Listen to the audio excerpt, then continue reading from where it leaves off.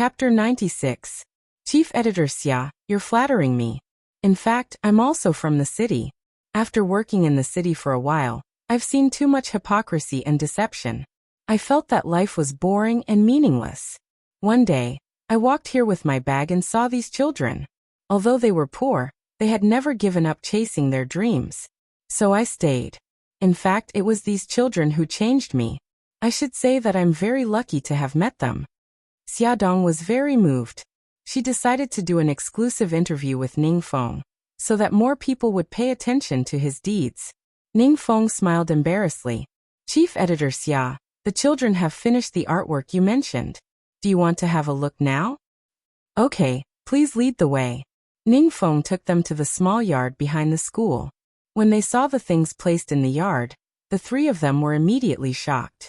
In the yard, there were 12 hand-woven animals neatly placed. They were the size of real animals. The smallest was a mouse, and the largest was a cow. These animals were lined up in the order of the 12 zodiac signs. They stood lifelike in this narrow yard. Ning Feng introduced, these are the 12 zodiac signs. All of them are woven with willow branches. The willow branches were picked by the children from the river. These animals were also woven by them. Ding Hao frantically pressed the shutter and praised. This is incredible. Chief Editor, look at this cow. It's as if it's alive. These children are still so young. How can they have such good craftsmanship? Ning Feng smiled proudly. Because the people living in this land have relied on weaving for a living for generations. The children also began to learn this skill from an early age. Xia Dong was shocked and moved. It must not be easy to weave the 12 zodiac signs in 3 days. Ning Feng said. The children said that they must not lose face for the school and their hometown. Even if they don't eat or sleep, they must complete the task. Xia Dong's eyes flashed with tears as she firmly said, Teacher Ning, don't worry. We will definitely do a good job in this interview, and let more people see the current situation of Yutong Elementary School. We will let the school receive help from society, so that the children can concentrate on their studies. Chief Editor Xia, we are relieved to hear your words. You are the great benefactor of our Yutong Primary School. Ning Feng bowed to Xia Dong with red eyes. Xia Dong hurriedly supported him. Teacher Ning, you're too much. We still want to interview a few children. Please arrange it for us. The 2 children who were interviewed were the ones with the best academic results, but the poorest family background. They deliberately changed into clean clothes, washed their faces, combed their hair, and faced the camera. They sat stiffly and did not dare to move.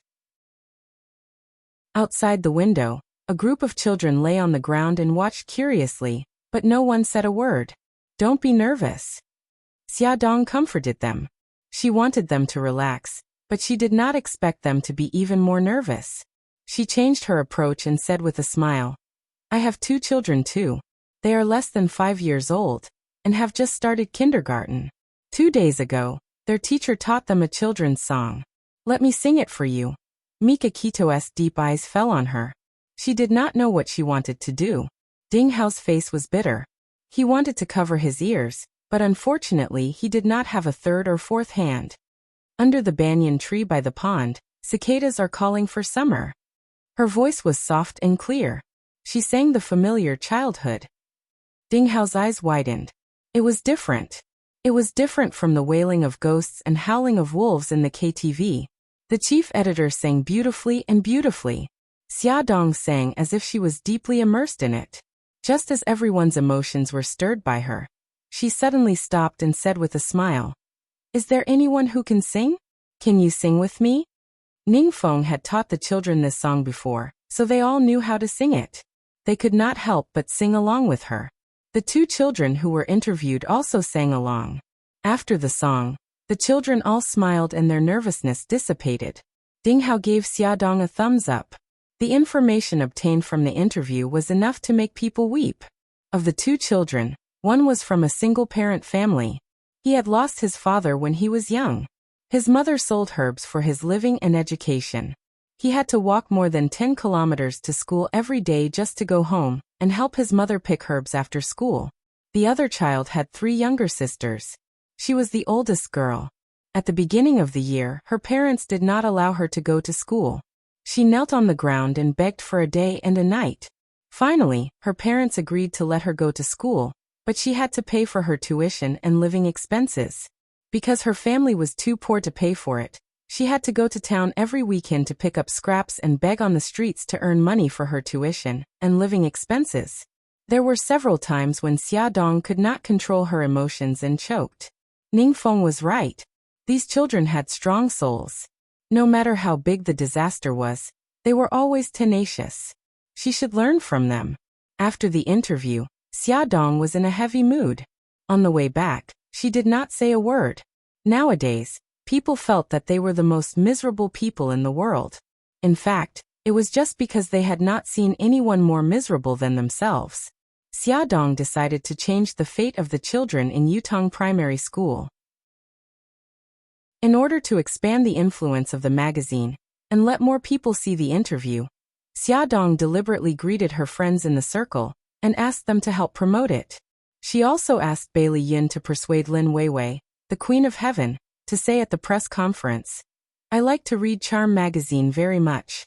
I buy every issue," so when the new issue of the magazine came out, it immediately caused a sensation. Many readers called with tears in their eyes and asked about the situation of Yutong Primary School. They also proposed to donate to the children. Xia Dong struck while the iron was hot. She pulled strings with the relevant departments and called for a donation to Yutong Primary School. Charm magazine took the lead and proposed to donate 500,000 yuan. Xia Dong also donated 100,000 yuan in her own name. Mika Kido donated 1 million yuan in the name of Bo Ao Group. Xia Dong found Bailey Han's check of 100,000 yuan and donated it in his own name without hesitation. The impact of this donation was very wide. Even the finance department of Shanghao Group made a budget for this batch of funds. Linda sent the budget of the finance department to Bailey Han. Bailey Han asked, "What's the matter with this donation?" The Prince Charming CEO was busy preparing for his wedding during this period of time, so he did not pay attention to the public welfare. Linda explained to him, "President, Charm magazine recently did an exclusive interview." Bailey Han interrupted her. "It has something to do with Charm magazine?" "Yes. Return it." "Ah." Bailey Han's face darkened. "Return this financial budget. Our company will not participate in any activities related to Charm magazine in the future." Yes. He did not want to be involved in anything related to that woman. Bailey Han's face was cold and heartless. After a while, he received a call. "Mr. Bailey, I'm a staff member of the Public Welfare Fund. Thank you very much for your personal donation to Yutong Primary School." Bailey Han frowned. "I think you've got it wrong. I didn't donate." "It can't be wrong. We received your 100,000 yuan donation check today. Thank you very much for your support to the education industry." The staff member gushed about his gratitude and respect to Bailey Han. Bailey Han's frown deepened. 100,000 yuan? Check. Could it be that this check was the one he let that woman deal with? What nonsense was this donation to Yutong Primary School? Bailey Han said, "I'm very busy." He interrupted the staff member and hung up the phone. He hated things that were out of his control. Therefore, he opened the web page and logged into Charm magazine's official website. He finally understood what this donation was all about. Originally, he entered the website with a crusade mentality. However, after reading the interview with Yutong Primary School and seeing the shocking photos and words, he fell silent. He called Linda in through the internal phone. "The financial department just sent over the donation budget. I've approved it. Informed the financial department to add another 1,000,000 yuan." Linda's eyes lit up. "Yes, President." Bailey Han leaned back in his chair. His gaze fell on the photos and he felt a little complicated. "Xia Dong, you're a woman full of lies. So you have a heart too?" In just 1 week, the magazine alone had raised 5 million yuan in donations. When Ningfeng heard the news, he was so excited that he shed tears of gratitude. Because of the rainy season, the school's buildings were too simple and crude. They were afraid that it would be dangerous, so the local government decided to use the donations to build a 3-story building first. Mika Kido said that the BOA group would build the building for the school free of charge in the shortest time possible. The local government and the villagers were grateful. On the day of the groundbreaking ceremony, the local government invited Mika Kito, Xiaodong, and a dozen other well-known donors to attend. Unfortunately, Sanka Group encountered some problems, and Mika Kito had to rush back to deal with it. That's why he missed the ceremony. Mika Kito left in a hurry the night before the ceremony. Before he left, he asked Jiang Dao to stay behind to protect Xiaodong. Jiang Dao is Mika Kito's assistant in name. Since Mika Kito is not around, Jiang Dao can take his place and attend the ceremony with Xiaodong. Many famous people attended the ceremony, including the mayor and the secretary of the municipal party committee. The two of them shook Xiaodong's hand to express their gratitude. Of course, Xiaodong did not dare to claim the credit. She pushed all the credit to teacher Ningfeng and the kind-hearted people who donated. Because of this interview, Xiaodong became a little famous. The CEOs of large corporations all came over to greet her politely. She smiled and responded to them one by one. She was generous and cheerful, and had the temperament of a strong woman. She did not know that her every move was being watched by Bailey Han. Bailey Han did not like to show his face in public, and he expected that Xiaodong would also attend. So when he received the invitation, he wanted to refuse. However, old Bailey's wife did not see it that way. She insisted that he accept it. She said that it was a good thing to do charity, and he should treat it as accumulating blessings for Xiao Yi. It was not until the organizers arranged for the ribbon-cutting ceremony that Xiaodong found out that Bailey Han was also there. Bailey Han stood beside her with a pair of scissors in his hand. He was focused on cutting the red silk without looking sideways. From the time he went on stage until he left, he did not look at her at all.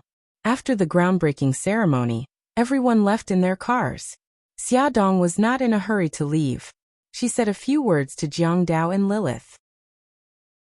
Then, she took out her bags from the trunk of the car and went to the classroom to check on the children. Beauty novel Songshu 566. Chapter 97. The children were in self-study. Someone with sharp eyes saw her from afar and shouted, "Auntie Xia." All the children rushed out of the classroom and surrounded her, calling her Auntie Xia. Every little face had the brightest smile. Xiaodong smiled and said, "Quick, take a look at what I've brought for you." The children took a step back, and she put down the bags in her hands. There were 3 bags filled with toys. There were dolls, electric trains, car models, Rubik's cubes, 9 consecutive rings, all kinds of things. There were also 2 bags filled with notebooks, pens, and other school supplies. The children cheered and pounced on her. They surrounded Xiaodong, cheering and jumping. Bailey Han had wanted to walk around and check out the school's situation, but he didn't expect to see this scene. Frankly speaking, Xiaodong had a very beautiful face, especially her eyes.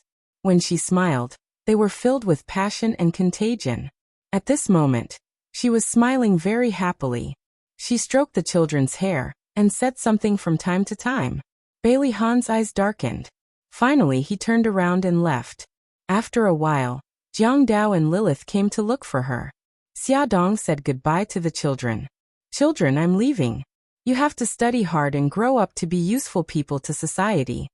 The last sentence was actually a little broad. She smiled and changed the way she spoke.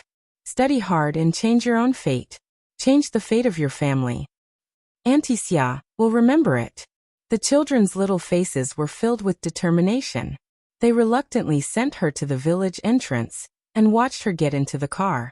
The car drove far away, but they were still standing there. Lilith looked at them and sighed. "Chief Editor, I suddenly feel that we've done something very great." Xiaodong smiled. "Do you suddenly feel that you have motivation in life?" Lilith nodded vigorously. Xiaodong laughed heartily. Jiang Dao, who was driving, also smiled. However, something unfortunate happened. When they drove for more than an hour and entered another small town, the car broke down. Fortunately, it wasn't in the middle of nowhere. There was the only car repair shop in town. The young man had never repaired such a high-end car before. After checking it, he helplessly spread out his hands. "I'm sorry, I can't repair it. I don't have the parts here." Xiaodong asked, "Sir, is there a bus to Sidia here?" The young man scratched his head. "Yes, but there are only 2 trips. One at 8 in the morning and the other at 2 in the afternoon. It's already 3 in the afternoon. Obviously you've missed it. Then is there a private car going to a city? The young man smiled embarrassedly. No, City A is too far away, and the road to City A is very difficult to walk. None of the drivers are willing to go. Lilith stomped her feet anxiously. Then what should I do? It's my grandma's birthday today. I must rush back. Xia Dong patted her shoulder and comforted her. Don't worry, let's think of other ways. Jiang Dao asked the young man why the car broke down, and then called the car repair shop in City A. The shop assistant said that the problem was not serious, but he needed to change a part. He also said that it would take at least 4 hours to get here. Jiang Dao asked them to come as soon as possible. Now they could only wait for the car to be repaired. The young man was very enthusiastic. He brought 3 chairs from the house and invited them to sit down. He even made tea. After waiting for about 10 minutes, Xia Dong suddenly saw a Maybach speeding over. It was Bailey Han's car. She had sat in it before, and she remembered the license plate number. She stood up abruptly, waving her hands in the air as she shouted, "Stop the car! Stop the car!" Bailey Han saw someone waving at him from the side of the road. It was Xia Dong. He stepped on the accelerator and rushed over. Xia Dong covered her face in disappointment. Bailey Han saw her bending over and covering her face in the rearview mirror. She looked very disappointed, and he actually felt bad. His hands unconsciously slowed down, and then slowed down again and again. Finally, he stopped about 100 to 200 meters away from her. Lilith shouted excitedly, "It stopped, it stopped! Chief editor, look, the car stopped." Xia Dong looked up in surprise. The Maybach had really stopped, although it was quite far from where they were now. Bailey Han waited for a while, but there was still no movement from the group. He was irritated. Damn idiot, didn't she understand his hint? It had been a minute, and he still hadn't driven away. So he should be waiting for them. Xia Dong finally reacted and said to Jiang Dao, "Jiang Dao, stay here and wait for the people from the repair shop to come. Lilith and I will go back to City A." "But, no buts, Jiang Dao. Bailey Han is a good person. He won't do anything bad to me, so don't worry. Jiang Dao, I'll leave this to you. Be careful. Lilith, let's go." After Xia Dong gave her instructions, she pulled Lilith and hurried to Bailey Han's side. Before she left, she didn't forget to thank the young man. Because of the baby in her belly, Xia Dong didn't dare to run too fast. She was also worried that Bailey Han would change his mind at the last minute and step on the gas pedal to escape, so she said to Lilith, "Lilith, run faster and go over first. I can't walk too fast, so I'll be 1 step behind you." Lilith had the same worry and immediately raised her hands in agreement. "Okay, Chief Editor, be careful. I'll be there right away." Lilith ran over at the speed of the 800-meter-long distance run when she was in college. After a few minutes, Xia Dong walked over leisurely. Bailey Han's face was as black as the bottom of a pot that had been burning for more than 10 years. As for the explanation, Lilith must have already explained it, so Xia Dong didn't say anything more. She smiled politely and said, "Mr. Bailey, sorry to trouble you." Bailey Han pursed his lips and ignored her, but he unlocked the back door. Xia Dong and Lilith hurriedly got in. It was finally safe. Coo! Bailey Han's face became even darker. Did he look like the kind of person who would change his mind at the last minute? Yes, you are. The atmosphere in the car was very gloomy. No one spoke. Lilith didn't dare, Xia Dong didn't want to, and Bailey Han didn't care. The car drove in silence for an hour, and drove to a small dirt bridge. The bridge was about 70 meters long and 7 to 8 meters wide. A farm tractor rumbled on the bridge. Behind the tractor sat a young woman with a child in her arms. Their car also drove onto the bridge. When the tractor heard the sound of the car, it purposely made way for them. Just as Bailey Han overtook the car, Xia Dong suddenly realized that something was wrong. The bridge was shaking. Several large cracks appeared on the bridge, like vines, slowly spreading from one end of the bridge to the other. It was like a scene from a disaster movie. Xia Dong grabbed the seatbelt and reminded Bailey Han in a panic, "Bailey Han, the bridge is cracking." Bailey Han also saw that the car was about to reach the center of the bridge. There were still more than 50 meters before they would reach the other end of the bridge. It was impossible for them to retreat. The soil bridge was shaking more and more violently. Through the rearview mirror, he could see that the bridge deck at the back of the bridge was slowly collapsing into the river, causing the river water to gush and splash. The tractor was also driving frantically. The desperate cries of the woman and child resounded through the sky, but it was too late. In less than 10 seconds, they would be buried in the river with the car. And he had to race against time to drive to the other side of the bridge. These thoughts just flashed past his mind. Bailey Han calmly said to Xia Dong and Lilith, who were sitting in the back, "Close your eyes." Xia Dong quickly closed her eyes. Lilith was so scared that she almost lost the ability to think. She also followed the order and closed her eyes in a daze. Bailey Han stepped hard on the accelerator, and the car shot out like an arrow. 1 meter behind the car, the bridge had already collapsed. As the car moved forward, the bridge collapsed, chasing after them. Gravel and soil were constantly falling into the river. The rumbling sound of the collapse was constantly transmitted to Xia Dong's ears. Her heart was in a mess. She grabbed the seat belt with one hand and firmly protected her abdomen with the other. The bridge in front could no longer bear the weight of the car. The Maybach car began to tilt, and it was getting worse and worse. Bailey Han's expression didn't change. He stared at the open space at the bridgehead and didn't hesitate to step on the accelerator and rush up. Xia Dong could feel the rapid turbulence of the car with her eyes closed. She broke out in a cold sweat and her back was cold. She was so nervous that all the muscles in her body began to stiffen. The crack had already extended to the bridgehead, and the 2 rear wheels of the car began to slowly fall. Bailey Han's forehead was also sweating, but his expression was still calm. He stepped hard on the accelerator and accelerated to the maximum. The car leaped forward and rushed onto the road at the bridgehead. After driving for some distance and confirming that it was safe, he let Xia Dong and the others open their eyes. Xia Dong turned her head and looked back. The entire bridge had collapsed into the river. The stones and soil slowly sank into the river, and she could vaguely see sections of the broken bridge. Lilith let out a wah and burst into tears. Xia Dong was still scared. Although she didn't show it on her face, her voice was trembling. Did the tractor fall? Bailey Han looked into her eyes. Yes. Xia Dong's body began to tremble. She wanted to take out her phone to call the police, but because her fingers were trembling too much, she kept making mistakes when pressing numbers. Bailey Han grabbed her hand and took the phone from her to call the police. Lilith's crying was too loud. Bailey Han had to get out of the car and make a call. He clearly described the situation at the scene, and the tractor that had fallen into the river. By the time he came back, Xia Dong had calmed down a lot. She had to calm down. Being emotional was not good for the children.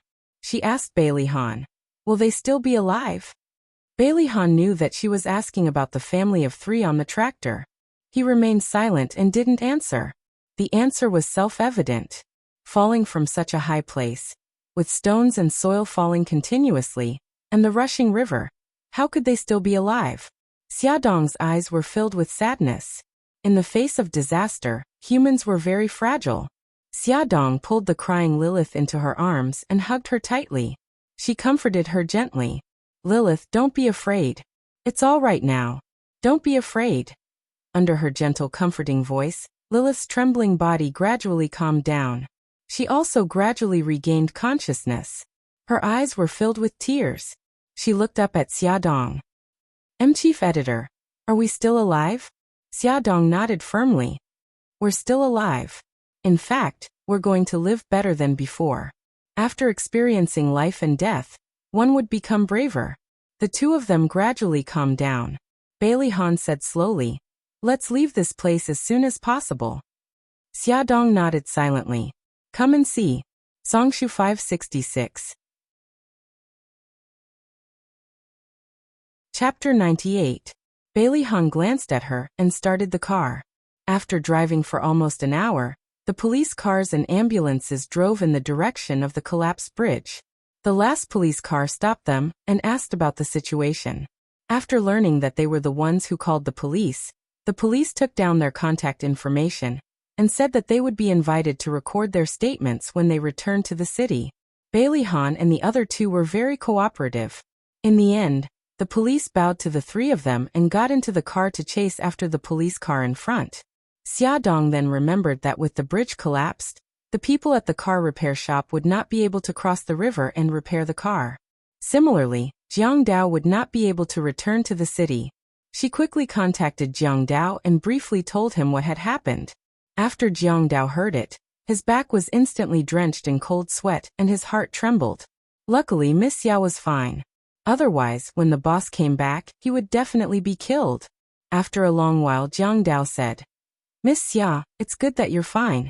You don't have to worry about the car. I'll think of a way to return to the city tomorrow.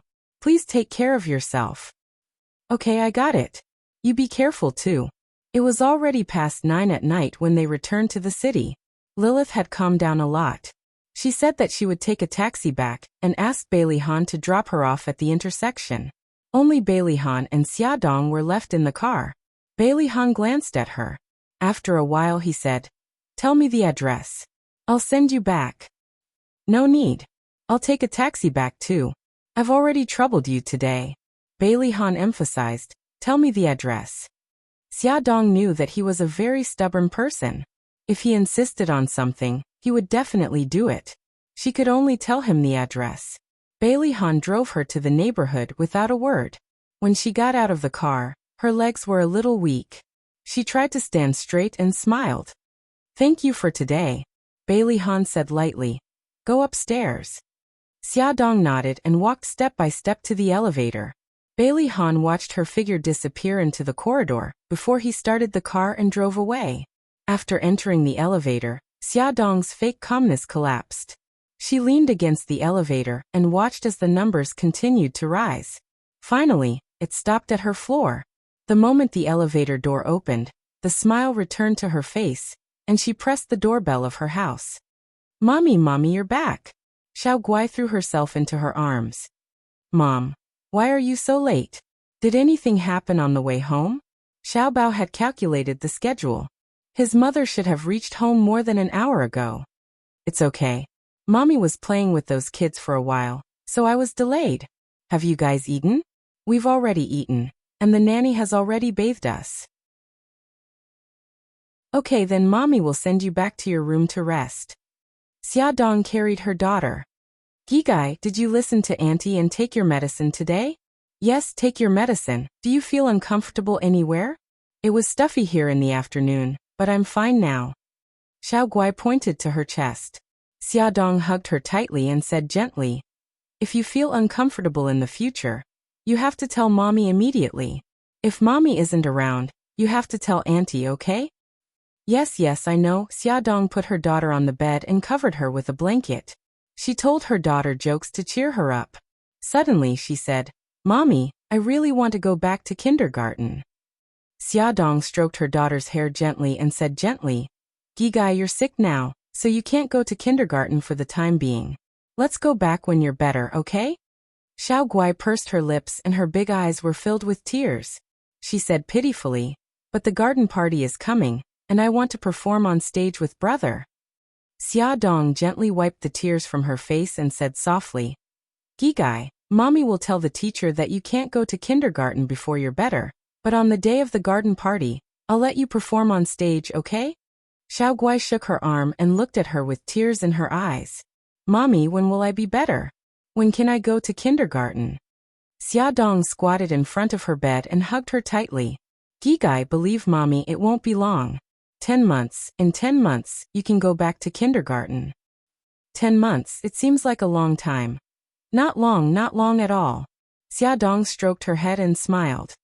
"Gigai, you've been in Mommy's stomach for 10 months, but Mommy thinks that it's a very short time." "Really?" She looked at her with her big eyes and looked so serious. "Really, Mommy never lies to Xiao Guai." Xiao Guai smiled through his tears. His smile was bright and dazzling. He nodded vigorously. "Okay, then I'll listen to Mommy obediently. I'll go back to kindergarten after I recover. You're Mommy's good baby. Mommy will sing for you." Xia Dong stroked her daughter's hair and sang a lullaby softly. After 10 minutes, her daughter fell asleep. She bent over and kissed her daughter's forehead and gently closed the door. The light in Xiaobao's room was still on. Xiaodong knocked on the door and pushed it open before he could answer. Xiaobao hurriedly closed his laptop and rolled his eyes cutely. Mom, you're invading my privacy again. Xiaodong smiled mischievously. No, I didn't. I knocked. But I didn't say come in. Xiaobao whined with a sour face. Xiaodong sat on his bed and pretended to peek at his laptop. Xiaobao hugged the laptop and wiggled his little butt away from her. He said angrily, I won't let you see it. Xiaodong laughed and said, even if you don't let me see it, I know what you're busy with. The police recorded her basic information and said politely, Miss Xia, please tell us what happened at that time. The car drove for about 20 meters, and I found that the bridge was shaking. Xiaodong tried hard to recall the situation at that time, and her fingers involuntarily clenched. Lilith's emotions fluctuated even more. Her voice was trembling, and she almost burst into tears. Bailey Han was very calm. Even the police couldn't help but praise him after listening to his account. Mr. Bailey, your psychological quality is very good. If you didn't make a prompt decision, I'm afraid that something bad would have happened to you. Bailey Han smiled faintly and didn't say anything. After making a statement last night, the three of them walked out of the police station. Just as they walked to the gate, a Lamborghini stopped. Su Yinxian hurriedly got out of the car and jogged to Bailey Han. She said anxiously, Han, I just called your office. Linda said that you were at the police station. What happened? Bailey Han comforted her. Don't worry, it's nothing. I'm just making a statement. Didn't you go to the groundbreaking ceremony of Yutong Elementary School yesterday? What happened that you need to make a statement? Bailey Han didn't want her to worry. He only said something small happened on the way back. What the hell happened? Bailey Han sighed and said, the bridge we passed collapsed. Collapsed? Su Yunqian's beautiful eyes surged with panic. She pulled him to look left and right. She didn't find any injuries on him, and then she calmed down. Her eyes flashed. We mean? Su Yunqian then noticed that there were two people standing beside Bailey Han. They were Xiaodong and her assistant. Su Yunqian immediately understood. It turned out that Han and Xiaodong went to the groundbreaking ceremony together. She smiled and looked at Xiaodong. Her eyes were a little cold. So Miss Xia went to the groundbreaking ceremony with Han. Xiaodong said faintly, Miss Su, let me correct you. I was invited to the groundbreaking ceremony, and so was Mr. Bailey. We are independent individuals. There is no such thing as together. So it's like this. Su Yunqian's expression didn't change. She smiled indifferently and said, Miss Xia, Han and I are going to get married on the 15th of next month. If you can come to our wedding, we will be very happy. Isn't that right, Han? Attention Songshu 566. Chapter 99. Bailey Han's eyes narrowed. There was no expression on his face, but he clenched his fists. Soon he loosened them and said yes. Xiaodong smiled calmly. Congratulations. I'm very happy to be able to attend your wedding. Thank you. Su Yinqian said softly as she held Bailey Han's arm elegantly. Han, let's go back. Bailey Han glanced at Xiaodong and got into the car with Su Yinqian. Bailey Han sat in the driver's seat and Su Yinqian sat beside him. She said sadly, Han, why didn't you tell me that the bridge collapsed? It's such a big thing. If I didn't find out, were you planning to keep it from me? I just didn't want you to worry. I'm fine now, aren't I? Su Yinqian felt wronged. What if something happened? You and Xiaodong went through life and death together, but you don't even want to tell me the truth. Bailey Han suddenly braked and turned to look at her with a serious expression. Yinqian, Xiaodong and I just happened to meet on the road. Her car broke down, so I gave her a ride. Nothing happened between us. Okay, I know. I was just too worried about you. I said the wrong thing. Don't be angry, okay? Su Yinqian hugged his arm and acted coquettishly. Bailey Han smiled. Don't tell my family about this, especially Grandma. I don't want them to worry. Do you understand? Okay, I'll keep it a secret. Su Yinqian leaned into his arms and said, Han, I was really scared just now. Promise me that you won't hide anything from me in the future. In a low voice he said, okay. She looked up and smiled. Do you have time this afternoon? My wedding dress has been sent over from France. Can you accompany me to try on the wedding dress? Bailey Han frowned. I have a meeting in the afternoon. How about tonight? Come to my house tonight. As expected of a famous French designer, Su Yunqian's wedding dress was very beautiful. It was bare-shouldered, revealing the slender and beautiful lines of her neck. Bits of broken diamonds were inlaid in the chest area. The hemline of the dress was a high-grade French snow-white transparent chiffon. It looked solemn and beautiful, like a dream. Bailey Han was very satisfied. Su Yunqian pulled him aside and took a photo of herself with her phone.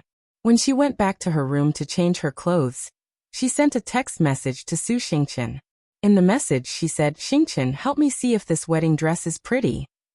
10 minutes later, she received a reply from Su Xingqian. It was very beautiful. Sister Yunqian, I have a gift for you. It will be mailed to your office tomorrow. Please sign for it. The next day, Su Yunqian opened the gift Su Xingqian gave her in her office. Her face was pale. It was a medical report.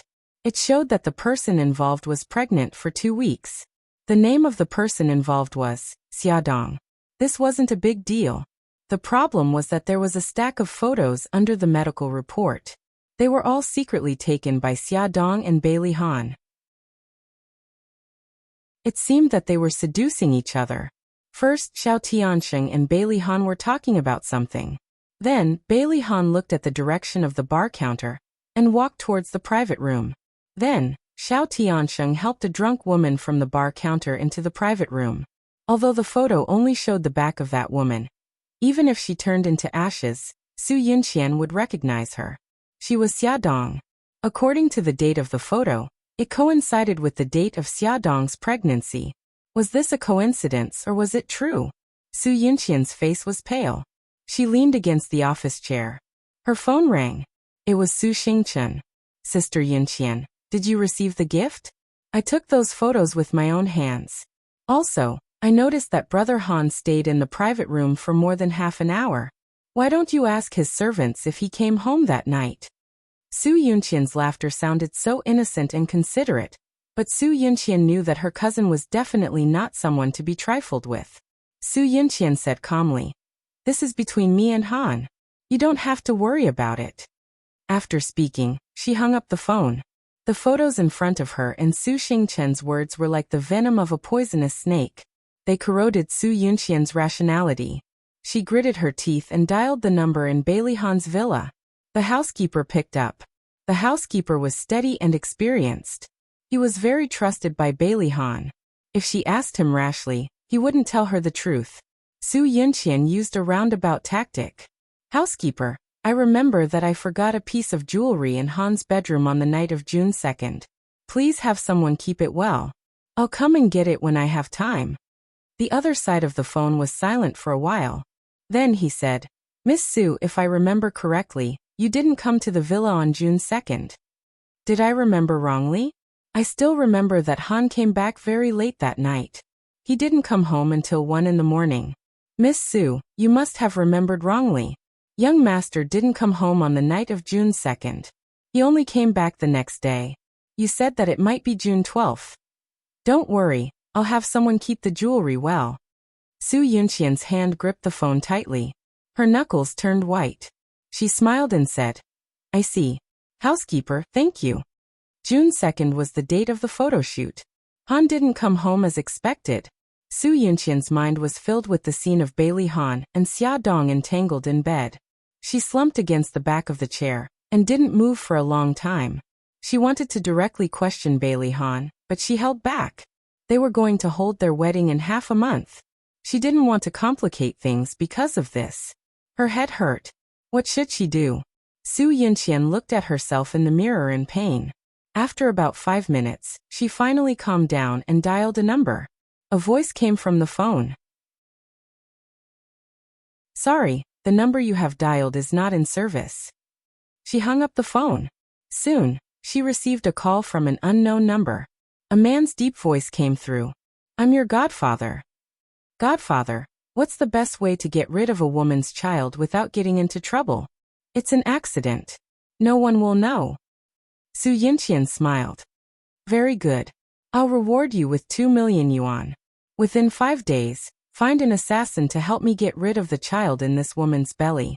She didn't want her to die for the time being. Since she wanted the child, she would destroy her.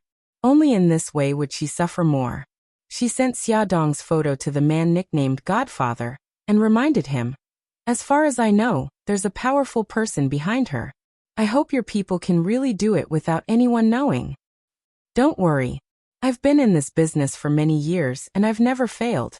Godfather was an intelligence officer of an underground assassin organization. All the assassins in a city bought information and received tasks through him. As long as he released the task of the employer, a large number of assassins would come to him. Then he would choose an assassin to complete the task according to the employer's requirements.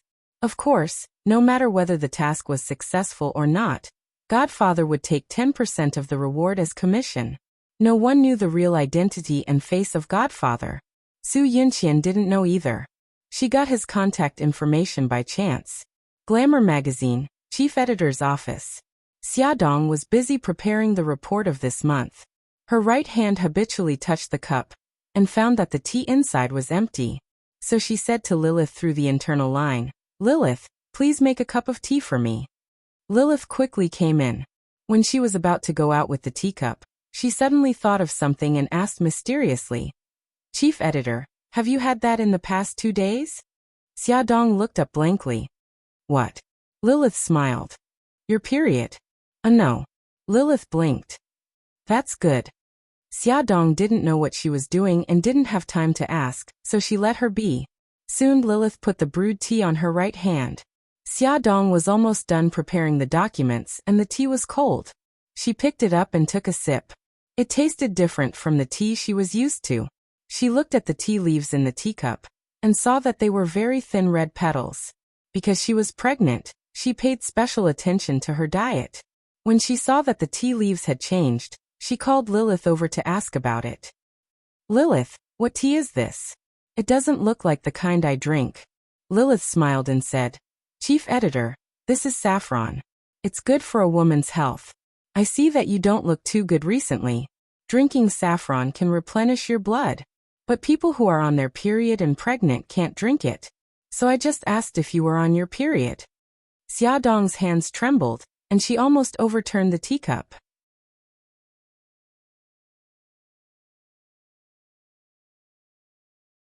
Chapter 100. Lin Shihao put it to his nose, closed his eyes, and sniffed it carefully. Suddenly, he stood up and strode out of the door. Xia Dong was puzzled. Shihao, what are you doing? After a minute, Lin Shihao came back. His face was a little pale as he said, I threw away the sachet. Xia Dong was confused. Why? What's wrong with that sachet? Lin Shihao said seriously, There's nothing wrong with the sachet itself, and the perfume inside does have the effect of preventing miscarriage. However, if this perfume is used together with saffron, it will cause a miscarriage.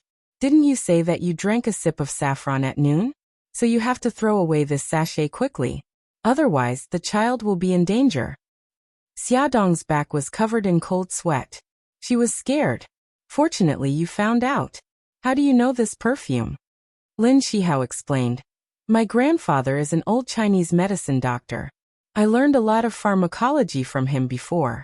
This perfume is extracted from a kind of herb. Fortunately, I still remember the smell. Xia Dong was very glad. If it weren't for Lin Shihao, the child would have been in danger. Lin Shihao reminded her, be careful in the future. Don't touch those flowers and plants again. Everything has its opposite. If something that seems to be beneficial to the body is used together with something else, it may cause harm to the body. I understand. I'll be more careful.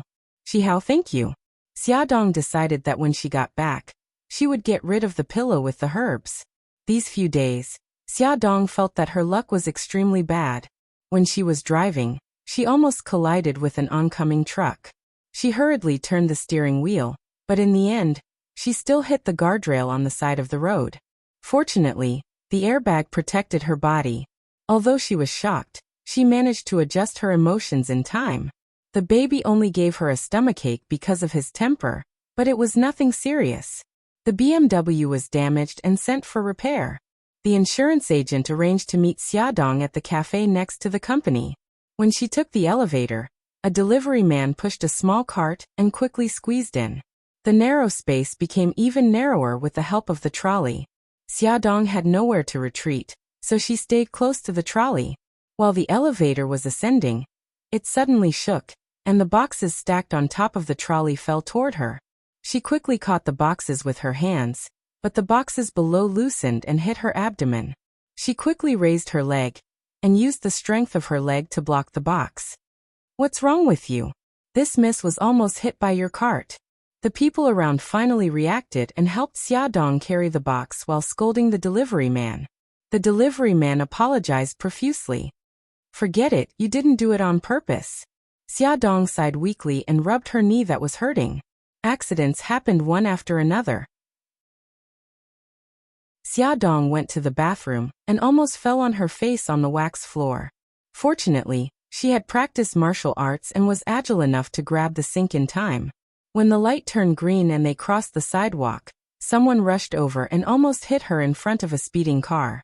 Because the BMW was being repaired, Jiang Dao had been driving her to and from work for the past few days. On this day, Xiaodong went downstairs and found that the driver had changed from Jiang Dao to Mikakito. Xiaodong was pleasantly surprised. "Brother Shun, you're back from Japan. How's it going?" Beitang Shun's lips curled up. "I've already dealt with it. But why do you look so tired? Did you not sleep well?" Xiaodong did not tell anyone about the unlucky things that had happened recently, including the two children. She did not want them to be depressed. As soon as Mikakito asked, she began to pour out her grievances. "I don't know what happened, but I've been very unlucky these past few days. I almost got into a car accident while driving, almost got hit by a falling box in the elevator, got hit by someone while walking, and almost fell down in the bathroom." Mikakito's eyes suddenly narrowed and his expression became serious. "Xia, tell me more about it." Affected by his emotions, Xiaodong also became serious and recounted the events of the past few days in detail. After Mikakito listened, his expression became serious and his eyebrows were mixed with depression. He said slowly, "Xia, I don't think these are accidents. It's very likely that someone did it." It was not like Xiaodong had never been schemed against before. She knew that someone was trying to harm her behind her back. After hearing what he said, she also felt that there were many suspicious points. Even the gift from the so-called readers of Shangri-La was starting to sound suspicious. What is this person's motive? Did they want to kill her? But some of the methods were too childish, such as waxing the floor. Did they expect her to fall to her death? No, wait. Xiaodong suddenly widened her eyes and exclaimed excitedly, "Children! Their target is children." Mikakito's eyes flashed with admiration. He nodded and said, "That's right. Since the saffron incident, the other party has been weaving a trap and waiting for you to jump into it." He was still a little scared and looked deeply at her. "Fortunately, you have good skills and good luck. Xia, from today onwards, I will send someone to secretly protect you. He has learned ninjutsu and is very good at disguising and hiding. He will usually disguise himself as anyone and lurk around you. When you are in danger, he will immediately come out to protect you. His name is Lu Xing, and he will only listen to you." Xiaodong didn't know that Lu Xing was the best assassin in the Senka group, and had been sent by Mikakito to protect her. Su Yunqian was furious and roared into the phone, "It's been 5 days. After taking a sip of wine, Bailey Han's furrowed brows gradually relaxed. It didn't matter if he liked her or not. It was all in the past. He already had Yunqian. He couldn't abandon her. Xiaodong and Mikakito stood together and chatted for a while. Then someone came over to greet Mikakito. Xiaodong knew that they were going to talk about something, so she took the initiative to walk away. She walked down the stairs and arrived at the courtyard. Sitting on a bench in the courtyard, she could see the bright moon in the sky. Xiaodong smiled and enjoyed this moment of tranquility. Suddenly, the sound of crying came from the grass in front of her. From the sound of it, it was a child. Xiaodong asked calmly, "Who's there?" The sound of crying suddenly stopped. There was the sound of rustling in the grass. Then a small figure crawled out from the grass. With the help of the light, Xiaodong could see clearly that it was a child of 2 or 3 years old. His chubby arms were placed in front of his eyes as he wiped them back and forth. After about 10 seconds, the child stopped wiping his tears and babbled, "Mommy, mommy." So it was a lost child. Her mother must be very anxious now. Xiaodong walked to the little girl and squatted down. She said gently, "I'm not your mommy, but I can take you to your mommy. Can you tell me your name?" The little girl shook her head. Her face was blank. Xiaodong asked again, "Then do you know your mommy's name?" The little girl smiled brightly. "Mommy." Xiaodong didn't give up. She stroked her soft hair and asked, "Baby, where did you come from?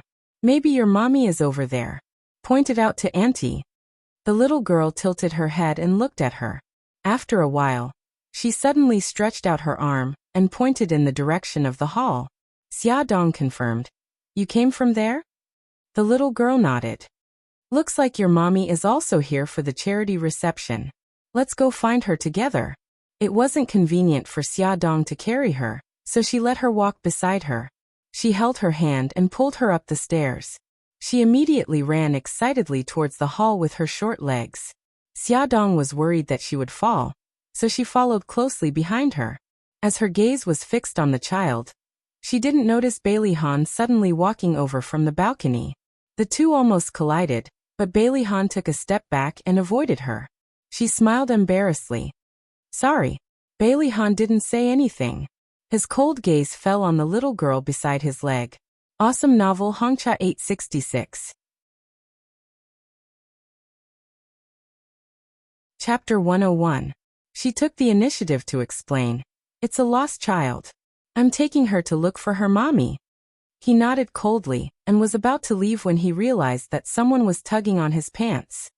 He looked down and saw the little one looking up with a grin, her chubby little hand tugging on his pants. "Ah, baby, let go." Xiaodong quickly bent down and pried the little one's hand away. "Excuse me." Xiaodong nodded at Bailey Han. She wanted to leave with the child, but when she looked down, the child had already run away while she was talking. She followed and realized that the child had run to the washroom around the corner. Could it be that her mommy was in the washroom, and she had snuck out while her mommy was in the washroom? Xiaodong entered the ladies' washroom with doubts. It was empty and there was no one inside. All the cubicle doors were closed. She called out tentatively, "Baby, where are you?" Just as she finished speaking, there was a knock from the last cubicle. She walked to the door and knocked. "Baby, are you in there?" The cubicle door suddenly opened a crack. Xiaodong reached out to push it open. Just as she was about to speak, she suddenly felt a pain in the back of her head and her vision turned black. She gritted her teeth and held onto the wall for support. No, it was her child. She couldn't fall.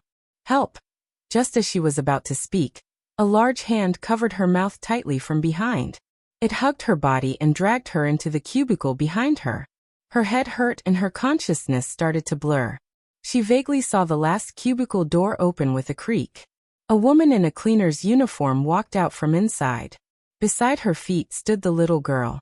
Xiaodong couldn't hold on any longer. She finally closed her eyes and fell into the arms of the person behind her. The moment Xiaodong chased the little girl to the ladies' washroom, a man wearing black-rimmed glasses also strolled over. His step seemed leisurely, but his speed was extremely fast. He was Xiaodong's personal bodyguard. Lu Xing stood in the corridor of the ladies' washroom and waited quietly. From an outsider's perspective, they would think that he was waiting for his female companion. 2 minutes passed, but Xiaodong still hadn't come out. His eyes under the meteor glasses suddenly flashed, and he rushed into the bathroom. "Ah!" The one who screamed was the cleaner. You pervert, this is the ladies' room." Lu Xing turned a deaf ear to him and quickly checked every cubicle. Every cubicle was empty. He grabbed the cleaner's collar, and his cold eyes were filled with anger. "Did you see a woman in a purple evening gown?" No, I'm the only one here." The cleaner's face was full of horror as he shrank his neck. "You're still lying. She hasn't gone out since she walked into the bathroom." If you've been cleaning here, how could you not have seen her? Lu Xing grabbed her neck. If you don't tell the truth, I'll take your life. The cleaner cried in horror. They warned me not to say it out loud. Who are they? No, I don't know. Lu Xing's eyes narrowed dangerously, and he increased the strength of his hand. The cleaner's face turned purple, and tears flowed out of her eyes.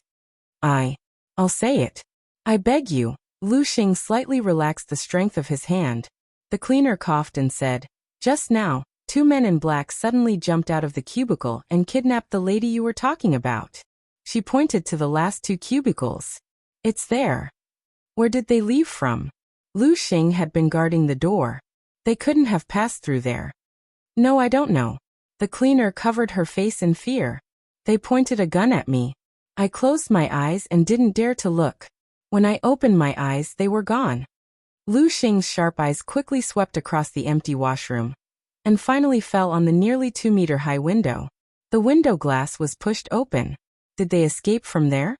He pushed the cleaner away, climbed up the window, and jumped down from the 2-meter-high position. There was a soft lawn below, and there were messy footprints on the lawn. He quickly analyzed that there was a path here that led to the back door of the hotel. It seemed that they had indeed chosen this path. Lu Xing turned the sound sensor on his wrist and reported in a low voice, Boss, something bad has happened. Miss Xia has been kidnapped. They went through the back door. Mika Kido was chatting with a client when she suddenly heard Lu Xing's voice. Her expression changed and she said sorry to the client and left quickly. As she walked, she informed Jiang Dao. Jiang Dao, send people to block all the exits of the hotel. Don't let anyone leave. Just as Lu Xing jumped out of the window, the cleaner picked up the black garbage bag and put it on the trolley. She calmly pushed the trolley into the staff elevator, went down to the basement, and moved the garbage bag out through the staff passageway. She looked back from afar and saw a group of men in black blocking all the exits of the hotel. They were checking the cars and guests entering and leaving one by one. The hotel manager was standing at the door, bowing and apologizing to the guests.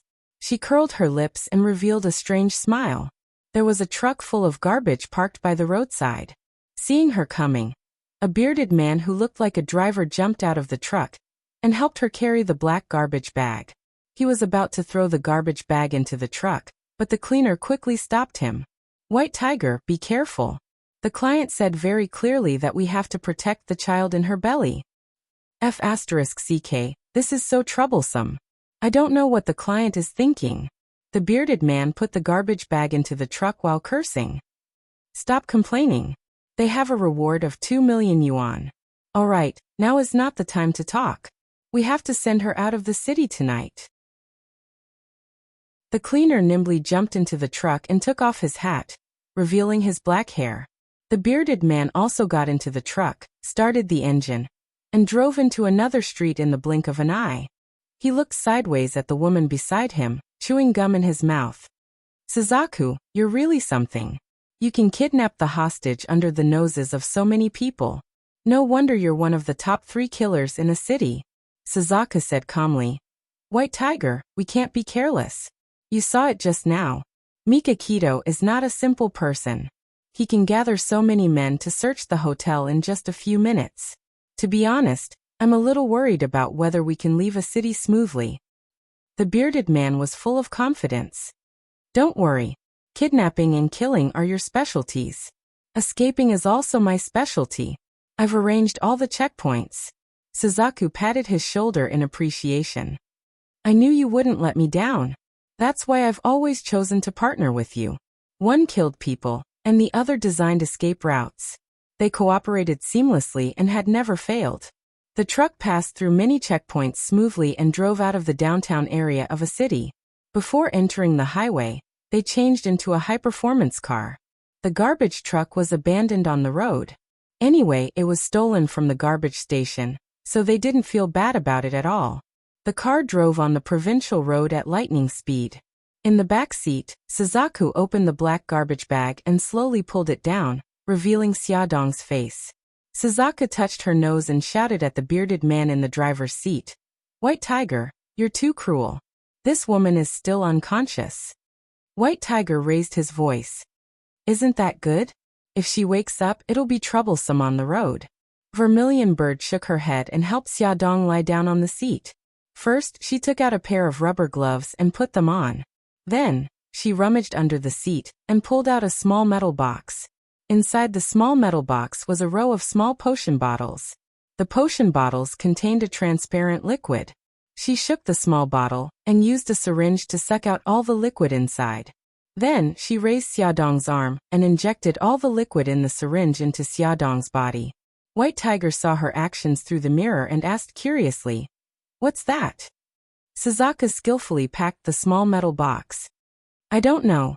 The client asked my godfather to send it over." White Tiger shrugged. "I guess it's not something good."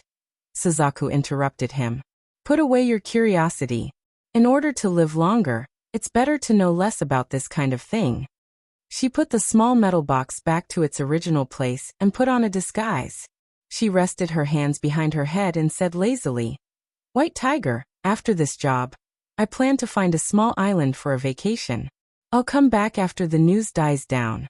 White Tiger laughed. "That's really like you.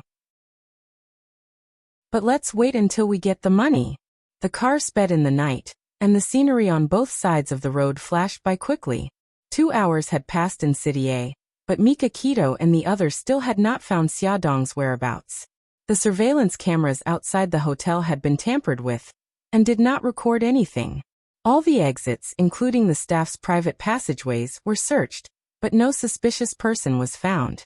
Lu Xing was shocked and realized that he had overlooked something. The whole incident flashed through his mind quickly, starting from when Xiaodong and Boss parted ways and walked to the atrium, then back to the ladies' bathroom, and that, Lu Xing rushed to the hotel manager. "Get me the information of all the staff in your hotel." Okay. The hotel manager hurriedly ordered the personnel department. Soon, someone turned on the computer and pulled up all the staff's information. Lu Xing moved the mouse and quickly browsed through it. Finally, his gaze fell on the cleaners column. He pointed at a person's photo and said, "Call this person over." "Okay." Someone immediately obeyed the order and left. After a few minutes, that person hurriedly ran over. "Manager, the cleaner fainted in the changing room. Get her over here." 2 hotel staff helped the unconscious cleaner over. Lu Xing touched her nose and checked her head. His face darkened. It was obvious that she had been knocked out from behind. He took out the medicine to wake her up and applied it to her nose. She quickly woke up and was startled. "Who are you?" "Don't care who I am. Let me ask you, 2 hours ago, did you enter the ladies' bathroom in the lobby?" "No, what happened?" "I remember that when I was changing my clothes, my head suddenly hurt, and I don't know anything after that." Lu Xing checked the cleaner's wardrobe and found that her uniform was missing. It was obvious that someone had knocked her out, changed her clothes, and disguised as her to kidnap Miss Xia in the bathroom. And the cleaner he saw in the bathroom was someone else in disguise. Damn it, he actually listened to her and chased after her from the back door. It must have been at that time that the killer escaped with Miss Xia. After deducing all this, Lu Xing was filled with guilt. He bowed in front of Mika Keto. "Boss, I fell into the enemy's trap and caused Miss Xia to be kidnapped. Please punish me." Awesome novel Shinwu 799.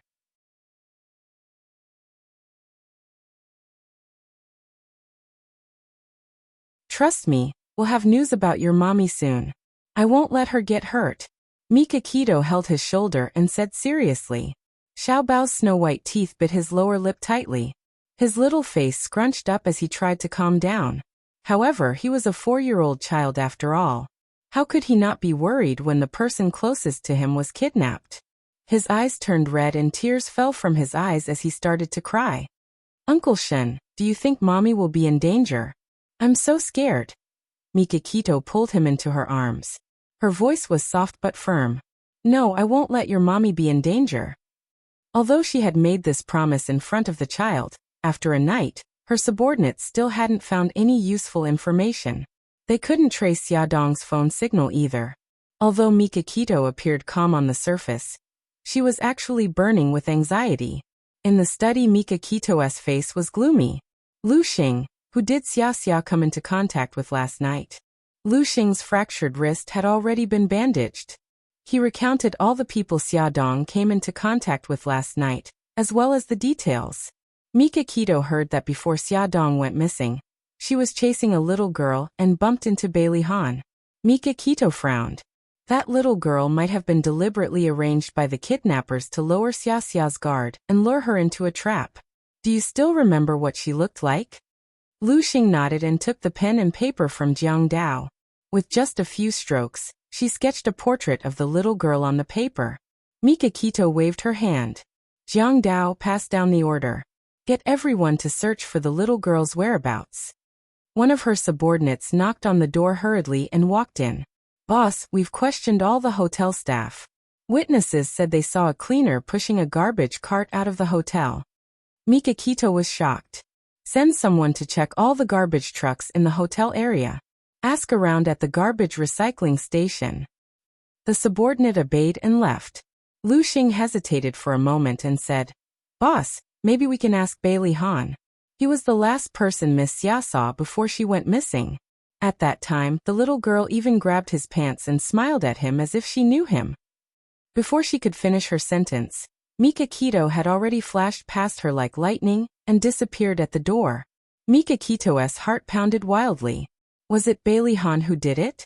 He was about to marry Su Yinqian. Did he want to get rid of Xia Dong because he found out that she was pregnant?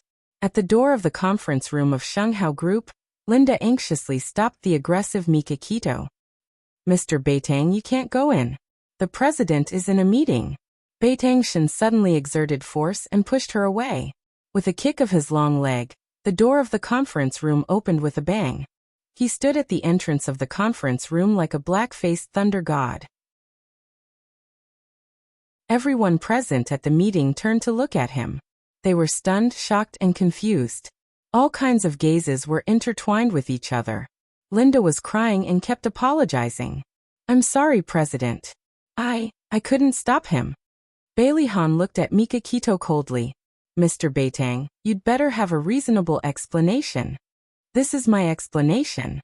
Beitang Shen suddenly rushed over, brandished his fist and heavily smashed it towards Qin Chao's face.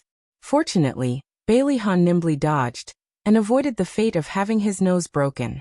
Unfortunately, his laptop didn't escape this disaster. With a loud bang, it was swept to the ground by the force of his punch. Everyone looked at each other in dismay. Then they quickly reacted. When Bailey Han said, "Today's meeting will end here," they immediately scattered like birds and beasts and rushed out. Only Mika Kito and Bailey Han were left in the conference room. Mika Kito punched again and was furious. Bailey Han, you bastard. How could you hurt Xia Xia like this? Bailey Han quickly grabbed his fist and his eyes were filled with anger. Mika Kito, what is the meaning of this? Are you still playing dumb? Mika Kito didn't manage to hit him and raised his leg to sweep at his lower body. Bailey Han blocked his attack with one leg. The two of them were evenly matched. After more than 10 moves, the chairs in the conference room were knocked over, and they were in a sorry state. The two of them held each other's arms, their murderous gazes intertwined, sparks flying. Their faces were injured and their hair was messy, but their auras were fierce and overbearing as they stared fiercely at each other. Mika Kito gritted her teeth. Bailey Han, admit it. You kidnapped Xia Xia. Bailey Han's face darkened. Mika Kito, explain yourself. What happened? Mika Kito sneered. You're still playing dumb. Last night, Xia Xia was kidnapped from the charity reception. Other than you, who else in City A could have done it without anyone knowing? It must be you. You thought she was a threat to your marriage with Su Yinqian, so you did this to her. Bailey Han's heart skipped a beat, and his eyes were filled with disbelief. Xia Dong, she was kidnapped? Mika Kito pressed his arms against his neck and said angrily. Don't think I'll believe you just because you're pretending to be innocent. Bailey Han resisted the pressure on his neck and forcefully pushed his arm in front of him. He said coldly, whether you believe it or not, I didn't do it. Instead of having time to force me to confess, why don't you quickly send people to find her whereabouts? Mika Kito's eyes were red and filled with murderous intent. Do you think I don't want to find her? But damn it, I don't have a clue. Let go of me and I can help you. Bailey Han stared into his eyes. I'll say it again. Her kidnapping has nothing to do with me. What's the matter with that child? Which child? Last night, Xia chased a little girl into the bathroom. Then she was kidnapped. It's obvious that the little girl was bait. My men saw the little girl holding on to your trousers and smiling at you. What else do you want to say? The veins on Bailey Han's forehead throbbed, and he couldn't help but swear.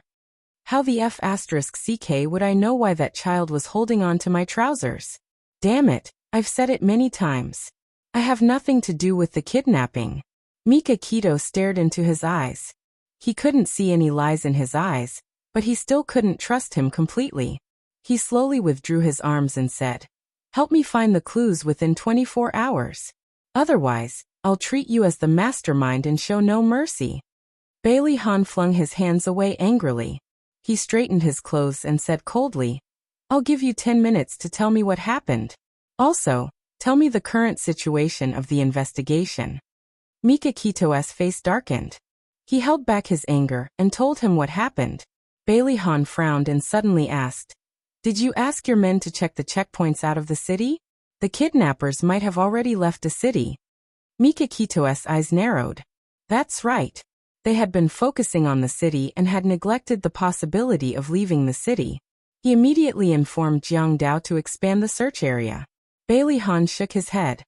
It would be more convenient if the police were involved in this matter. It's all up to the mafia. If this gets out of hand, you'll get into trouble. No, once the police get involved, they might alert the kidnappers. If the kidnappers are angered, they'll do something to Xia. Mika Kito was willing to put himself in danger for Xia Dong's safety. Bailey Han couldn't help but look at him. An hour later, Mika Kito's men came back with news. "Boss, a garbage truck was found on the hillside at the entrance of the provincial highway. According to the garbage station, the truck was stolen last night." Mika Kito analyzed calmly. "It must have been left behind by the kidnappers. There are 4 entrances to the provincial highway, each leading to 4 different provinces. Send some people to search these provinces." Awesome novel Shinwu 799.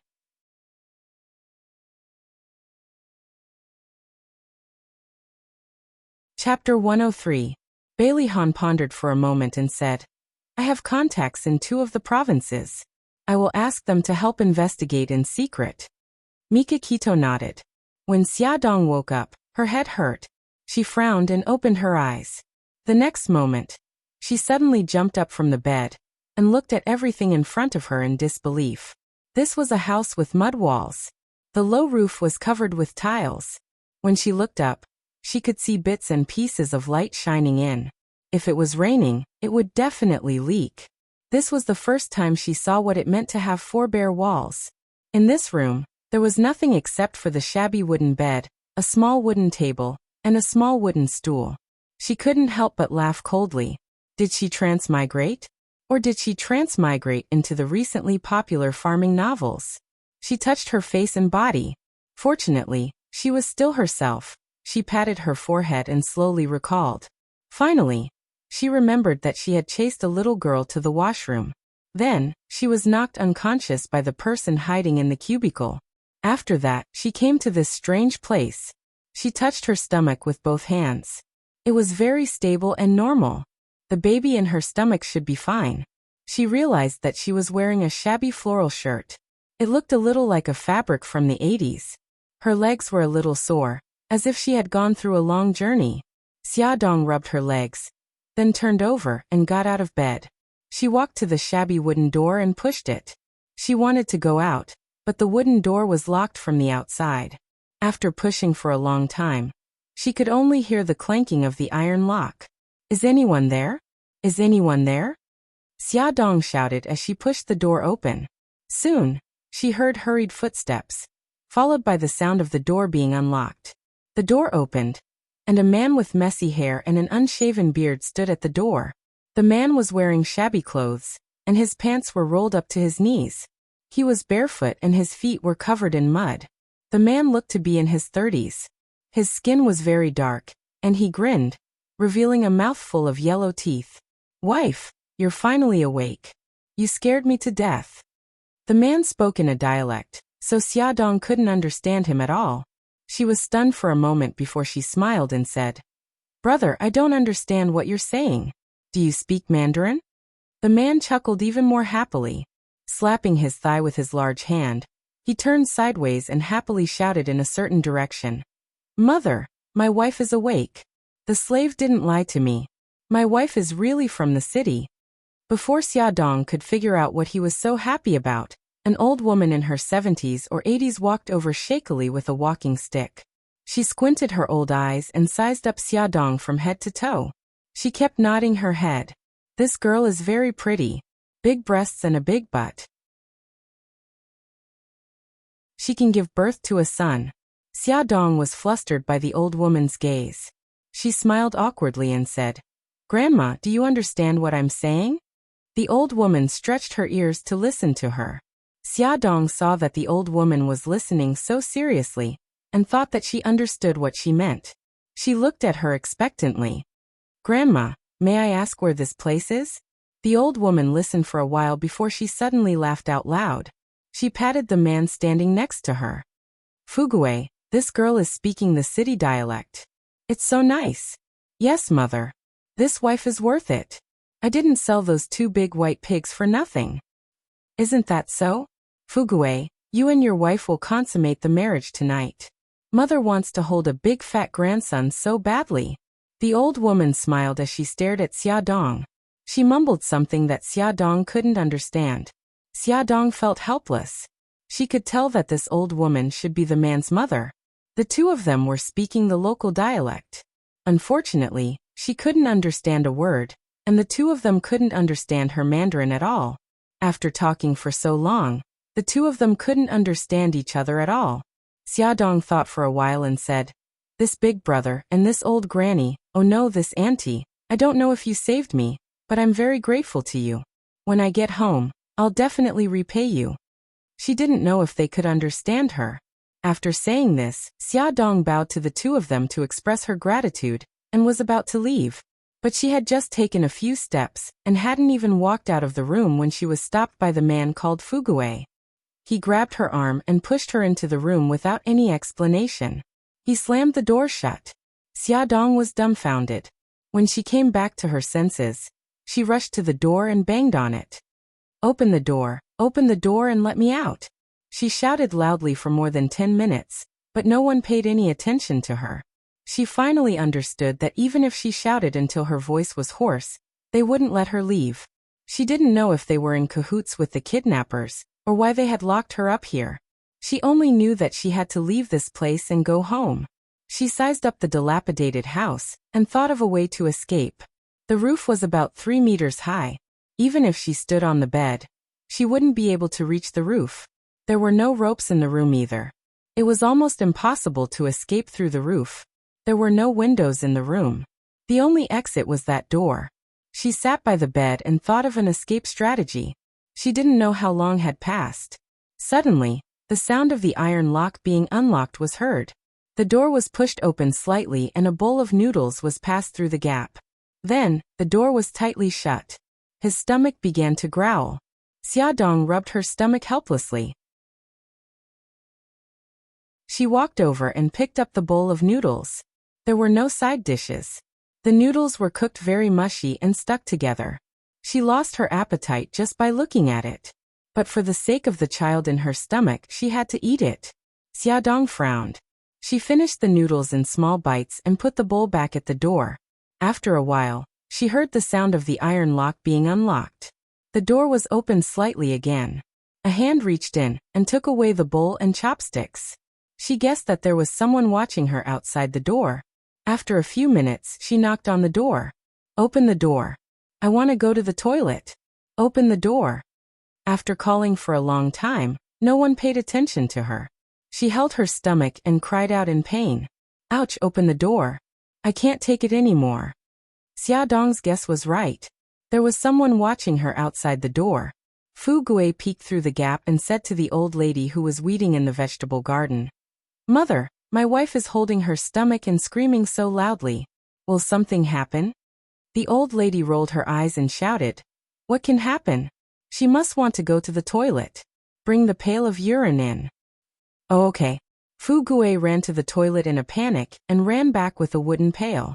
He peeked through the gap in the door and saw Xia Dong squatting on the ground, moaning in pain. He opened the door with the key and brought the wooden pail in. Wife, this pail of urine is for you. If you want to go to the toilet, you can do it in here. Fu Gui put the wooden pail in a corner and walked over to help Xia Dong. She stood up with the help of his arm. Seeing that she was fine, he grinned and scratched his head. Wife, go to the toilet first. I'm going out. Although she didn't understand what he was saying, she still nodded. Fu Gui was so happy that he laughed twice and turned to go out. Xia Dong's eyes flashed. Now was the time. She quickly raised her right hand and struck at the back of his head.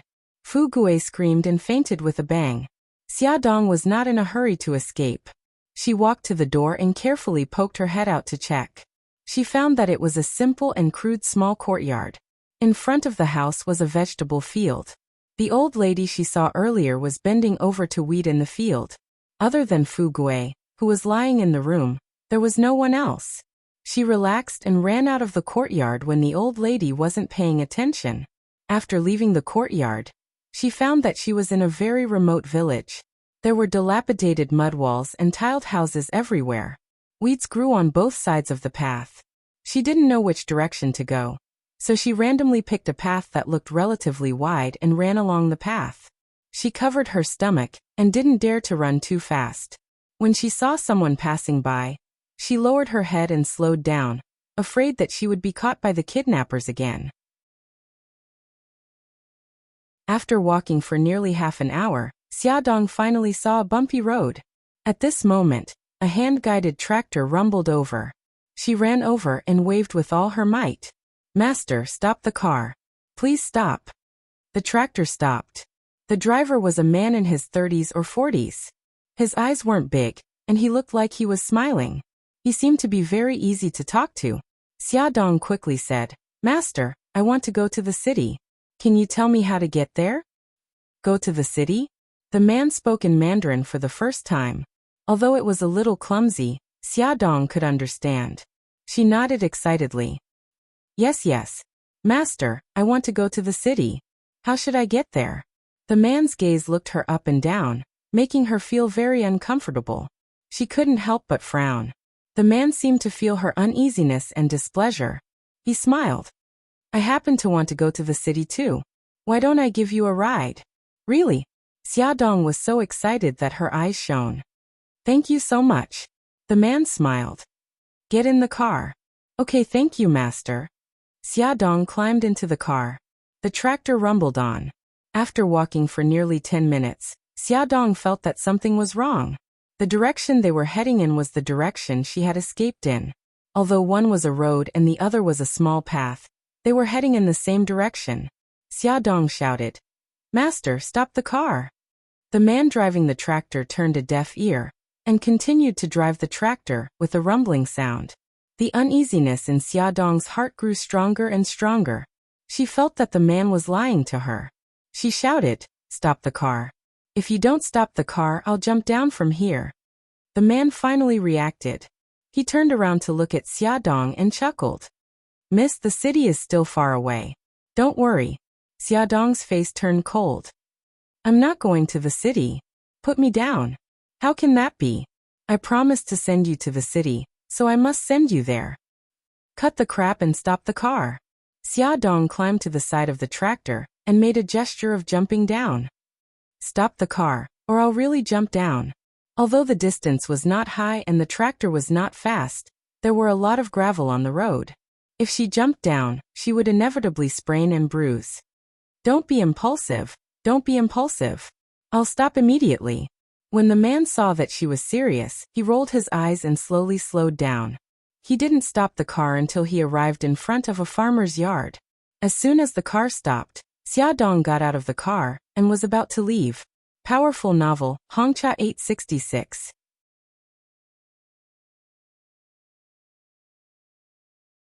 Chapter 104. The man jumped down from the tractor and quickly ran up to grab her wrist. He shouted in dialect, Kong Lauer, come out quickly. The wife that Wang Fugui bought ran away. Come out quickly and catch her. Let go of me. Xia Dong grabbed the man's wrist and threw him over her shoulder. Xia Dong held her stomach and started to run. Before she could run 2 steps, she heard the courtyard door open. She turned her head and saw a group of people running out with ropes and sticks. They were chasing after her. She gritted her teeth and increased her speed. If it was any other time, she would definitely be able to shake off this group of people with her speed. However, she was pregnant now and did not dare to run too fast. After running for a few hundred meters, she was surrounded by the group of people. "Why are you running? No matter how fast you run, you can't run out of our village. Let me tell you, you can forget about going out for the rest of your life. Just obediently live with Wang Fugui." The man who drove the tractor followed her and surrounded her. He held his sore cheek and said in broken Mandarin, "What do you mean? Who is Wang Fugui? Why should I live with him?" Xia Dong asked as she quietly looked around. There were a total of 3 men and 2 women surrounding her. They were all holding ropes and sticks in their hands. It seemed that if she resisted, they would hit her head with the sticks. "Wang Fugui, the man who bought you. You are now his wife." Xia Dong's body stiffened. "You mean I was kidnapped? My sister-in-law and I were also abducted by human traffickers. The men here couldn't get a wife, so they finally bought one. They treat their wives well. Don't worry, Wang Fugui is famous in the village for being an honest man. He will definitely treat you well." Xia Dong's mind was buzzing. She did not hear what the woman said. When she came back to her senses, her hands were already tied. The tall woman was still comforting her. "Sister, don't be sad. At first I couldn't accept it and ran away a few times. My second brother never hit me once, and even begged me to live with him. In the end, my heart died and I gave birth to a fat boy for him. Look, we are living well now." Xia Dong shook her head. "No, big sister, listen to me.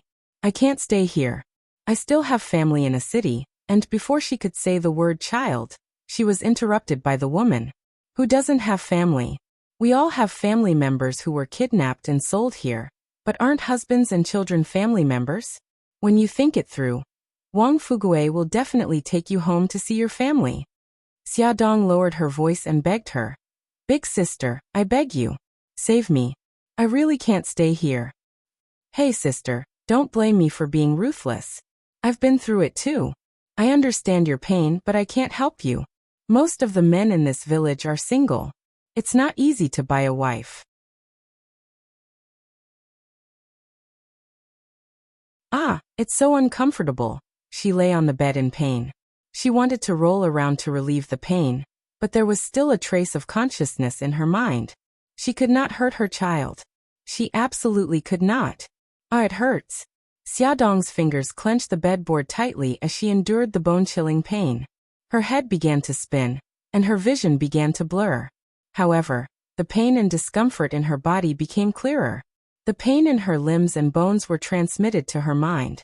Painful screams kept coming out of the room. Wang Fugui jumped up from the stool. He wanted to go into the room to take a look, but Granny Fong stopped him. "That woman is full of tricks. She must be trying to coax you again. You're not allowed to go."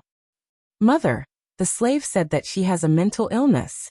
What if she has a relapse?" "Mother, just let me go in and take a look." Kong Lauer said, "Granny Fong Fugui is right. I heard her scream so miserably. Maybe she really has a relapse." Li Daju said, "Yes, Granny Fong. Ask Fugui to open the door. We will go in together. Even if she plays tricks, we won't be afraid." Granny Fong thought about it and agreed. What if something happened to the daughter-in-law that she had bought with great difficulty? It was better to go in and take a look. The door opened, and the 5 of them went in together. Some of them were holding sticks, while others were holding ropes. Xia Dong, who was lying on the bed, was in so much pain that she was sweating profusely. Her whole body was trembling, and her hands and feet were beginning to spasm and twitch. Li Daju slapped his thigh. "Oh no, Fugui. It seems that your wife is really sick. Hurry up and find the thing that the slave gave you." Okay. Wang Fugui was an honest man. When he heard this, he ran out in a hurry. After a while, he came back with a small metal box. "Hurry up, take the thing out." Wang Fugui opened the metal box. There were 10 small medicine bottles and 10 disposable syringes inside. He scratched his head anxiously. This thing, I don't know how to do it. Don't panic, I know how to use it. I used to give my mother an injection before. Kong Lauer squatted down and took a disposable syringe. He inserted it into the small medicine bottle and absorbed all the medicine in the bottle into the syringe. Then he asked someone to lift Xiaodong's sleeve and slowly inject the medicine into her body. Xiaodong's body was so uncomfortable that it was about to explode. In a daze, she heard someone come in. Then, she felt a sharp pain in her arm, and a cold liquid flowed into her body. Xiaodong felt her hearing and vision become blurry. Beautiful flowers bloomed in her mind. In the beautiful wilderness, she ran hand in hand with the children. The scene changed to her and Mika Kito sitting side by side on the beach in Hokkaido. His smile was so gentle and charming that she laughed along with him. She heard the sound of the tide crashing on the beach. After some time, the person sitting beside her turned into Bailey Han.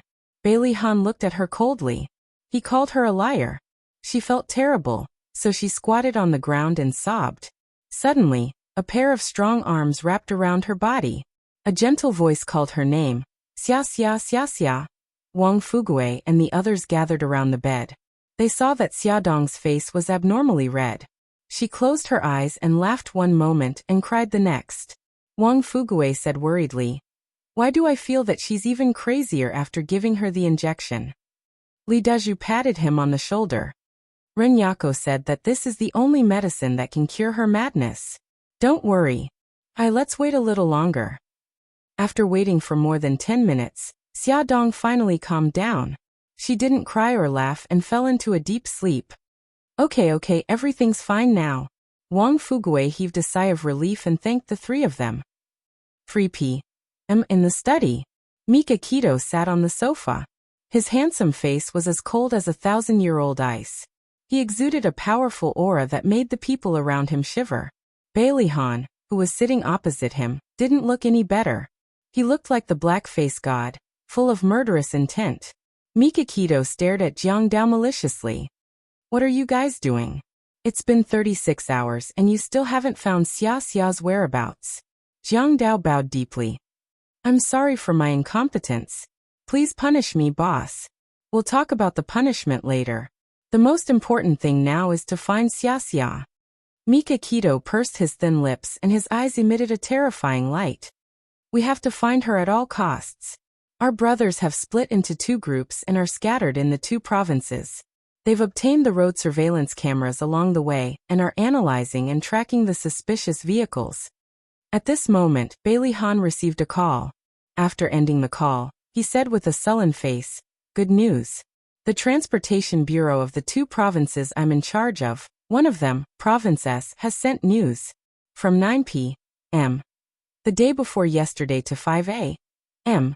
yesterday, a total of more than 500 cars with City A license plates entered their province. They used the elimination method and finally locked onto these 2 cars as suspects. Attention Songshu 566.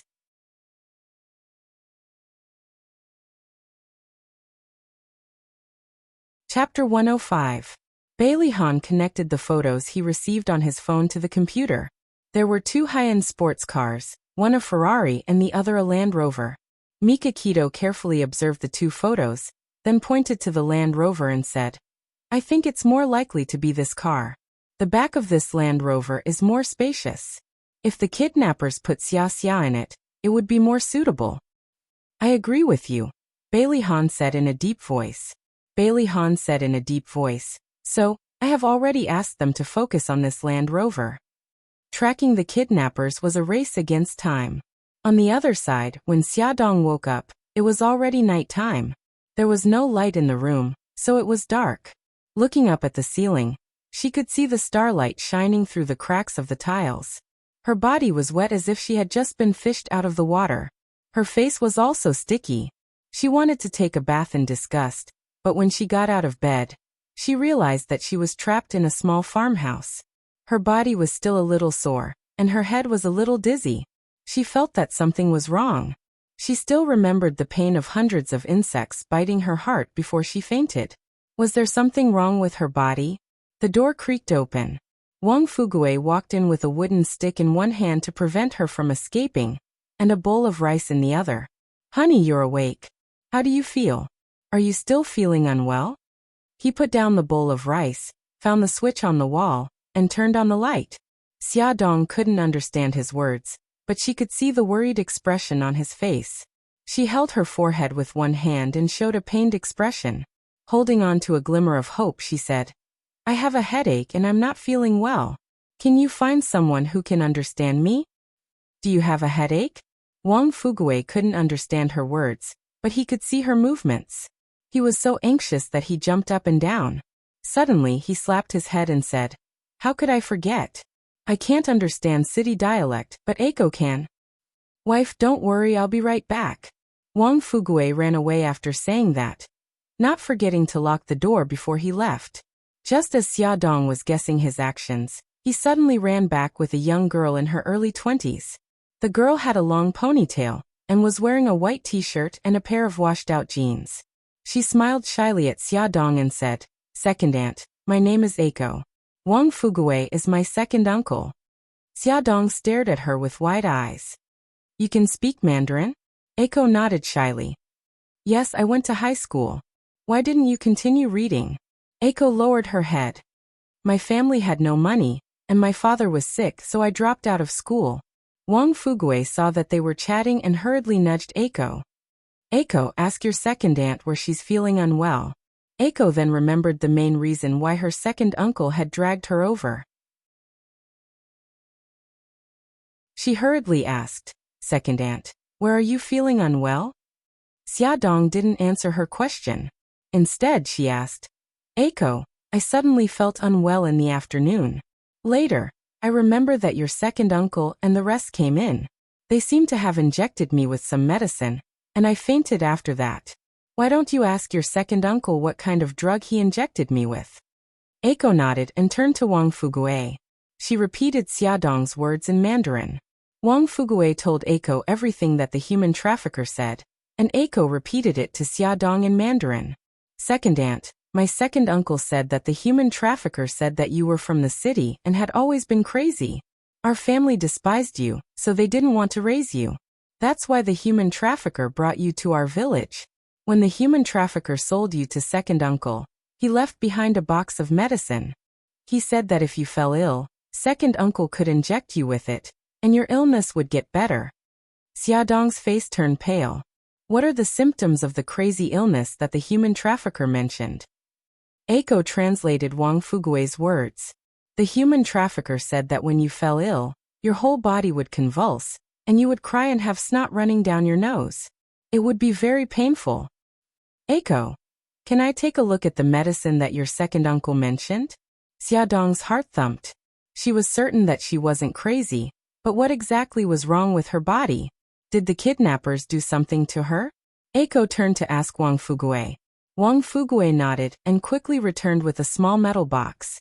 After opening the box, Xia Dong saw that there were 9 medicine bottles neatly arranged. Beside them were 9 disposable syringes. There were no labels on the medicine bottles, so she didn't know the name of the medicine, let alone its composition. Xia Dong had a bad feeling, but now wasn't the time to worry. The most important thing now was to escape from this mountain village. She closed the metal box and asked Eiko. Eiko, can you tell me where we are? Eiko said. The village we live in is called Chiligo. It's under the jurisdiction of L City. L City. Xia Dong knew this place. It was more than 500 kilometers away from a city, and was under the jurisdiction of another province, S province. The kidnappers had abducted and sold her to another province. Xia Dong's fingernails were deeply embedded in her palms. Her face was pale, and she forced a smile. Eiko, I'm bored here alone. If you're free, can you come and chat with me? Eiko nodded. Of course, second aunt. My second uncle is a good person. Don't worry, he'll be good to you. Eiko, I can't accept it now. Give me some time. Let me calm down for 2 days, okay? Xia Dong knew that no matter what she said, Eiko would only persuade her to accept her fate. Therefore, she had to pretend to be resigned to her fate to win their trust, and then find a way to escape. Okay. Eiko nodded and told Wang Fugue the situation in dialect. Wang Fugue glanced at Xiaodong, who was a little uneasy. After hesitating for a long time, he nodded and turned to walk out of the room. Eiko said with a smile, "Second aunt, don't worry. My second uncle won't be staying here for the next 2 days." Xiaodong held her hand. "Eiko, thank you. Can you stay with me tonight?" "Okay, second aunt. Eat first. The food is getting cold. I'll go home and tell my mother. I'll be right there." After Eiko left, Xiaodong brought over the rice bowl on the wooden table. Dinner was rice, cabbage, and white meat. Although it didn't look good, it tasted good. Xiaodong finished it quickly. Eiko came back with a blanket and pillow. She said as she made the bed, "Second aunt, where are you from?" Xiaodong smiled. "I'm from a city." "Eiko, have you seen the trafficker who abducted me?" Eiko shook her head apologetically. "No, I just came back from outside today. At that time, my second uncle had already bought you." She suddenly realized that she had said something she shouldn't have said and hurriedly said, "I'm sorry. I shouldn't have mentioned it again." Xiaodong smiled bitterly. "It's okay. I've already accepted it." "Eiko, you're not in the village right now? What are you doing outside?" Eiko smiled shyly. "I haven't even graduated from high school. What else can I do? I'm working in a restaurant in a city. If it weren't for my father's illness, I might still be working in the restaurant." Xiaodong pointed at her jeans pocket and smiled. "When you were making the bed just now, I saw the English vocabulary card in your butt pocket. I can see that you're a hard-working person. Eiko, believe me. One day, you'll realize your dream." Eiko blushed in embarrassment.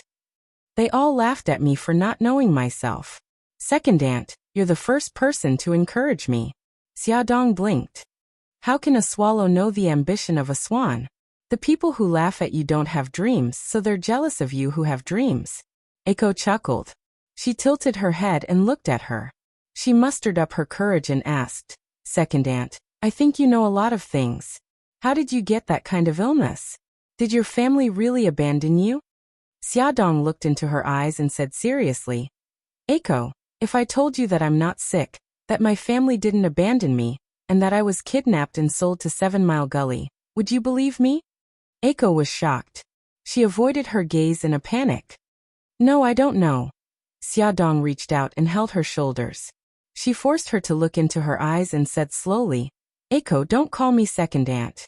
My name is Xiaodong. I'm from City A, and I'm the editor-in-chief of Charm magazine." Eiko's eyes shone with disbelief. She asked in a daze, "You're really the editor-in-chief of Charm magazine?" Xiaodong nodded solemnly. "It's the real deal." Eiko murmured, "I watch TV. I heard that the donation for Yutong Elementary School was initiated by the editor-in-chief of Charm magazine. Was it you?" Xiaodong's eyes lit up. "It was me. You know about this event too?" Eiko nodded fiercely, her face full of admiration. "You don't know how successful that event was. Even many of our restaurant's employees donated. I also donated. At that time, I really admired you. I didn't expect to see you one day. In this way, I didn't expect to see you either." Xiaodong smiled bitterly. Eiko grabbed her hand. "Second aunt, oh no, Chief Editor Xia, were you really kidnapped?" Xiaodong nodded and told her what happened that night in detail. Finally, she looked into her eyes and said seriously, "Eiko, can you help me?" Eiko bit her lip. "You want me to help you escape?" "That's right. Will you help me?" Xiaodong looked at her eagerly. "No, you can't." Ingzi pushed her hand away in panic. She was about to cry. "Chief Editor Xia, I like you very much and I admire you very much. But I'm sorry, I can't help you." "Why can't you help me? Can you tell me the reason?" Because second uncle is my family's benefactor." Eiko's eyes were red and her voice was choked with sobs. "When I was in high school, my father fell seriously ill.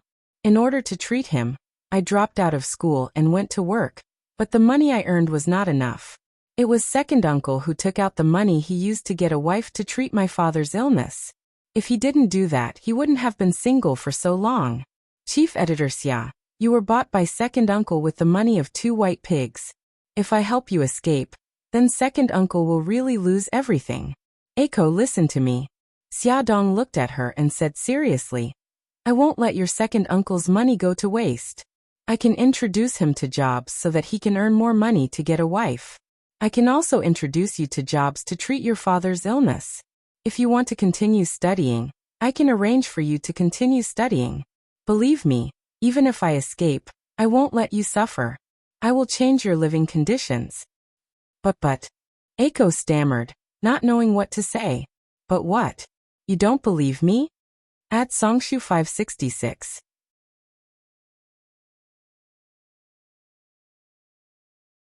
Chapter 106. No. If you're really Chief Editor Xia, I'll definitely believe you. Xiaodong rubbed her nose and smiled bitterly. You're right. I don't have anything to prove my identity, so it's only right that you don't believe me. Eiko, tell me, if what I said is true, are you willing to help me? Eiko bit her lip and hesitated. Xiaodong's offer was very tempting. Xiaodong wasn't in a hurry to get an answer. She patted the back of her hand and said, think about it first. Tell me your answer tomorrow. Eiko nodded. Xiaodong smiled and changed the topic. She talked about many interesting things that happened when she was in university and her struggles in Japan.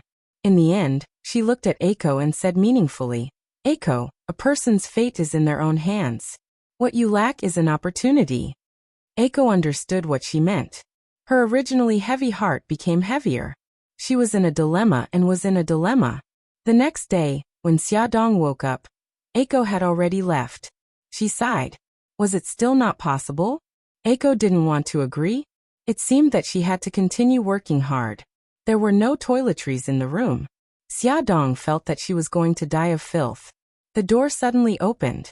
Eiko walked in with a smile on her face. She carried a basin, towel, soap, toothpaste, toothbrush, and other items.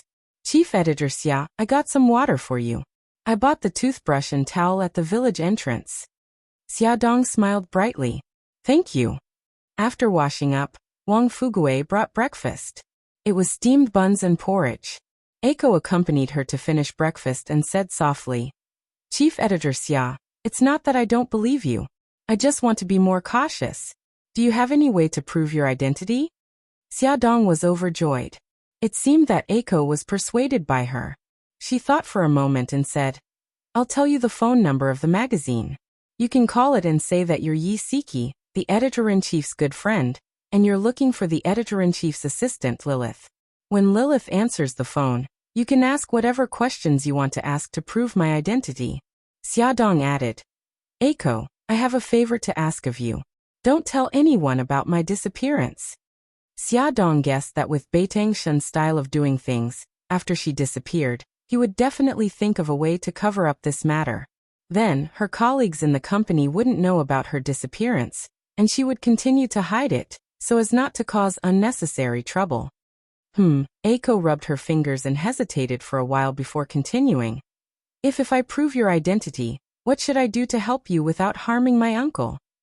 It was illegal to buy and sell women, so Eiko had to consider the issue of protecting her uncle. Xiaodong had already thought of a way. She said, after you prove my identity, you don't have to call the police. Just call my friend and tell him my specific location. Ask him to come and find me alone. Also help me pass a message to him. Just say, Xia Xia is fine. Don't worry.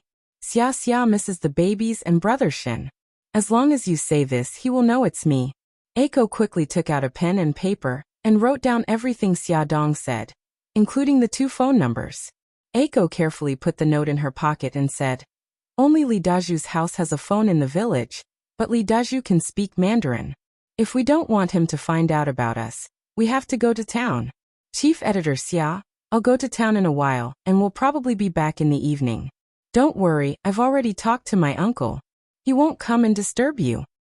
Okay, Eiko, be careful. Don't let anyone find out about us. Xiaodong knew that the people in this village liked to help each other.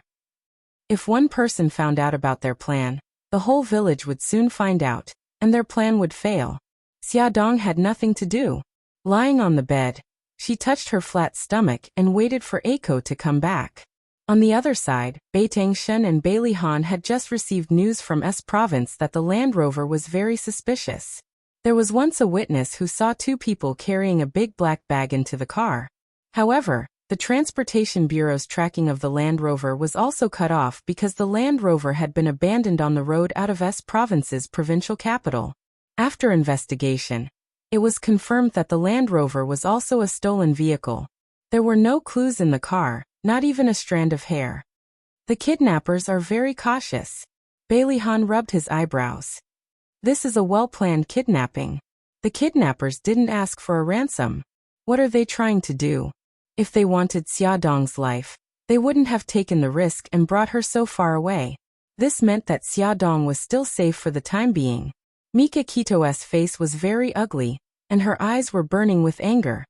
No matter what they are trying to do, once I catch them, I'll make them beg for death. Bai Lihan walked to the desk. There was a large map on the desk.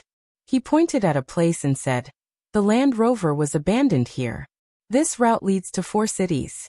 The kidnappers keep giving us multiple choices." Mika Kito gritted her teeth. "Jiangdao, inform our brothers in the other 2 provinces to hurry to these 4 cities.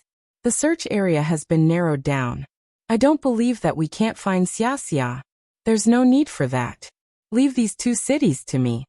Bai Lihan pointed at 2 of the cities. "I plan to go to the capital of S province. It's closer to the 4 cities. Once there's news, we can get to Xia faster." Mika Kito didn't stand on ceremony. The most important thing now was to find Xia's whereabouts. The longer Xia stayed outside, the more dangerous it would be. Bai Lihan looked at Mika Kito. "I'll go with you."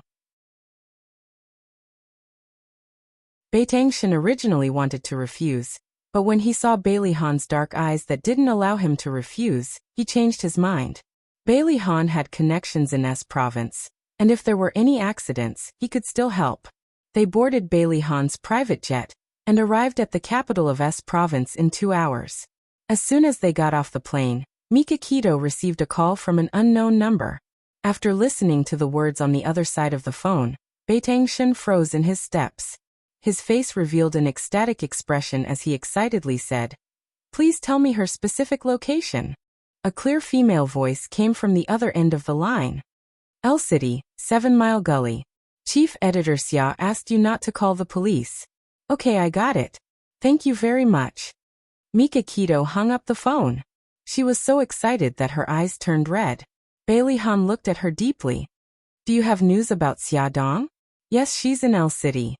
After Mika Kito said this, she immediately contacted Jiangdao and asked him to gather his men in the other 3 cities. His men in L City would stay in the city and wait for his orders. L City was a small city.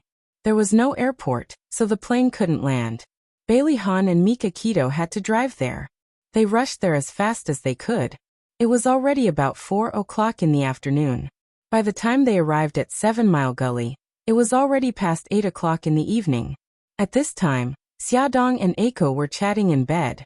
Eiko said, "Chief Editor Xia, I called your friend at noon and told her our address." Xia Dong hugged her. "Eiko, thank you for your hard work. Don't worry. I won't let you down. I will help you change the situation at home." Eiko nodded. "I know. I believe in you. Chief Editor Xia, can you tell me more about your university life? I'm very curious." "Okay." Xia Dong smiled and told her about her university life. She listened carefully, her eyes shining with envy and longing. After an unknown period of time, Xia Dong began to feel uncomfortable. What happened yesterday afternoon happened again. Her whole body was itchy and painful. She clenched her teeth and tried to control it, but she couldn't. Her body began to tremble, and her hands and feet trembled like a patient suffering from epilepsy. Eiko was shocked. "Chief Editor Xia, what's wrong? Where do you feel uncomfortable?" I feel so uncomfortable." Xia Dong groaned in pain. Her eyes and nose began to secrete liquid again. She felt so uncomfortable that she wanted to bang her head against the wall. She clasped her fingers tightly on the bedboard to prevent herself from rolling around and hurting the child. "Chief Editor Xia, don't scare me.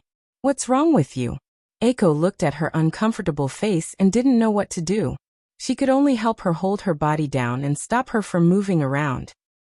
Z find a rope, tie me up. Xiaodong couldn't hold on any longer.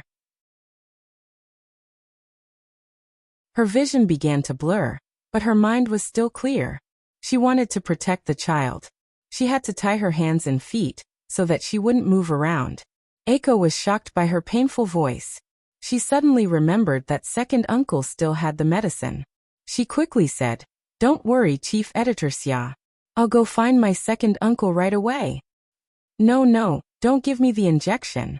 Xiaodong was anxious and in pain. Her illness came in a strange way, and the injection was even stranger. She couldn't give the injection before she was sure that the injection wouldn't harm the child. Eiko was so anxious that she cried. "Chief Editor Xia, don't force yourself. You're so pale now. Wait a minute, I'll call my second uncle right away." "No, don't." Xiaodong reached out and wanted to pull her, but she broke free of her hand. She ran to the door and knocked hard on it. Second uncle, open the door. Second aunt is sick. Second uncle. Wang Fuguei heard Eiko's cries. He didn't even have time to put on his clothes. He ran over half naked with a small metal box in his hand. He opened the door with a bang, and found that Xiaodong was in so much pain that her face was pale. He was shocked at first, but then he quickly opened the small metal box and scratched his head anxiously. Eiko, second uncle doesn't know how to do it. I'll do it." Eiko gritted her teeth. She had never injected anyone before, but she had seen the nurse do it for her father. She took the syringe and sucked the medicine into the syringe. She squeezed out the air inside and walked in front of Xiaodong. She lifted her arm and wanted to inject her. Xiaodong shook her head in pain. "No. Don't." Eiko gritted her teeth. "Chief Editor Xia, don't be afraid. It'll be over soon." She lifted her arm and slowly pressed the syringe down. The liquid inside was slowly injected into Xiaodong's body. She gradually calmed down. Eiko let out a long sigh of relief. Just as her heart returned to her stomach, Xiaodong suddenly started laughing. She closed her eyes and had a happy expression on her face. She laughed very loudly and shouted, Fly. Chief Editor Xia, what's wrong? Are you okay?" Eiko quickly put down the syringe and went forward to shake her arm. At this moment, the sound of hurried footsteps was heard. In the next second, the door was kicked open. 2 tall men strode in, followed by several men in black suits. Ad Hongcha 866.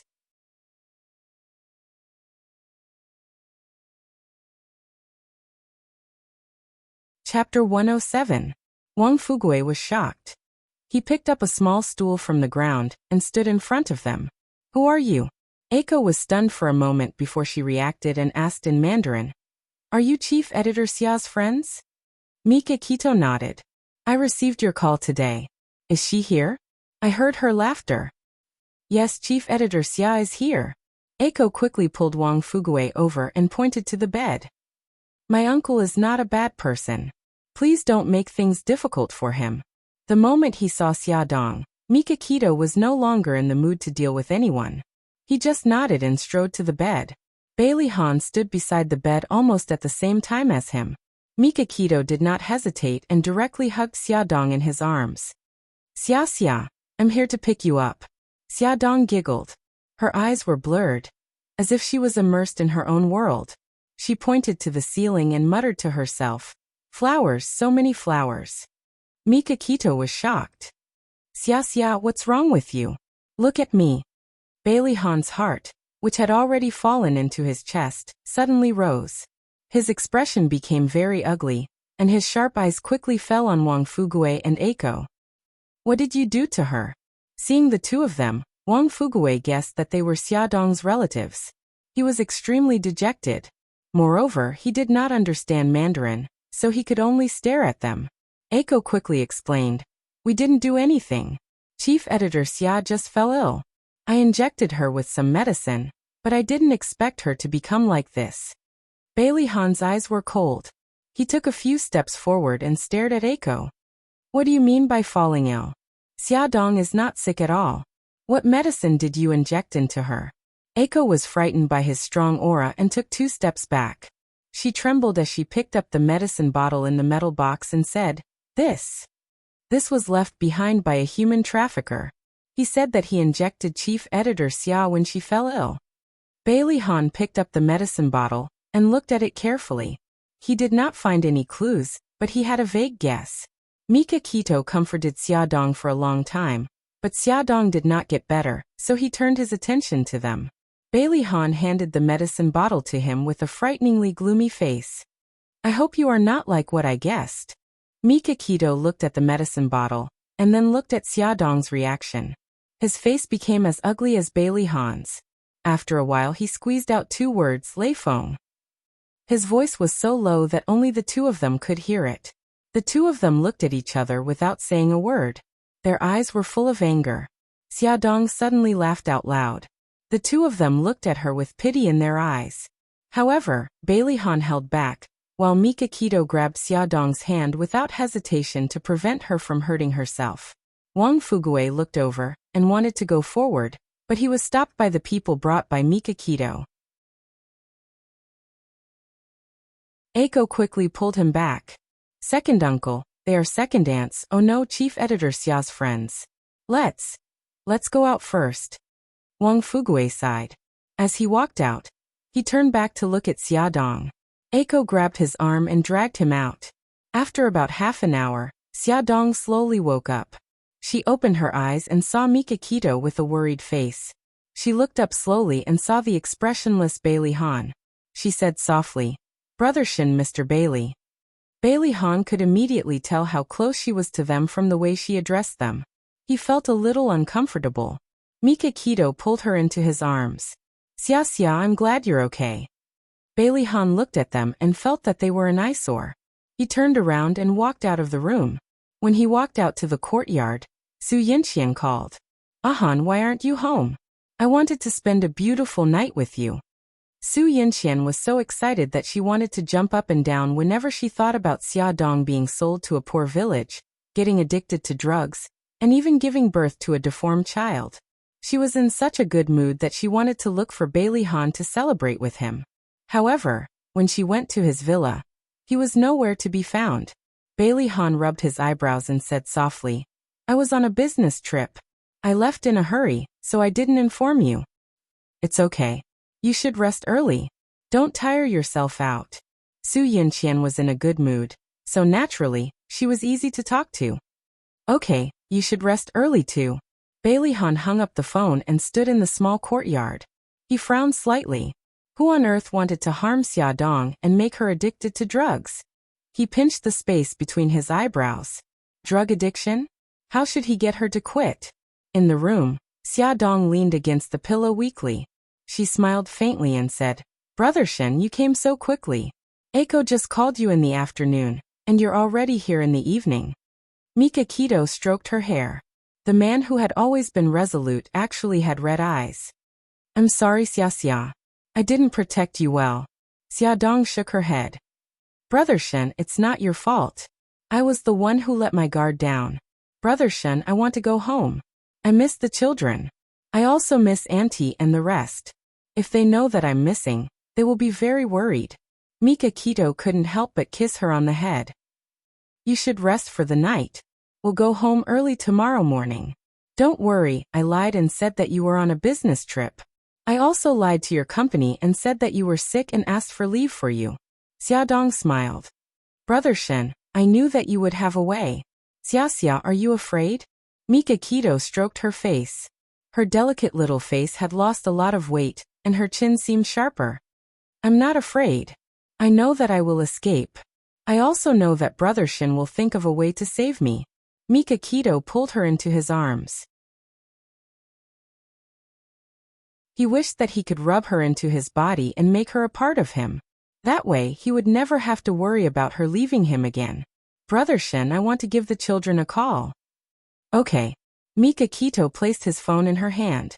The call went through immediately. It was Xiaobao's anxious voice. "Uncle Shen, is there any news about Mommy?" Xiaodong couldn't help but laugh. "Bao, it's Mommy. It's so good to hear your voice." Xiaobao burst into tears.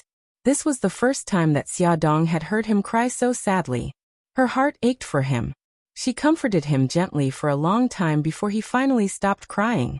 He said awkwardly, "Mom, I wasn't the one crying just now. It was the children on TV who were crying." I know. The men in our family won't cry." Xiaodong was very considerate of him. Xiaobao smiled through his tears. "Mom, when are you coming back?" "I'll be back tomorrow. Take good care of Gigai, okay?" Okay. Mom, come back quickly. Gigai and I still need you to help us arrange the program." "Okay, Mommy knows. It's getting late. Go to bed quickly. If you don't wake up tomorrow morning, Auntie Nanny will spank your little butt." "Wow, I've never slept in." "Mom, you're the one who sleeps in bed every day." "Little brat, don't expose me in front of your Uncle Shen."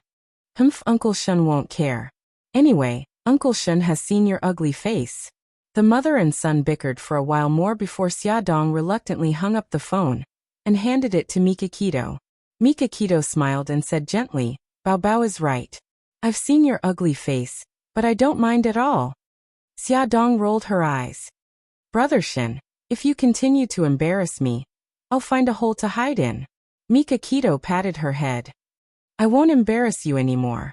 Otherwise, I'll have to trouble myself to find you." They chatted in the room while Bailey Han went to negotiate with Wang Fugue. Although Wang Fugue was very sad, with Eiko's persuasion he was able to accept it. Her family had already found her, so what else could he do? He could only agree to let them take her away. After the negotiation, Bailey Han gave Wang Fugue a sum of money. This sum of money was enough for him to buy a few wives. Wang Fugue looked at the money in shock. He trembled for a long time before spitting out a few words. "I can't take this money. I only want the money that belongs to me."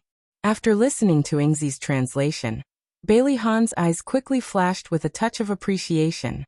He said, "Okay, I'll give you the money that belongs to you and give you a job." His construction company lacks such honest and upright employees. Eiko excitedly repeated his words to Wang Fugue in dialect. Wang Fugue was stunned for a moment before he bowed deeply. Bailey Han turned his gaze to Eiko. "You're Eiko?" Eiko nodded fiercely. Bailey Han asked, "Have you ever been to school?" Eiko blushed. "Yes, I have. I haven't graduated from high school yet." "Do you want to go to college?" Eiko said in surprise. "Can I really?" Bailey Han handed her a business card. "When you arrive in City A, you can come to me. I'll arrange it for you. However, you have to study in the second year of high school first, and take the college entrance examination with your ability. During your study, all expenses will be paid by me. The condition is that after you graduate, you have to work for me and my company. Is there a problem?" Eiko was so excited that tears came out of her eyes. No problem. Thank you, Mr. Bailey." Bailey Han's face was expressionless. "You don't have to thank me. I'm just making a long-term investment. I hope you won't let me down. Mr. Bailey, I will work hard and won't let you down." Eiko was full of excitement. She vacated the best room in the house, laid out clean sheets and quilts, and nervously asked Bailey Han to stay in it. Although Bailey Han was the son of a rich family, he was not a playboy. He had even slept in caves and deserted islands. Of course, he did not care about the shabbiness of the room. He nodded lightly. On the other side, Wang Fugue also prepared a room for Mikakito. Mikakito let her 4 subordinates stay there, and she squeezed on the bed with Xiaodong. Although Xiaodong was a little embarrassed, she did not say anything in consideration of the fact that there were too many people and too few beds. Early the next morning, Xiaodong woke up. Mikakito was no longer by her side. Xiaodong remembered that she had told him about the agreement between her and Eiko last night, and asked him to help deal with it. Perhaps he had gone to deal with it. After she finished washing up, Mikakito came back. She did not look good. Xiaodong asked, "Brother Shin, what's wrong?" Mikakito snorted coldly. "Bailey Han beat me to it." "Ah." His face was dark. Bailey Han already settled it last night. He arranged a job for Wang Fugue and said that he would sponsor Eiko's school fees. At this point he suddenly raised his eyebrows. However, Bailey Han did not know that Eiko's father was sick, so I agreed to treat Eiko's father. His expression was like that of a child who had snatched a piece of candy. Xiaodong could not help but laugh out loud. Beauty novel Xinwu 799.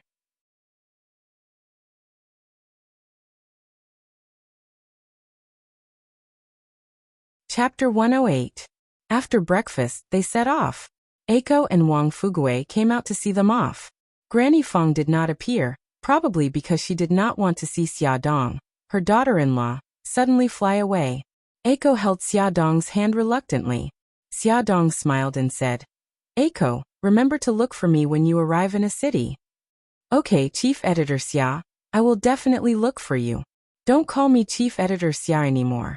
Call me Xiaodong. Xiaodong said a string of numbers and said, This is my phone number. You are welcome to call me anytime. Eiko smiled happily. Okay, Xiaodong. Xiaodong got into Mika Kito's car. Just as they were about to leave, Wang Fugue suddenly rushed over with a small metal box and said, Medicine, medicine. Xiaodong saw the metal box in his hand. She was about to say that she was not sick and did not need those things, but then she remembered that she was inexplicably uncomfortable, so she took the metal box and smiled. Thank you. Wang Fugue grinned and waved his hand. The car sped away. Mika Kito looked at Xiaodong, who was holding the metal box, and felt very uncomfortable. After hesitating for a long time, he asked, Xia, do you know what medicine this is?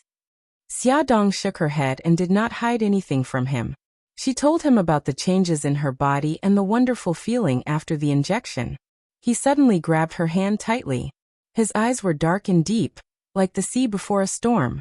She had a bad feeling in her heart. Brother Shen, do you know what this is?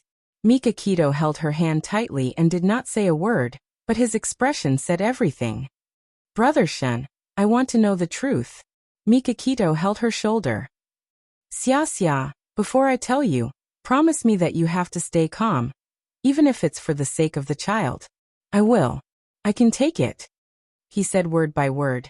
If I'm not wrong, this is drugs. The word drug hit Xiaodong hard in the chest, but she tried hard to remind herself not to be agitated, to be calm, to be calm. She clenched her fists tightly. Her primary concern was the child. Brother Shen, I heard that drug addicts give birth to deformed children. I've been injected with drugs at least twice. Will I also give birth to a deformed child? Mika Kito hugged her tightly. No, it won't happen. It won't happen. After a 10-hour-long journey, they finally returned to City A. As soon as they entered the city, Bailey Han separated from them. Before they parted, Xiaodong smiled and thanked him. He nodded and said, Rest well. Don't think too much. Xiaodong watched as Bailey Han drove into another lane and got into Mika Kito's car. Brother Shen, let's go back too. When they got home, it was already evening. Mika Kito had already asked someone to pick up Xiao Bao and Xiao Guai from kindergarten. As soon as the two little rascals saw them, they immediately cheered and rushed over. Xiaodong hugged Xiao Guai and kissed him. She rubbed Xiao Bao's cheeks. Xiao Bao pouted, and Gigai allowed her to rub his cheeks. He had already talked to her on the phone last night to relieve his emotions. When he saw her now, he was a little embarrassed. His bun-like face was pink. After a long bout of affection, Xiaodong hugged the two little rascals in her arms and nestled on the sofa. Mika Kito sat beside her and naturally put her arm around her shoulders. She asked the two little rascals about what happened at school. Xiao Guai softly told them about interesting things, and Xiaodong laughed along. The atmosphere was very warm.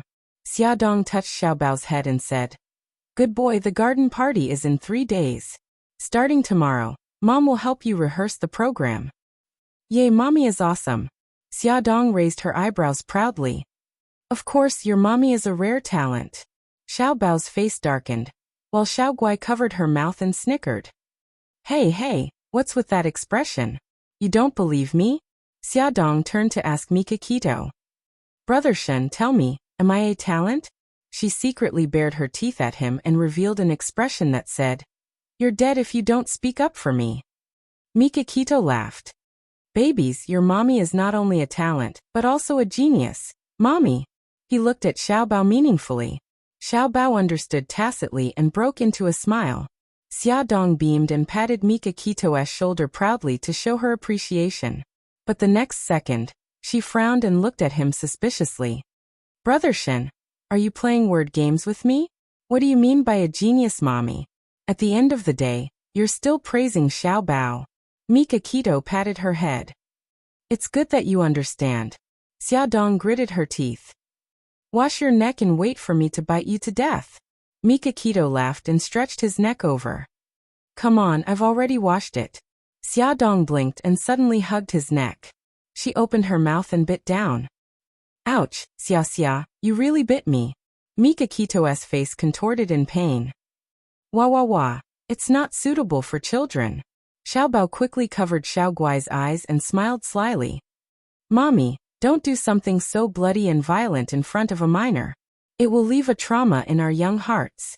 Xia Dong looked up and touched the corner of her mouth. Okay, Brother Shen. I'll let you off today for the sake of the children. Mika Keto's face twitched. He touched the teeth marks on his neck. Do I need to go to the hospital to get a rabies vaccine? Don't you dare. Xia Dong gritted her teeth fiercely and thought about biting him again. The family was in the middle of arguing when Xia Dong suddenly wrapped her arms around her shoulders. Her face turned pale and her voice trembled. Brother Shen, I'm tired. Please take me back to my room. Mika Keto was shocked. He quickly let go of the children and bent down to pick her up. He said to the worried children, It's okay. Your mommy traveled a long way today. She's just a little tired. I'll take her back to her room to rest. You Gigai can play in the living room. Okay. The little guys nodded and waved their little hands. Mommy, good night. Xia Dong hugged Mika Keto's waist tightly with both hands. She suppressed the desire in her body and squeezed out a smile. Good night, darlings. After entering the room, Mika Keto locked the door and gently placed Xia Dong on the bed. Her forehead was already wet with cold sweat and her body couldn't help but tremble. Mika Keto's eyes were full of love. He held her hands tightly to prevent her from hurting herself. Xia, don't be afraid. I'm here. I'll always be with you. Xia Dong felt terrible. She knew that she was really addicted to drugs. And now her drug addiction was acting up. She felt as if there were countless little bugs devouring her flesh and blood. It was itchy and uncomfortable. She twisted her body uncontrollably, trying to drive away the cravings in her body. However, her rationality told her that this was not good for the children. She shook her head in pain and said in a trembling voice, Brother Shen, I feel terrible. Get me a rope. Tie me up. Mika Keto's pupils constricted and shone with a painful light. He gritted his teeth, got up abruptly and said in a hoarse voice, Xia, hang in there. I'll go get a rope. Xia Dong nodded with difficulty. Mika Keto walked out of the room and went to the living room to look for a rope. Fortunately, the children had already gone back to their rooms to rest. No one noticed his abnormality. He looked sullen as he rummaged through the items, anxiously looking for a rope. Finally, he found a bundle of rope in a cupboard. He strode toward Xia Dong's room. Just then the doorbell rang. His face darkened and he strode to the door. Through the video, he saw Bailey Han standing outside the door. He frowned. Why is Bailey Han here? Mika Keto opened the door. His face was tense. Why are you here? Bailey Han did not seem to notice his bad temper. He glanced at the rope in his hand and said calmly, I have a friend who's a chemistry professor. He can help you analyze the composition of the drugs. On the way home, Bailey Han remembered this matter. He hesitated for a moment before he turned the car around and came here. Mika Keto immediately reacted. If he could analyze the type of drug in the small metal box, he might be able to find a way to control it. Come with me, Mika Keto said as he led Bailey Han to Xia Dong's room. He lowered his voice and said, The metal box is in Xia's room. She's sick. Wait at the door. Xia definitely did not want anyone to see her in this state. Mika Keto opened the door and walked in. The moment he closed the door, Bailey Han reached out and blocked the door. I can help you. Mika Keto stared at Bailey Han gloomily, and Bailey Han stared back at Mika Keto. Neither of them was willing to back down. In the end, the person on the bed moaned in pain. Mika Keto changed his mind. He turned sideways and Bailey Han immediately entered the room. Bailey Han saw the person on the bed clearly and felt a sharp pain in his chest. Xia Dong was biting her fist, so as not to disturb the children. She was moaning in a low voice. Her body was curled up and her face was as white as a sheet. Large beads of sweat rolled down her forehead. Mika Keto closed his eyes in pain and said to Bailey Han, "Help me take her hands out." Bailey Han's face turned pale. He bent down and pulled out the fist she was biting in her mouth. It was covered with teeth marks and blood. Tears welled up in Bailey Han's eyes. He placed her two wrists side by side. Bai Tangshan used a rope to tie her hands together, then tied her legs together. Xia Dong bit her lip hard to endure the pain. Her body trembled like a leaf in the wind. She had a splitting headache and her face was covered with tears and snot. Her painful and pathetic look made the two heartless men's eyes turn red. "Watch her. I'll get a towel," Mika Keto said and walked out of the door while enduring the pain in his heart. When he reached the bathroom, he slammed his fist on the cold marble sink. His eyes shone with a vicious light. He would never let go of the person who hurt Xia. It hurts, it hurts. Xia Dong was on the verge of a mental breakdown. Her eyes were blank and her body was trembling. She curled up on the bed. Her clothes were messy and her hair was tangled with her sweat. Bailey Han reached out his trembling hand to tuck her sweaty hair behind her ear. He pried open her mouth to prevent her from biting him. At this time Mika Keto came back with a clean towel. He carefully stuffed the towel into her mouth. She whimpered in pain like an injured animal. Xia Dong was suffering. Mika Keto and Bailey Han were also suffering. Half an hour later, her trembling body slowly calmed down. Her eyes were no longer empty and gradually regained their spirit. Mika Keto breathed a sigh of relief and removed the towel from her mouth. Add Songshu 566.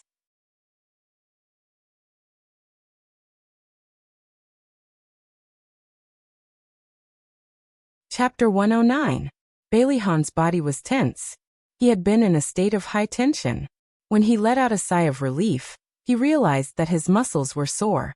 He untied the ropes around her wrists and legs.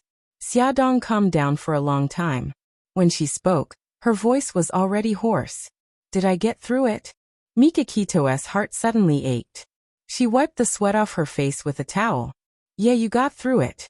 Xia, you're the strongest girl I've ever met." He wasn't lying. Many men couldn't resist their drug addiction and couldn't help but take drugs again. But she gritted her teeth and got through it.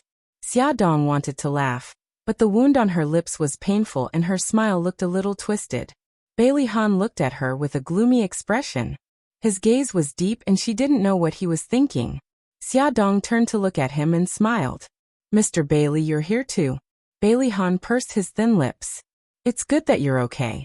I'll get going first." "I'll walk you out." Mika Keto stroked Xia Dong's head. "Get some rest. I'll be right back." Xia Dong nodded. She looked at Bailey Han and said, "Thank you for coming to see me." Bailey Han didn't reply, but his eyes flashed. Mika Keto and Bailey Han entered the elevator. There were only the two of them in the elevator. Mika Keto handed him a bottle of medication and said, "Let me know immediately when there's a result." Bailey Han nodded and put the bottle of medication into his jacket pocket. He was silent for a moment before he said, "From the looks of it, Xia Dong's drug addiction acts up once a day. For her sake, I suggest that we send her to a professional drug rehabilitation center." "No," Bai Tangshan rejected. "I can't let her out of my sight. Moreover, once she enters the drug rehabilitation center, she won't be able to hide the fact that she's addicted to drugs. That will destroy her." Bailey Han looked at him sharply. "Then can you bear to see her in pain every time her drug addiction kicks in? In a professional drug rehabilitation center, she could receive professional control and protection. What's more, do you want her children to find out about her drug addiction?" Mika Keto frowned. "I can send her to my villa and get a professional to help her." Bailey Han smirked. "In the end, you're still selfish and want to keep her by your side." Mika Keto replied coldly, "I'm her fiancé. I have the right and responsibility to take care of her." The two business tycoons squatted in the elevator and quarreled politely. The elevator door suddenly opened and a passerby walked in. He was almost frozen to death by the sub-zero temperature inside, and almost turned into a hornet's nest by the two men's sharp gazes. A melodious ringtone broke the stiff atmosphere. Bailey Han picked up the phone. Yinxian. Su Yinxian's worried voice came through. Han, didn't you say that you were going back to City A tonight? Why aren't you home yet? Did something happen? It's okay. I'll be back soon. Bailey Han hung up the phone. Mika Keto raised her eyebrows and showed the arrogant expression of a winner. Mr. Bailey, congratulations. I heard that you and Miss Su are getting married. Thank you. Bailey Han gritted his teeth so hard that they almost broke. Now that there was a bystander in the elevator, all the conversations stopped abruptly. When the elevator reached the first floor, Mika Keto nodded politely. Goodbye. Bailey Han also nodded. When Mika Keto went upstairs, Xia Dong was already in the bathroom taking a shower and taking off her clothes. Xia Dong was stunned. There were rope marks on her wrists and legs, and there were scratches on her knees. It didn't hurt much, but it reminded her of the inhuman torture when she was addicted to drugs. She had always been a strong person, and had never thought of committing suicide. But when she was tortured by the drug addiction just now, she almost couldn't help it. Now that she thought about it, she felt cold all over. She didn't know why she had such a terrible idea. She didn't know how long she could hold on. Xia, are you okay? Mika Keto didn't see her for a long time, and knocked on the bathroom door worriedly. I'm fine. I'm fine. Xia Dong wiped the tears from the corners of her eyes and smiled at herself in the mirror. Xia Dong, you can do it. For Gigai and the baby in your belly, you have to do it, okay? The next day, Bailey Han's professor friend came back with the results of his research. The drug in the bottle was a drug that didn't exist on the market yet. It was 10 times stronger than heroin, and it only took 2 injections to become addicted. The scariest thing was that the addicted person would have a relapse every 24 hours. If they wanted to quit, they would have to endure it for a month. Mika Keto didn't want Bailey Han to know about Xia Dong's pregnancy, so she went behind his back to consult with a specialist about the drug's effect on pregnant women. The specialist said that the drug would have a certain effect on the child, and it might affect the child's brain development. But if the number of injections was low, it might not necessarily. Xia Dong anxiously went for a pregnancy test. Lin Shihao said the child was still too young, so there were some effects that couldn't be seen. So he couldn't give a definite answer. Ever since he met Xia Dong and her son at the food street, Xia Zhenxing would secretly go to the hospital every day after work. He would find a chance to peek at Xiao Guai from afar. After Xiao Guai was discharged from the hospital, he parked his car outside Imperial Kindergarten and peeked at Xiao Bao after school. Every time he saw him waving goodbye to the other children, he wanted to run up to him, hug him and hear him call him Grandpa. What Xia Zhenxing didn't know was that Mika Keto had already noticed his peeking at the children. Because he was Xia Dong's father, Mika Keto tacitly allowed him to do so. But as soon as he tried to get involved in Xia Dong's life, Mika Keto firmly stopped him, and got someone to stop him from following her. Xia Zhenxing also didn't know that his every move was being watched by his other daughter, Su Xingqian. Su Xingqian hired a private investigator to follow Xia Zhenxing. In the process, she discovered that Su Yinxian had already made her move. Mika Keto announced to the public that Xia Dong was sick at home. But Su Xingqian bribed Xia Dong's nanny and found out that she wasn't at home at all. Su Xingqian was also the first to find out about Xia Dong's drug addiction. She smiled happily and muttered to herself, "Cousin, I didn't expect you to be so cruel. But I like it. Let me, your cousin, help you once more." Xia Dong went to work as usual during the day, but every night, she had to endure the torture of her drug addiction. In order not to be discovered by the children, she would find an excuse to leave home every day before the drug addiction kicked in. She would go to Mika Kito's villa and endure the pain for half an hour, because the drug she was injected with was too strong. Even the existing antidotes on the market couldn't suppress it. She could only rely on her own willpower to resist.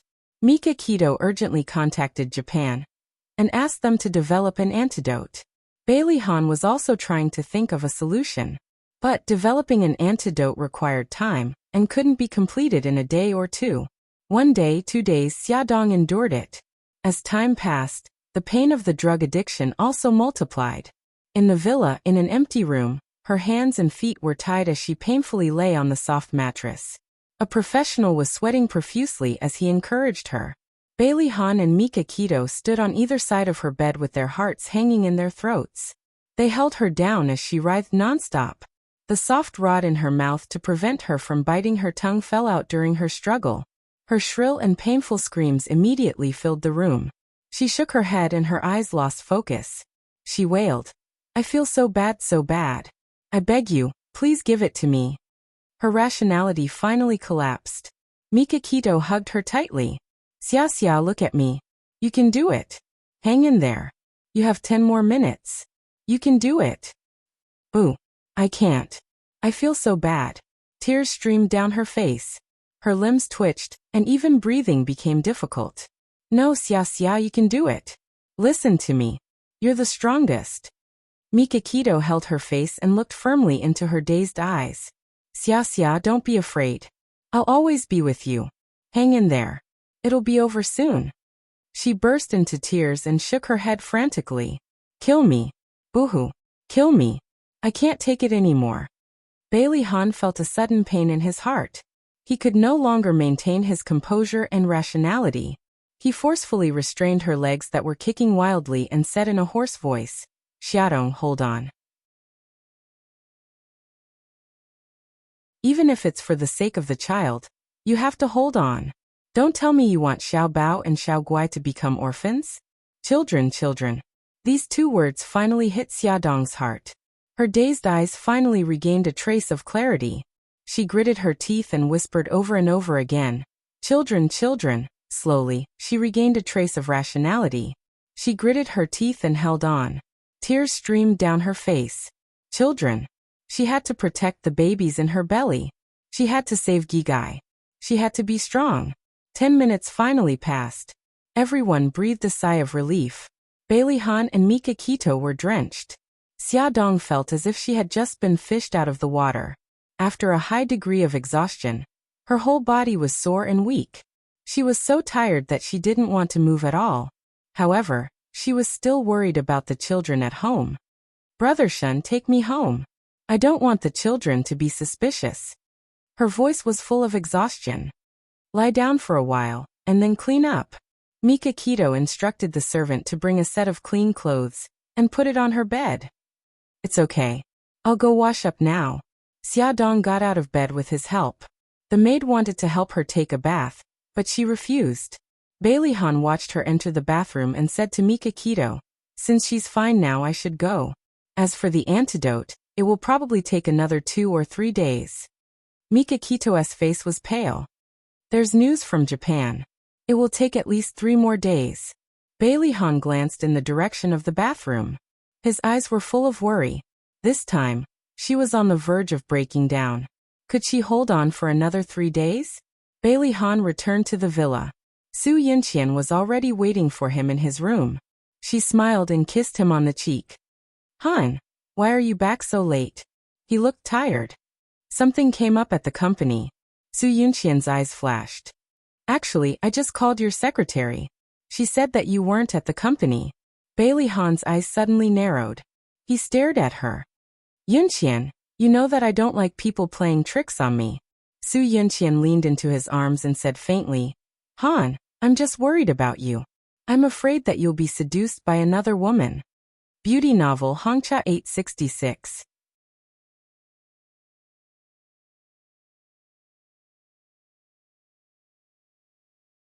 Chapter 110. Bailey Han's body stiffened and his voice was a little hoarse. "We're getting married in 2 weeks. Shouldn't you trust me more?" She acted coquettishly. "It's not that I don't trust you. I'm just starting to lose confidence in myself." He felt guilty for no reason and stroked her face. "You're Su Yunqian. You're radiant. How can you not be confident?" She was amused by him and held his hand. "You must not have eaten yet. I'll cook for you personally, okay? Don't trouble yourself. Just let the servants do it." She acted like a little woman and said coquettishly, "No, I want to cook for you." Alright, I really don't know what to do with you. Bailey Han put his arm around her shoulders and walked downstairs. Su Yinqian looked at his handsome side profile and smiled. She didn't know how to handle men in the past, and that was why she stumbled in front of Xia Dong. She wasn't so foolish now. She knew when to show weakness and when to act coquettishly. Su Yinqian was wearing a spaghetti strap dress and an apron. Her hair was tied up on top of her head. She was busy in the kitchen, but her movements were noble and elegant. There was a different kind of charm to her. If it was the Bailey Han of the past, he would definitely be attracted to her at this moment. But now, he was thinking about Xia Dong and didn't pay attention to her at all. It wasn't until she brought out 3 dishes and a soup that he came back to his senses and smiled. It looks, smells, and tastes good. When Su Yinqian was in the kitchen, she noticed that he was absent-minded. She was a little unhappy, but when she saw him eating with relish, her mood improved a little. She supported her cheek with one hand and smiled. Han, let's go to Greece for our honeymoon, okay? Bailey Han said. As long as you like it. You're so nice. She leaned over and kissed him on the cheek. Bailey Han's lips curved, but he didn't say anything. She smiled and said, Han, Xiaoyi's school is holding a garden party tomorrow. Shall we go together? Bailey Han had only mentioned the garden party to Xiaoyi once. He didn't expect her to remember it. His eyes were filled with tenderness as he said softly, Of course. The garden party starts at 2 in the afternoon and lasts until 6. Do you have time? She winked playfully.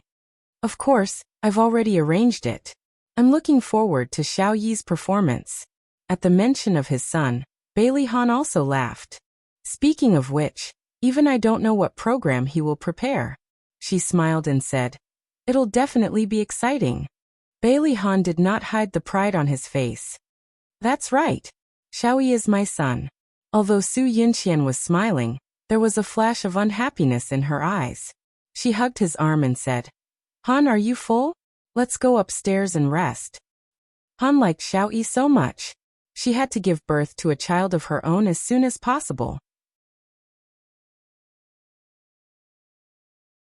Bailey Han walked out of the bathroom and saw Su Yinqian lying on the bed in sexy pajamas, looking at him with gentle eyes.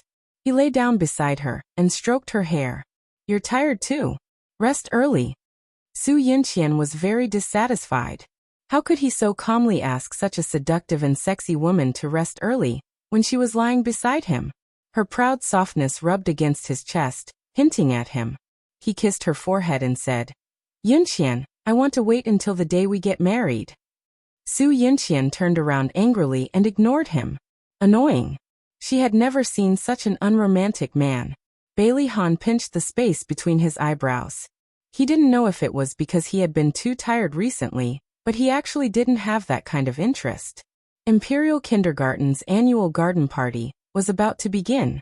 The garden party was actually an activity for the school to inspect the children's homework for the whole semester. It was also a way to strengthen the bond between the children and their parents. From the school gate to the teaching building, there were many small stalls arranged in 2 rows. They were all prepared by the children of each class. There were calligraphy and painting displays, handicrafts displays, and all kinds of toys displays. Parents held their children's hands and walked along the road. From time to time, they would stop to look for their children's creations. Laughter and laughter were intertwined. Xiaodong held Xiaoguai's hand. Just as they walked through the school gate, Xiaobao rushed over like a cannonball with an excited smile on his little face. Mom Gigai, you're here. Brother. Xiaoguai immediately abandoned her mother and threw herself into her brother's arms. She couldn't help but look around. Brother, where's Brother E? Xiaobao gently tapped her forehead with his finger. Little love-struck fool, are you here to see me or your brother E? Xiaoguai blinked her big eyes. Of course I'm here to see brother. There was still Brother E. Xiaobao tiptoed and looked in the direction of the school gate. His little face was filled with disappointment. Mom, why didn't Uncle Shen come? Your Uncle Shen is in a meeting, but he just told me to film your performance on stage. Xiaodong patted the SLR camera on her shoulder. Also, he said that he'll come and take us home. Only then did Xiaobao reveal a satisfied smile. Xiaodong patted his head. Let's go quickly. There will be more and more people later. She was worried that Xiao Guai would be squeezed by too many people. "Oh my dear son, did you draw this? You've painted me so ugly." Xia Dong carried Xiao Guai and stood in front of a watercolor painting. The watercolor painting depicted the three of them. In the painting, Xia Dong sat on the lawn and beamed as she watched Xiao Bao and Xiao Guai flying a kite. "How is it ugly? It's obviously very beautiful." Xiao Bao's fair cheeks were tinged with pink as he snorted arrogantly. "You're the one who doesn't know how to appreciate it. Brother, you drew very well." Xiao Guai clapped his little hands and spoke up for his brother. "Io, you can't take a joke." "Mom, I'm just joking." Xia Dong smiled and patted her son's head. "My dear son, don't be angry. Take Mom on a tour of the school." According to the schedule of the garden party, after admiring the children's works, the parents could tour the school with their children, and then go to the auditorium to watch the children's performances. Before leaving, Xia Dong glanced at the work next to her son's painting and a trace of sadness flashed across her eyes. After they left the exhibition area, Bailey Han and the other two walked over. Su Yinqian held Bailey Yi's little hand and walked on the right while Bailey Han walked on the left. They looked as harmonious as a family of three, but in reality, Bailey Yi couldn't wait to shake off Su Yunqian's hand. "Hateful woman, humph." Su Yunqian pointed at a painting and exclaimed happily, "Han, look, is that Xiao Yi's painting? It's so beautiful." Bailey Han also saw the oil painting signed Bailey Yi.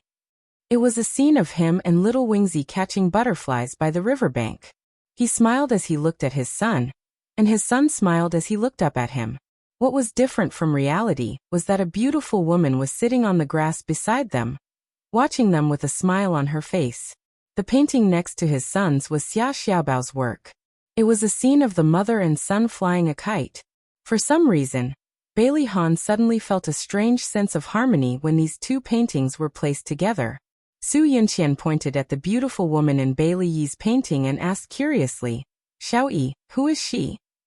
Bailey Yi pursed his lips and his little face was expressionless. "She's my mommy." Su Yinqian couldn't help but tighten her grip on his hand and smiled awkwardly. "I see." Bailey Han's face darkened and he lowered his voice. "Xiao Yi, Auntie Yinqian will be your mommy from now on." Bailey Yi shook off Su Yinqian's hand and looked up at him. His little face was full of determination as he said word by word, "No, she's not my mommy." Bailey Han's face darkened and he looked at him sharply. "Bailey Yi, your mommy is no longer here. I won't allow you to be willful." "I don't believe it. Mommy won't die."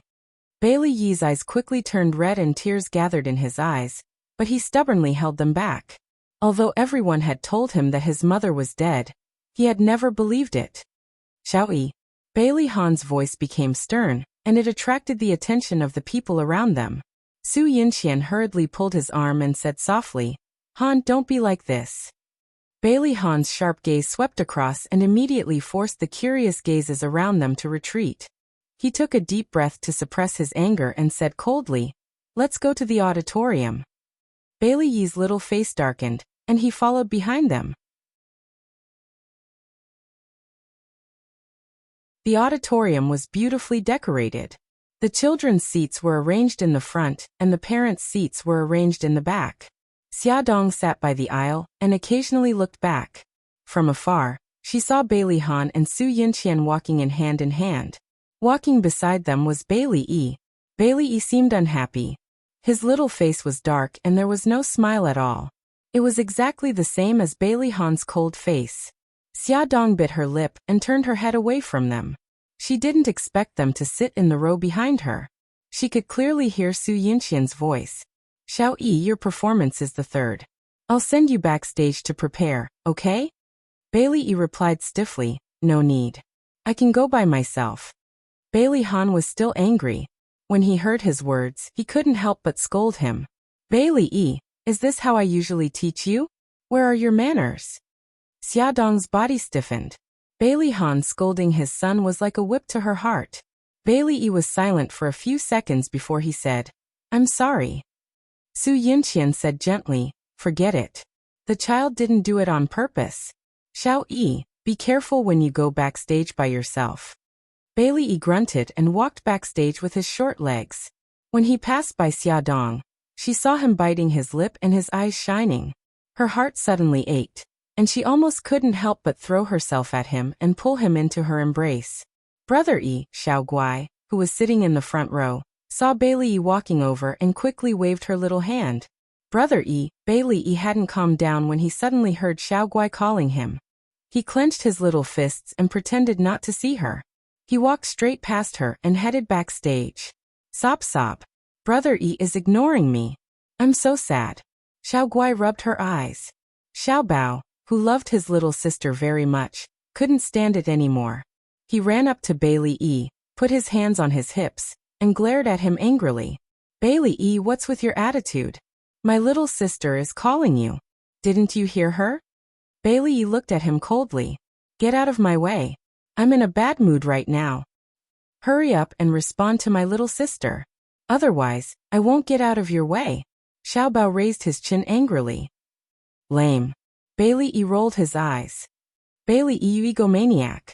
You've completely pissed me off. Xiao Bao was so angry that his teeth itched. He wanted nothing more than to pounce on him and bite him to death. Attention Songshu 566.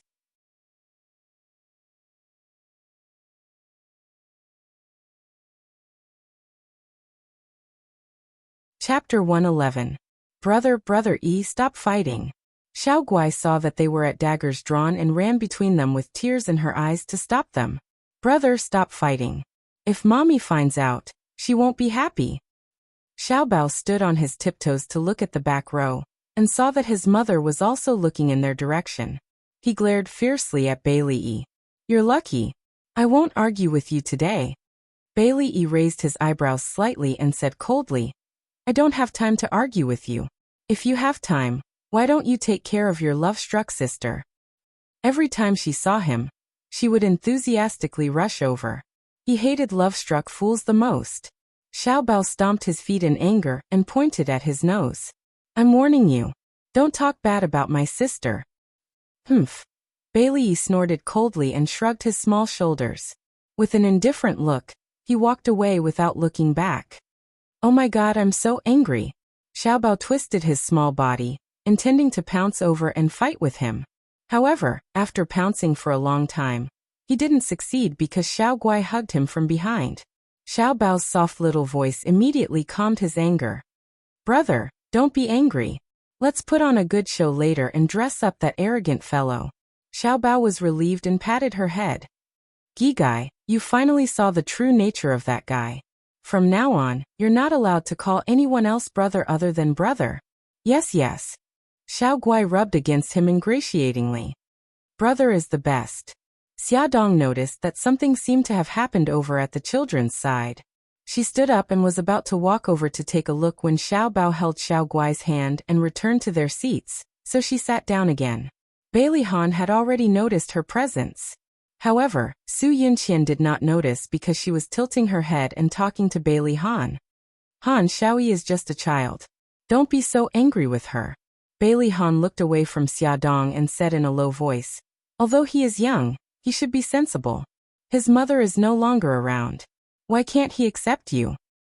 Su Yunqian said softly, in a child's heart, his mommy is irreplaceable. You shouldn't blame him. Bailey Han frowned. But this is unfair to you. Su Yunqian held his hand. I don't care. As long as you treat me well, that's enough. As for Xiao Yi, time will tell. I believe that he will accept me as time goes by. Bailey Han looked at her, and his eyes were filled with gratitude. Yunqian, thank you. Su Yunqian leaned on his shoulder, and Bailey Han hugged her waist. The two of them were so affectionate. Xia Dong, who was sitting in the front row, gripped the seat tightly with her fingers. She doubted Su Yunqian's words. Su Yunqian had once revealed her dislike for Xiao Yi in front of her. Would she really treat Xiao Yi well for Bailey Han's sake? Xia Dong closed her eyes helplessly.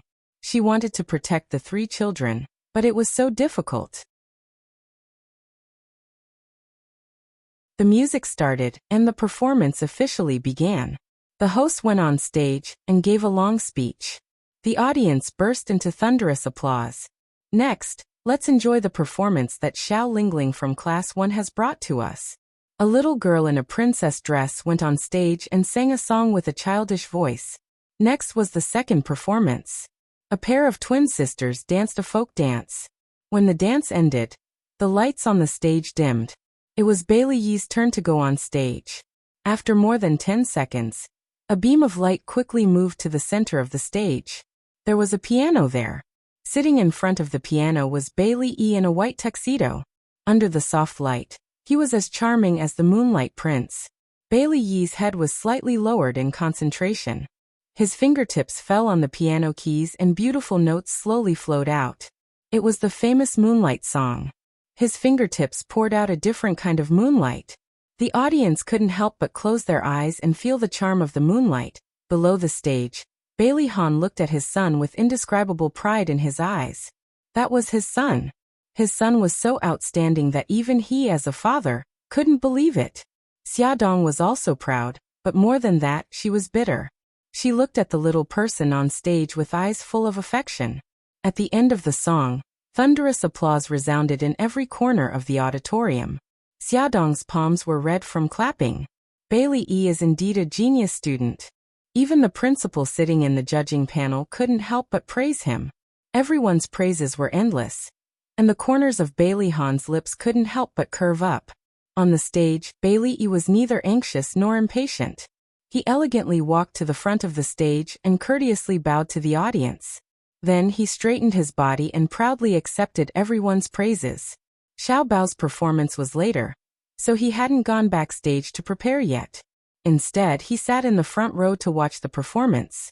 Seeing that Bailey Yi received cheers from the audience, he raised his chin in disdain and snorted. Humph, what's there to be proud of? It's just playing the piano.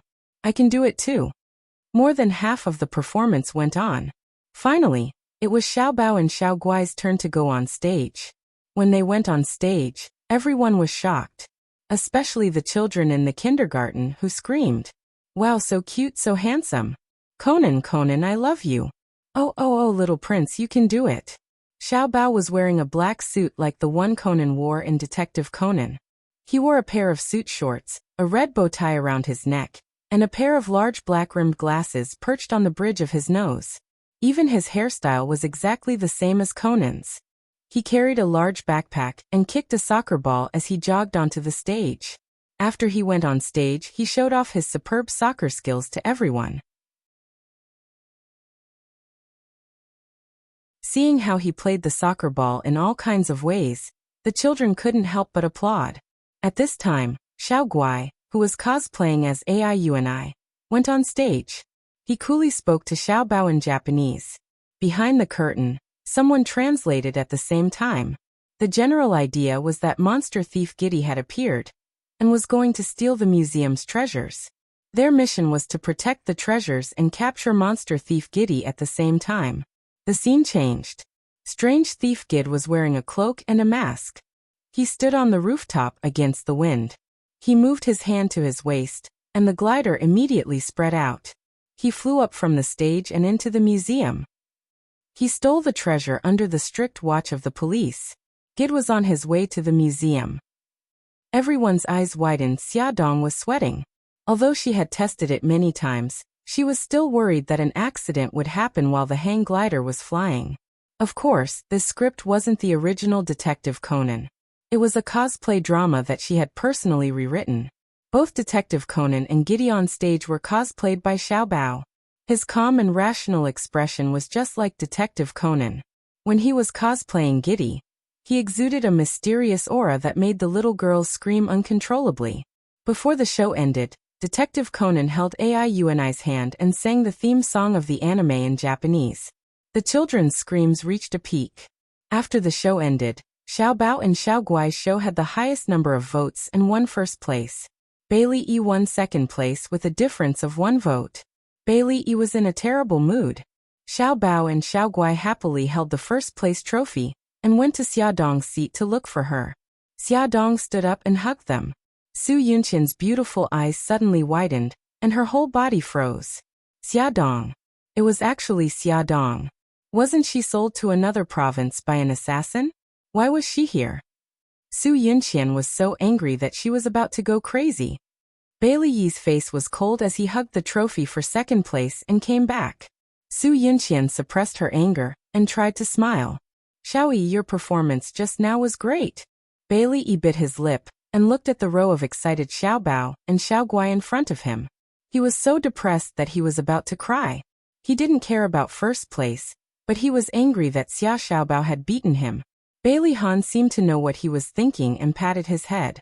Victory and defeat are common in war. You lost this time, but learn from your experience and strive for victory next time. Okay. Bailey Yi nodded heavily. Han, the performance is over. Let's go home. Su Yunqian felt uncomfortable every time she saw Xia Dong. She wanted to leave this place as soon as possible.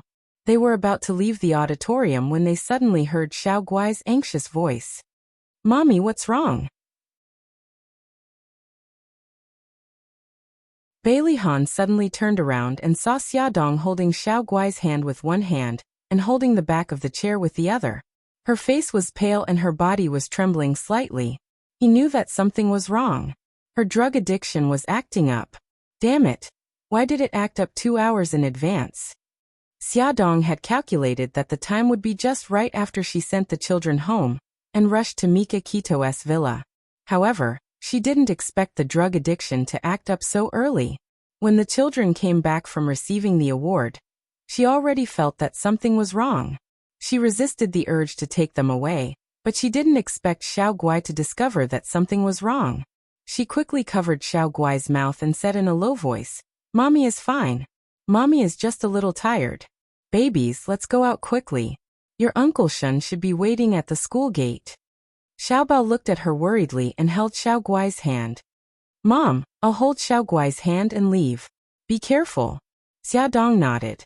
She endured the discomfort all over her body and led the children out.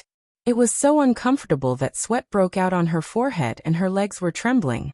She tried to walk out in a normal posture, but her body was still out of control. When she reached the door, she staggered and almost fell. Fortunately, a pair of arms supported her firmly. Thank you. She gritted her teeth and looked up. She was stunned.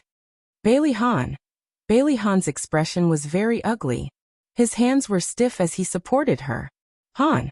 Su Yunqian watched as Bailey Han rushed forward and supported Xia Dong just as she was about to fall.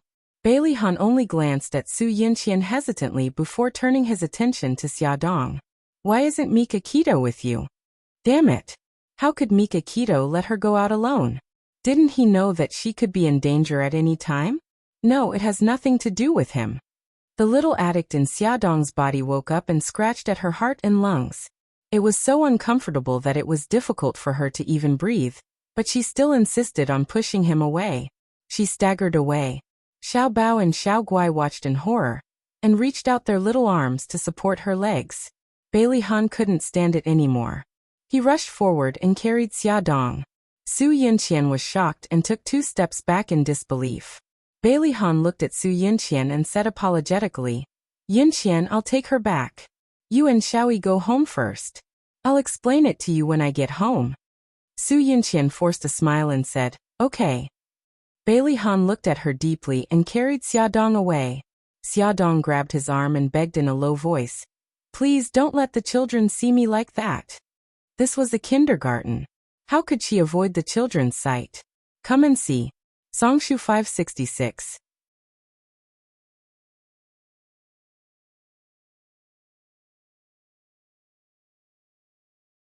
Chapter 112. Bailey Han furrowed his brows as an idea popped into his mind. However, he would have to trouble Yunqian again. He looked at Su Yunqian awkwardly and said, Yunqian, please take care of Xiao Bao and Xiao Guai. I'll come here to pick you up in an hour. Trust me.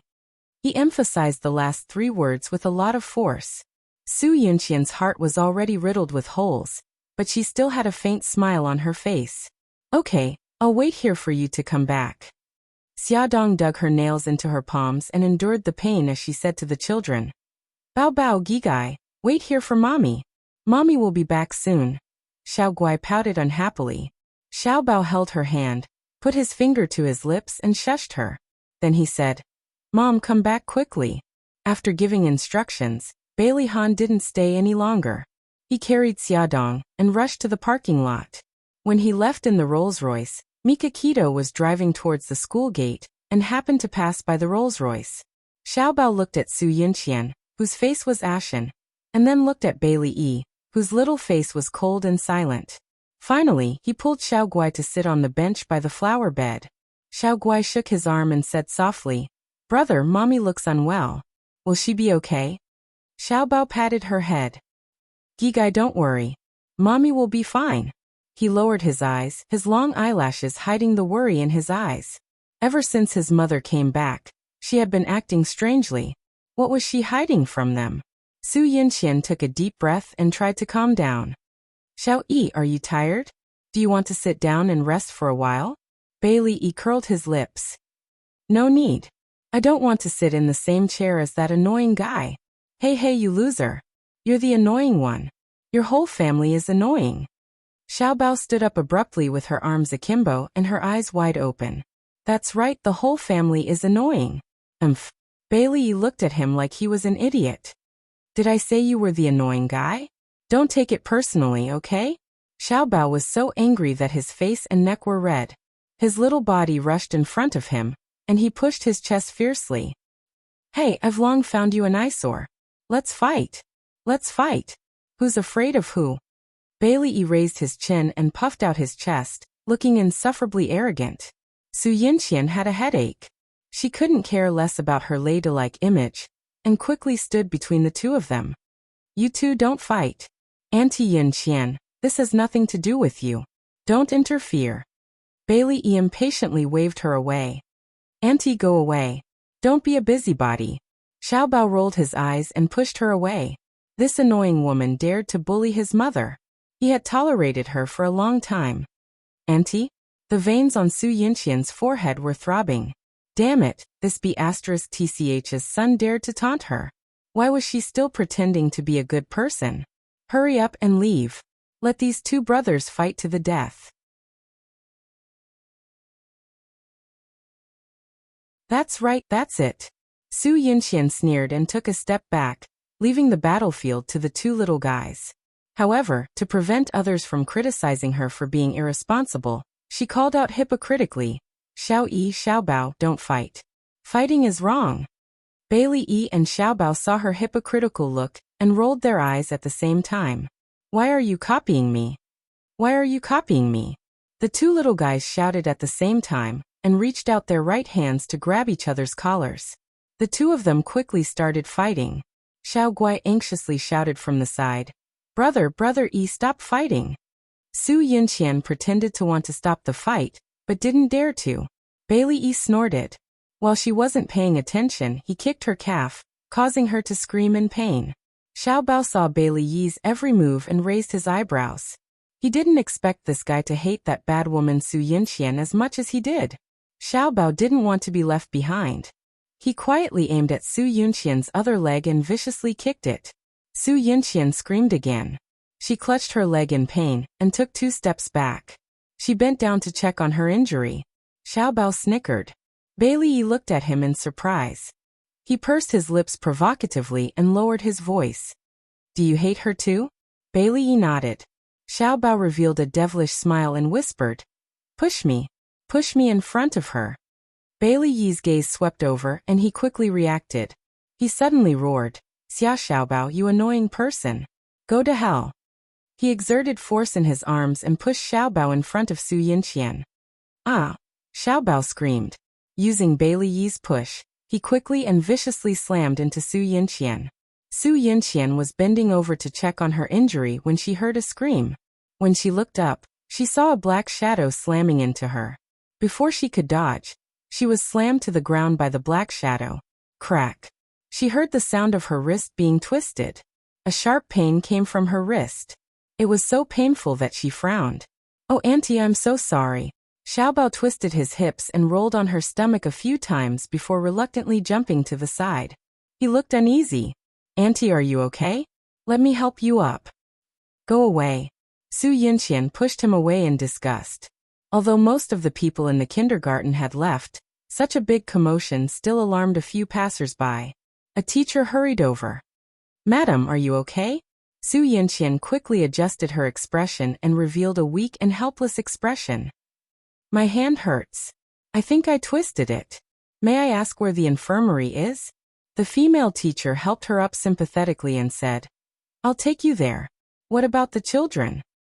We'll stay here. Xiao Bao and Bai Li said in unison. Then they cast their gazes on Xiao Guai. She blinked her large eyes and said obediently, I'll stay here too. All right, don't move around. The teacher will bring your mommy back soon.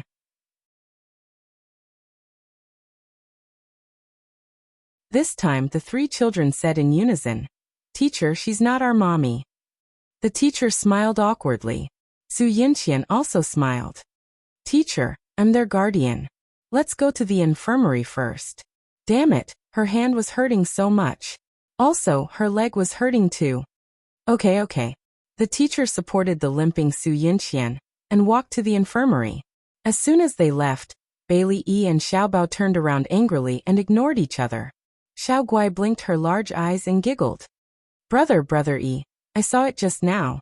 You guys hurt that auntie on purpose. Xiao Bao turned to look at her angrily.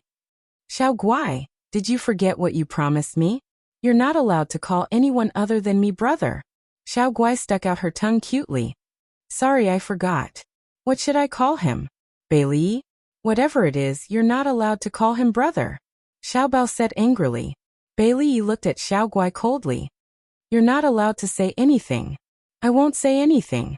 Xiao Guai made a face. I don't like people that brother doesn't like. Xiao Bao patted her head in relief. Brother, you're sweating a lot. Xiao Guai took out a clean handkerchief from her small bag and carefully wiped the sweat off his face. There was a sweet smile on her rosy cheeks. Brother, you look like a little kitten now. Don't make fun of me. Xiao Bao made a fierce face and brandished his claws. Xiao Guai was not afraid of him at all. Instead, she giggled. Childish. Bai Li snorted coldly. However, he could not hide the envy in his eyes. He had no siblings or friends.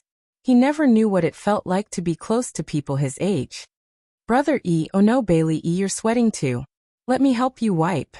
Before Bai Li could object, a small figure was already standing in front of him. She reached out her arm and wiped the sweat off his face seriously. Xiao Guai, you're not allowed to wipe his face. Xiao Bao grabbed Xiao Guai's arm in exasperation. However, he did not use any force as he was afraid of hurting her. Xiao Guai rolled her eyes. Oh brother, you're so childish. I'm just wiping his sweat. Wiping sweat is a very serious action. No, I won't allow it.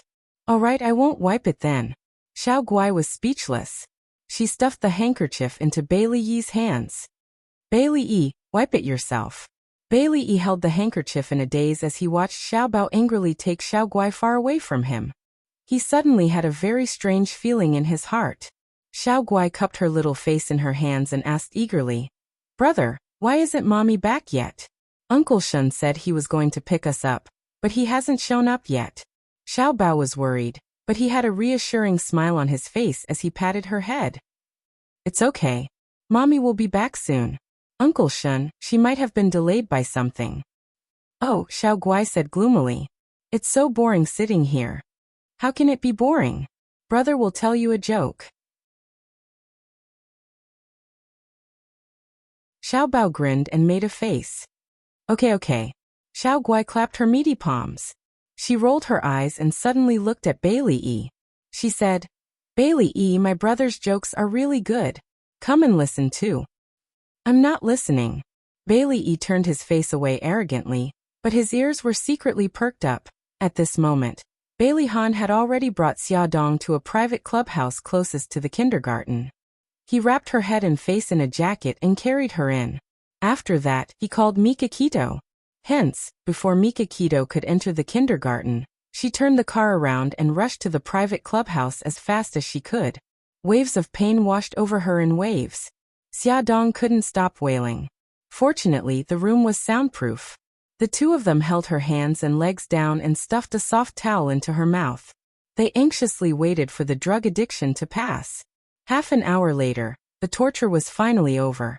Xia Dong stared blankly at the ceiling.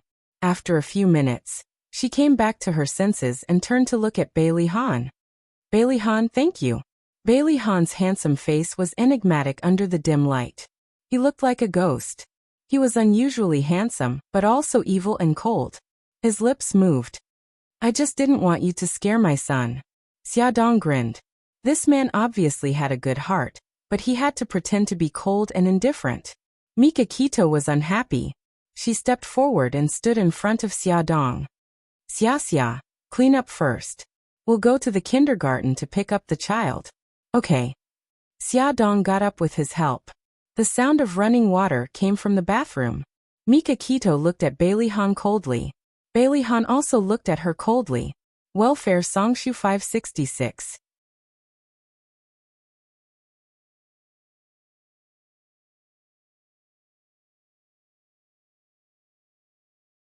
Chapter 113. Why did you leave her alone outside? Bailey Han's deep and cold eyes flashed with anger. You knew that she could be in danger at any time. Mika Kito clenched her fists and said with a cold face, what happened today was my fault. It won't happen again. He thought that he could rush back to accompany her before her drug addiction kicked in. But he didn't expect that God's plan would be different. Bailey Han glanced in the direction of the bathroom and said in a low voice, I'll bring the antidote tomorrow. Mika Kito interrupted him. No need. The antidote has already been flown over from Japan. It will arrive tonight. Bailey Han sneered. I thought double insurance would be safer. His words showed that he didn't trust him. Mika Kito's face darkened, and the temperature around her dropped sharply. In the end, Mika Kito reluctantly compromised. Although it was embarrassing to compromise with a love rival for Xiaodong's safety, double insurance was more reliable. When they returned to the kindergarten, Su Yinqian had already turned from an elegant goddess to a wounded patient. Her wrist was wrapped in thick gauze and her calf was bruised. When she saw Bailey Han, Su Yinqian immediately threw herself at him and sobbed. Bailey Han frowned. Why are you hurt? Is it serious?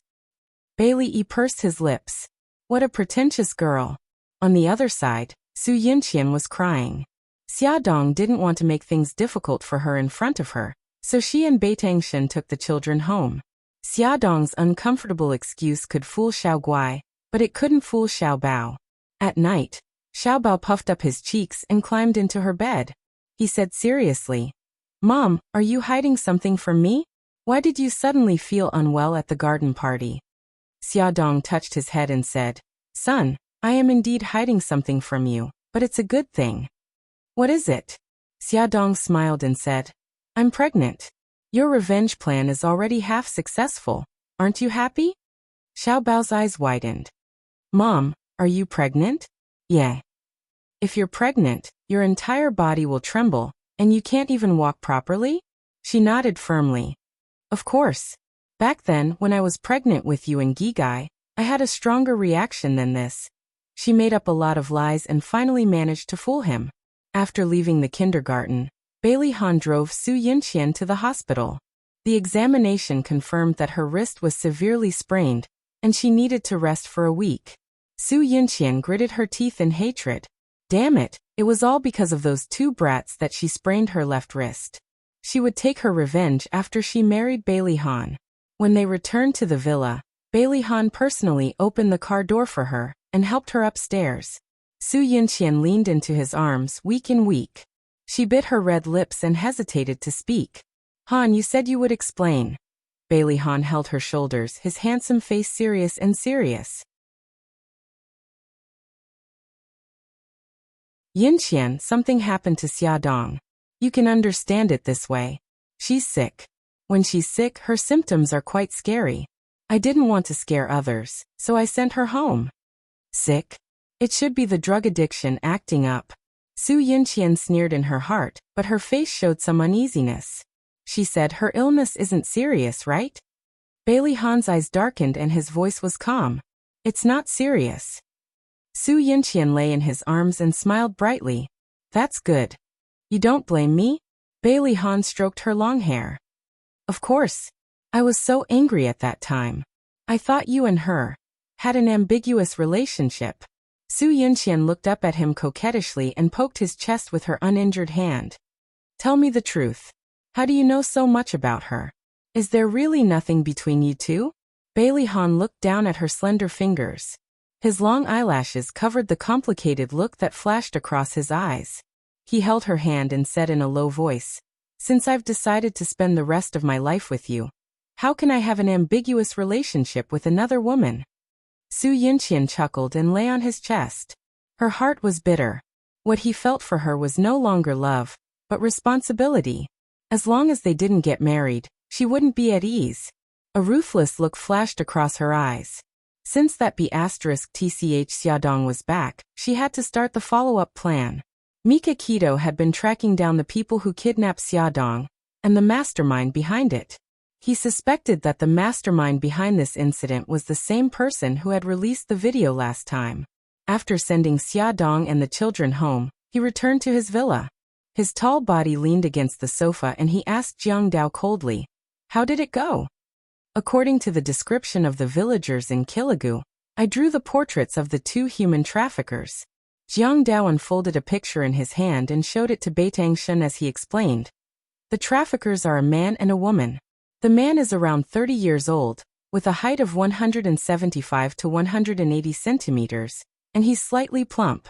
The woman is also about 30 years old, 165 to 170 centimeters tall, and average-looking.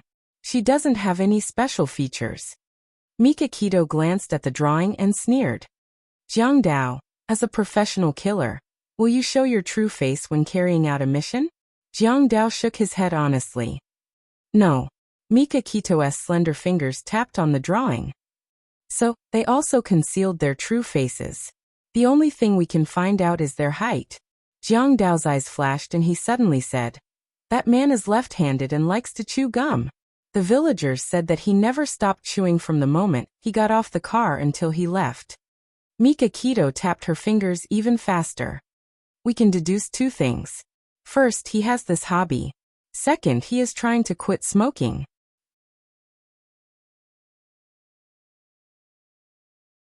His face darkened and he said, "Now that we have narrowed down the scope of our search, make a list of his characteristics and ask our friends in the underworld.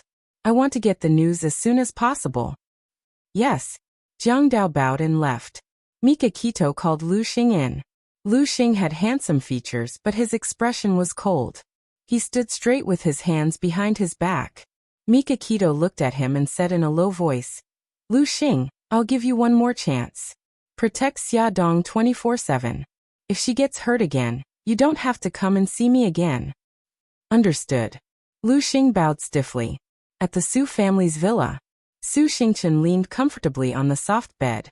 There were more than 10 pictures on the mattress in front of her, all of which were secretly taken when Xiaodong's drug addiction kicked in. Her lips curved into a strange smile. In this world, there was no impenetrable castle. She only spent a sum of money to kidnap the son of Xiaodong's nanny and made the nanny Gigai work for her. She raised her eyebrows. If she wanted to use Xiaodong to control Su Yinqian, she had to let Brother Han know that Su Yinqian was behind the kidnapping of Xiaodong. When Brother Han saw through Su Yinqian's true colors, would he still love her? Su Xingchen chuckled. She changed her SIM card and dialed a number. She laughed coquettishly. "Godfather, it's so late and you're still awake?" A man's low voice came from the other side of the phone. "My precious goddaughter is looking for me. Even if I'm asleep, I have to wake up quickly." Su Xingchen rolled on the bed and laughed heartily. "Godfather, you're so good to me. I like you the most." She kissed the man on the phone screen twice. "Godfather, are the two killers you arranged for Su Yinqian reliable?" The man was in his 40s and had a handsome face. He looked calm and capable, and there was an unfathomable shrewdness in his deep eyes. He laughed softly. "Of course they're reliable. Why, are you going to reel in the net?" Su Xingchen pouted. "Of course. Otherwise, the man I love will be snatched away by her." The man shook his head and looked at her affectionately. "What's so good about Bailey Han that you treat him like this? Why don't Godfather introduce you to a few outstanding men?" She stuck out her tongue. I don't want them. I like him." Okay. As long as you like him, Godfather will definitely help you get him. I like Godfather the most." Godfather, I think Mikakito will find some clues soon. Don't forget to give him some hints. The man smiled gently. Okay, Godfather knows what to do. She acted coquettishly for a while more before hanging up the phone. She rolled around on the bed happily. Having learned her lesson from the day before, Xiaodong did not dare to delay after work. She got into the car that Mikakito had sent to pick her up and went to Mikakito's villa. She left the task of picking up the children to Jiangdao. At the same time, Bailey Han was holding a department meeting. When it was close to 6 o'clock, he looked up from time to time to check the time. The marketing director was writing a long report on the market development. Bailey Han knocked on the table and interrupted him. That's all for today's meeting. Redo your report. I want concise and comprehensive data, not long and flowery words. When Bailey Han rushed to Mikakito's villa with the antidote, Xiaodong's drug addiction had already kicked in. She had already taken the antidote from Japan, but it could not completely remove the toxins in her body. It could only temporarily suppress the effects of the drug. Although she still felt terrible, she was much better than before. She could even joke around. With a pale face, she said, "Brother Shen, it looks like I'll have to be your slave in my next life to repay you for saving my life." Mikakito ruffled her hair and said in a hoarse voice, "You don't have to be my slave. As long as you repay me with your body, I'll be grateful." Xiaodong laughed. "Brother Shen, your Chinese is better than mine. You're fluent in idioms." Mikakito hugged her and whispered, "Don't say anything if you're feeling terrible. My heart aches when I see you like this." Bailey Han stood at the door. He suddenly felt that he was unnecessary. He put the antidote on the shelf at the entrance and turned to leave without saying goodbye. Xiaodong looked over Mikakito's shoulder and saw Bailey Han's back. Under the setting sun, she felt inexplicably lonely. When Mikakito heard the footsteps, he naturally knew that Bailey Han had come. When he heard the footsteps leave, he ruffled Xiaodong's hair and said softly, "You did it on purpose." "I just don't want to owe him anything. I already owe him too much." Xiaodong didn't look too good. She leaned into his arms tiredly. Mikakito's gaze was deep and sharp. "In my opinion, he's the one who let you down." Xiaodong smiled bitterly. "Brother Shen, what happened back then wasn't what you think. He didn't let me down. He just wanted me to fulfill my promise. It was my promise that if I gave birth to a son, I would hand him over to Bailey's family to raise." Every time they talked about this issue, she would say the same thing. When he asked her for the reason, she wouldn't say anything. A hint of bitterness flashed across Mikakito's eyes, but he still had a gentle smile on his face. "Forget it. Let's not talk about those unhappy things. Yesterday, Xiaobao won the first prize of the garden party. I promised to take him and Xiao Guai to Rome to visit Godfather during the summer vacation." Xiaodong was worried. Can Xiao Guai's body take it? Attention Songshu 566.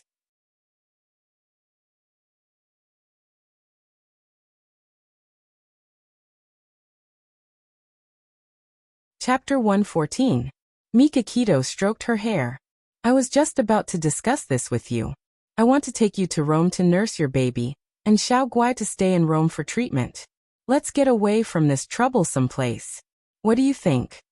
Xiaodong bit her lip. "Brother Shen, let me think about it.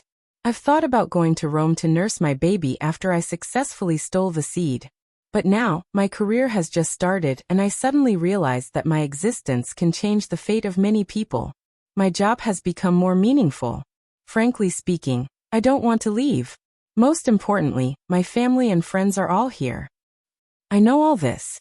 We're just staying in Rome temporarily. We'll come back after you give birth and Xiao Guai recovers." Xiaodong hesitated. "Brother Shen, I want to think about it again." "Okay, think about it carefully. No matter what decision you make, I'll support you." "Brother Shen, thank you." "Silly, I've said before that I don't want to hear those words." Xiaodong's eyes were full of smiles. "I'll remember it." "You're welcome." Mikakito looked down at her smile. His eyes were full of smiles and doting. Mikakito's investigation soon came to a conclusion. Jiang Dao entered the office with 2 photos. "Boss, we've found out the identities of the killers." The man's nickname is White Tiger, and he's good at disguising and escaping. The woman's nickname is Suzaku, and she's ranked 3rd on the list of killers in a city. Suzaku and White Tiger have been partners for many years. One is responsible for killing, and the other is responsible for escaping. They've never failed. Mikakito picked up the 2 photos on the table. White Tiger's face was covered by a beard. His shrewdness could only be seen through his cold and cunning eyes. As for Suzaku, she really didn't look like a killer. She was beautiful, charming, and eye-catching. But like Poppy, the more charming she was, the more dangerous she was. Mikakito's lips curved into a cold smile. His voice was bone-chilling. I want all their information, including their 3 generations of ancestors. I'll give you 2 days to find them. This time, I'll find out who's behind this. Mikakito's people were busy searching for White Tiger and Suzaku's whereabouts. Su Yunqian did not stay idle either. She bribed one of Su Yunqian's private investigators and passed the photos of Xiaodong's drug addiction to Su Yunqian. Of course, Su Yunqian would not miss this opportunity to destroy Xiaodong. She used an overseas server to upload the photos online. As soon as the photo was released, Beitangshan's men discovered it. Ever since the video incident, they had been keeping a close eye on the internet, waiting for the mastermind to show his tail. With sufficient preparation, they weren't in a hurry. Before the photo was released, they had already controlled the situation and tracked the mastermind's tracks. 2 days passed. Mikakito was having a meeting at Boao Group. Jiang Dao suddenly walked up to him and bent down to whisper something in his ear. Mikakito's lips curved into a strange smile. He stood up in a good mood. Today's meeting is over. Thank you for your hard work. Everyone was flattered and stood up. Thank you for your hard work, President. Mikakito straightened his suit jacket and strode out. He exuded a domineering aura. As he walked past, the employees made way for him and bowed their heads respectfully. Jiang Dao followed closely behind. After leaving the building, Jiang Dao jogged to the car and opened the door for him. Mikakito walked in and asked, "Where are they now?" "I just brought them back to the villa at Repulse Bay." Mikakito patted Jiang Dao's shoulder and smiled eerily. "Jiang Dao, you did well." Jiang Dao's heart skipped a beat. Boss's devilish smile was on his face. Someone was going to be in trouble. Repulse Bay Villa was another villa owned by Mikakito. As it was far from Xiaodong's house, he rarely stayed here. There were no large groups of servants in the villa. There was only a deaf and mute old man in charge of cleaning and feeding the dog. Mikakito went straight to the basement. To be more precise, it was a prison cell. As soon as he entered the basement, the strong smell of blood mixed with the stench of decay hit him in the face. It was nauseating. Under the glaring light, 2 badly mutilated bodies were tied to the wall by iron chains. Their faces were stained with blood. Judging from their figures, the one on the left was a man, and the one on the right was a woman. Seeing Mikakito enter, someone immediately pushed a chair over and placed it 5 meters away from the 2 men. Mikakito sat down and crossed his arms. He looked at the 2 men with an expressionless face. "White Tiger, Suzaku, I'm sorry to interrupt your trip to Vanuatu. Let's talk about the case you recently took on." Jiang Dao walked over to them with Xiaodong's photo and showed it to them. Mikakito said coldly, "You touched my woman. I want to know who your employer is." White Tiger spat out the bloody gum in his mouth and grinned. "You've got the wrong person. We don't even know her." Mikakito's sharp gaze swept over. White Tiger, real name Li Hu, 32 years old, has committed 45 crimes. Murder, kidnapping, theft, and trafficking of women. Jiang Dao, tell me, what kind of punishment will such a sinful person receive? Jiang Dao spat out 2 words coldly. "Death by shooting." White Tiger laughed. "Ever since I chose this path, I've never been afraid of death." "Is that so?" Mikakito's lips curled into a cruel smile. "I wonder if your parents in your hometown have the same thoughts?" White Tiger's blood-stained body froze. Suzaku suddenly sneered. "Boss Beitang, you're really something. You even know our background. Then you must know that there are rules in our line of work. We never reveal our employer's information." Her blood-stained face turned to White Tiger and stared at him sharply. White Tiger gritted his teeth and lowered his head. He did not speak. Mikakito suddenly stood up and walked over to Suzaku. She met his gaze arrogantly, cold and determined. He sneered. Suzaku, no parents. You grew up in an orphanage. You don't seem to have any flaws. Suzaku looked back at him coldly. Mikakito, I advise you not to waste your time on us. No, why would it be a waste of time? Mikakito waved his hand. Jiang Dao took out a photo and handed it to Suzaku. She glanced at it, and her pupils constricted. Mikakito observed her reaction and said expressionlessly, "She's the director of the orphanage, Lin Qingxiu. She's 54 years old this year." Director Lin said that she still remembers that 25 years ago, she picked up a baby girl who was less than a year old at the entrance of the orphanage. She named the baby girl Lin Wuyu, because she hoped that the child could grow up without any worries. Am I right? Suzaku or Lin Wuyu? Suzaku said coldly. So Boss Beitang is good at telling stories. I'm impressed. Mikakito pinched her chin. His gloomy eyes were frighteningly cold. My patience is limited. I don't have time to beat around the bush with you. Tell me who the employer is. Otherwise, he glanced at White Tiger coldly, his parents and Director Lin will leave this world before you. Suzaku looked at him with hatred. She gritted her teeth and did not say a word. White Tiger hung his head lifelessly and did not say a word. Very well. It seems that you won't give up until you see the coffin, Jiang Dao. Mikakito shook off Suzaku's chin and wiped the blood on his fingers with a handkerchief. Jiang Dao waved his hand. Someone came in with a laptop and opened a video file. An elderly couple was tied to a chair. Their mouths were stuffed with rags. They stared at the camera in horror. The camera panned down. A small time bomb was tied to their calves. The timer showed that there was 1 hour, 32 minutes, and 6 seconds left. The ticking sound of the timer rang in the silent room. White Tiger was frightened. He looked at his elderly parents on the screen. His eyes were filled with pain and confusion. The scene changed. The main characters of the video were the children of the orphanage. They were laughing and jumping happily. They pushed the director of the orphanage in front of the camera. The director smiled kindly. Wuyu, I'm relieved to hear that you're doing well. I told you that I shouldn't disturb you. Your friend is very enthusiastic.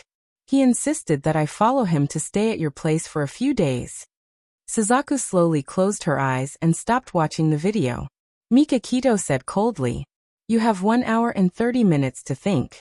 Once the time is up, the bomb will explode and Director Lin will meet with an accident on her way out of the orphanage. After saying this, Mikakito left with his men without looking back.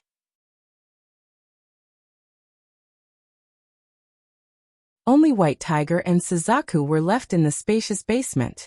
The ticking sound of the time bomb on the laptop could be heard. Drip, drip, drip, drip. The sound of the drip beat on their hearts. Mikakito looked at the two silent people on the monitor. He leaned back and lay comfortably on the chair. Jiang Dao hesitated for a moment and asked, Boss, will this trick work? Mikakito said coldly, As long as they have a weakness, it will work. Their family is their weakness. When he was negotiating with them, he could tell that they were cold-blooded but not heartless enough. They couldn't let go of their feelings. Boss, if they confess, how should we deal with them? Mikakito looked at Jiang Dao domineeringly. What do you think? No matter what the reason was, anyone who dared to touch his woman must die. Jiang Dao wiped the cold sweat off his forehead. He felt that he had asked a stupid question. Time ticked by. Through the monitor, it could be seen that White Tiger was becoming more and more restless. Its slightly plump body was twisting and turning. Although Vermilion Bird was still calm, her clenched fists revealed her nervousness at the moment. 10 minutes left. 5 minutes left. White Tiger finally couldn't take it anymore. He turned to Suzaku. Suzaku, let's admit defeat. Vermilion Bird's face was covered in blood, and it was already impossible to see her face. She bit her lips tightly, and even when she tasted the taste of blood, she still refused to let go. There were still 3 minutes left. 2 minutes later, the sound of water splashing could be heard in the video. It turned out that White Tiger's parents were so frightened that they lost control of their bowels. White Tiger's shoulders trembled and he shouted, Mikakito, I know you're there. Come out. I'll tell you everything. Let go of my parents now. Tick-tock, tick-tock. The timer was still ringing. 1 minute, 50 seconds. White Tiger was on the verge of breaking down. He shouted hysterically, Mikakito, let go of my parents. Let them go. I beg you. I'm begging you. 30 seconds, 20 seconds, 10 seconds. The screen suddenly changed. Principal Lin said goodbye to the children and walked out of the orphanage with her luggage. Not far away, an unlicensed car was speeding in her direction. Come and see. Songshu 566.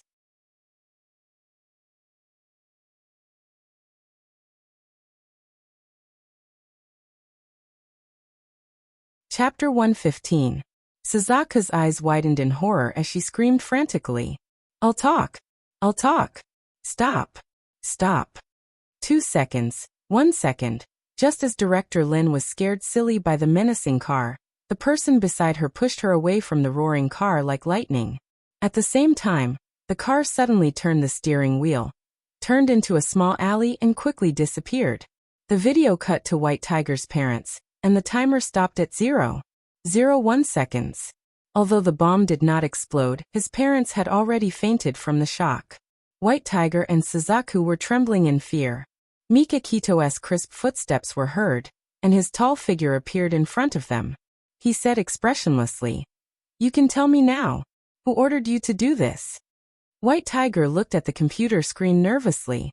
Before we tell you, we have to ensure their safety. Mikakito waved his hand, and Jiang Dao took out his phone and said a few words in Japanese. After a few seconds, a man wearing a mask appeared on the screen. He removed the bomb tied to White Tiger's parents' legs and stuffed something into their mouths. White Tiger looked up at Mikakito. Mikakito said indifferently, Don't be nervous. That drug was only used to make them forget this unpleasant memory. Suzaku sneered, erasing their memories and cleaning up the scene without leaving any clues. Mikakito, you're so smart. Beitangshin didn't care about her sarcastic tone at all. His gaze fell on her indifferently. As for your Principal Lin, because an accident almost happened, your friend deeply apologized and asked her to rest for a while before visiting you. Are you satisfied with my arrangements? I'm satisfied. I couldn't be more satisfied. Suzaku sighed. Mikakito, I admit defeat. Mikakito leaned back comfortably in his chair. Very well. Now let's talk about what you know. Remember, don't play any tricks. If I can threaten you once, I can threaten you a second time. White Tiger quickly exchanged glances with Suzaku, and there was a look of submission in his eyes. The vermilion bird closed her eyes, and when she opened them again, they were already cold. Under the contrast of the blood that filled her eyes, she appeared extremely cold. She slowly said, Su Yinqian. I once heard the employer's name from the middleman. Her name is Su Yinqian. Mikakito's eyes narrowed. Are you talking about Su Yinqian, the daughter of Su Bolin? Su Yinqian must be rich to be able to pay 2 million to hire an assassin. There were many people with the same name in this world, but there was only one rich Su Yinqian. Mikakito narrowed her eyes, and there was a dangerous glint in her eyes. I want to know more details, Suzaku said. In the beginning, the employer wanted to create an accident to get rid of Miss Xia's baby. White Tiger and I did a lot of things, but Miss Xia was very lucky and escaped all of them. Mikakito was shocked. Damn it. Only a few people knew about Xia's pregnancy. Where did Su Yinqian find out about it? Did Bailihan find out? Later, the employer said that she wanted to change the plan. She wanted us to kidnap Miss Xia and sell her to a poor and remote place. Then she would become addicted to drugs. Suzaku narrated the story emotionlessly, but Mikakito was furious. Su Yinqian was too vicious. Drugs, poverty, and a deformed child. She wanted Xia to live in pain and despair for the rest of her life. He suppressed his anger and stared coldly at Suzaku. Who is your middleman? Suzaku said calmly, I can't say. Mikakito stared at her coldly. After a few seconds, he suddenly stood up and said coldly, I can let go of the middleman, but I don't believe you. You have to confront Su Yinqian face to face. Okay. Suzaku was relieved that he gave in. If she dared to betray the middleman, she wouldn't be any better than she was now. Mikakito walked out of the basement and sat in the back seat of the car. He dialed Bailey Han's number. To be honest, he wanted to see Bailey Han's expression when he found out that Su Yinqian was the mastermind. What a pity. As soon as the call connected, Beitangshan briefly explained the situation. Of course, he did not mention that Xia Dong was pregnant. There was a moment of silence on the other end of the phone. Then, Bailey Han said coldly, Yinqian would never do such a thing. Mikakito sneered. I knew you would say that. So I'll give you and Su Yinqian a chance to argue.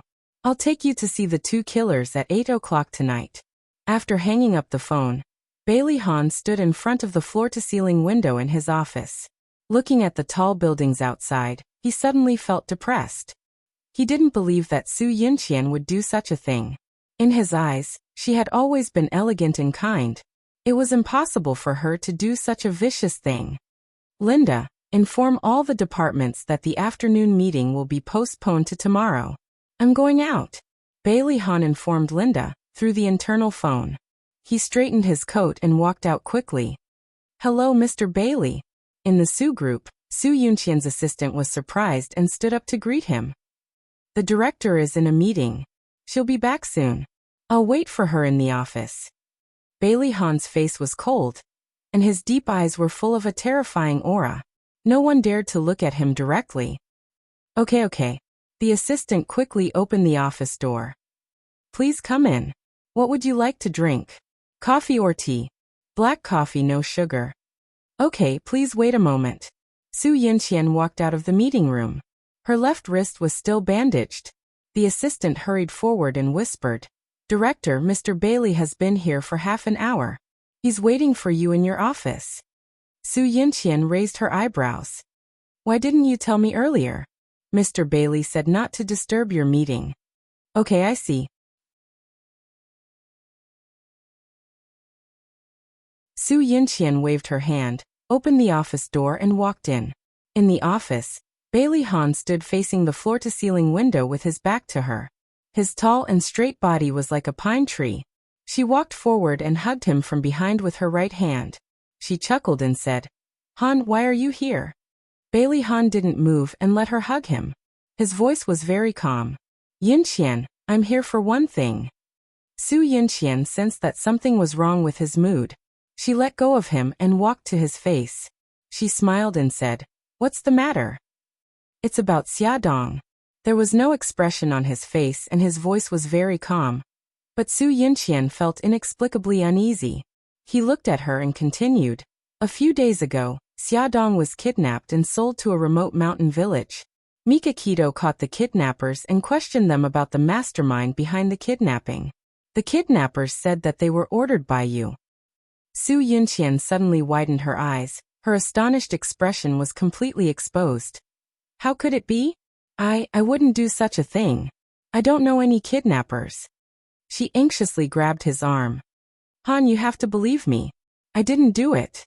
Bailey Han looked at her steadily. Her shock and panic were so real that they didn't seem fake. He slowly held her hand. Of course I believe you. Mikakito will take us to see the kidnappers at 8 o'clock tonight. At that time, you can prove your innocence. She bit her lip and seemed to be so anxious that she was about to cry. But what if they insist that it was me and frame me for this matter? What should I do? Han, I'm so scared. How could this happen? Bailey Han looked into her eyes. If they really framed you, then we'll find the real mastermind behind this. Yinqian, don't be afraid. I'm here. Su Yinqian was touched and threw herself into his arms. Her delicate body trembled slightly. In a place where he couldn't see, a trace of ruthlessness flashed through her beautiful eyes. Damn it, those two stupid killers dared to betray her. She had to quickly think of a countermeasure. After Bailey Han left, Su Yinqian supported her cheek with one hand and looked out of the window expressionlessly, thinking of a countermeasure. Her phone suddenly rang. Her eyes lit up and she smiled as she answered. She said in English, Darling, how's it going? The man on the other side of the phone said in a low and magnetic voice, Don't worry about me. The trap has been dug, and we're just waiting for the prey to jump in. Her smile became even brighter. Very good, darling. I've run into some trouble here. I need to borrow your falcon. No problem. But you can't let Falcon's identity be exposed. He's my secret weapon. Don't worry, I just want him to do me a small favor. Falcon was a hacker. He was more powerful than Killer Whale. The difference was that Killer Whale could be bought with money, but Falcon only worked for his master.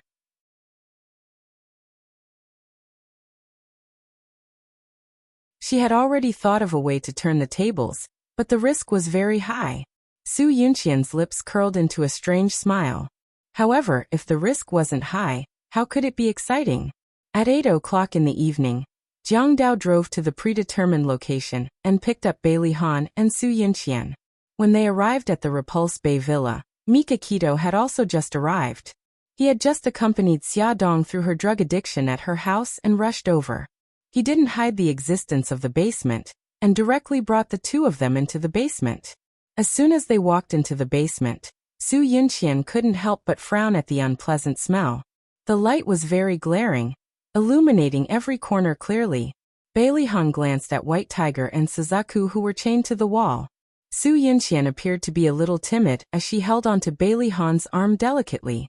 Bailey Han patted the back of her hand comfortingly, indicating that she shouldn't be afraid.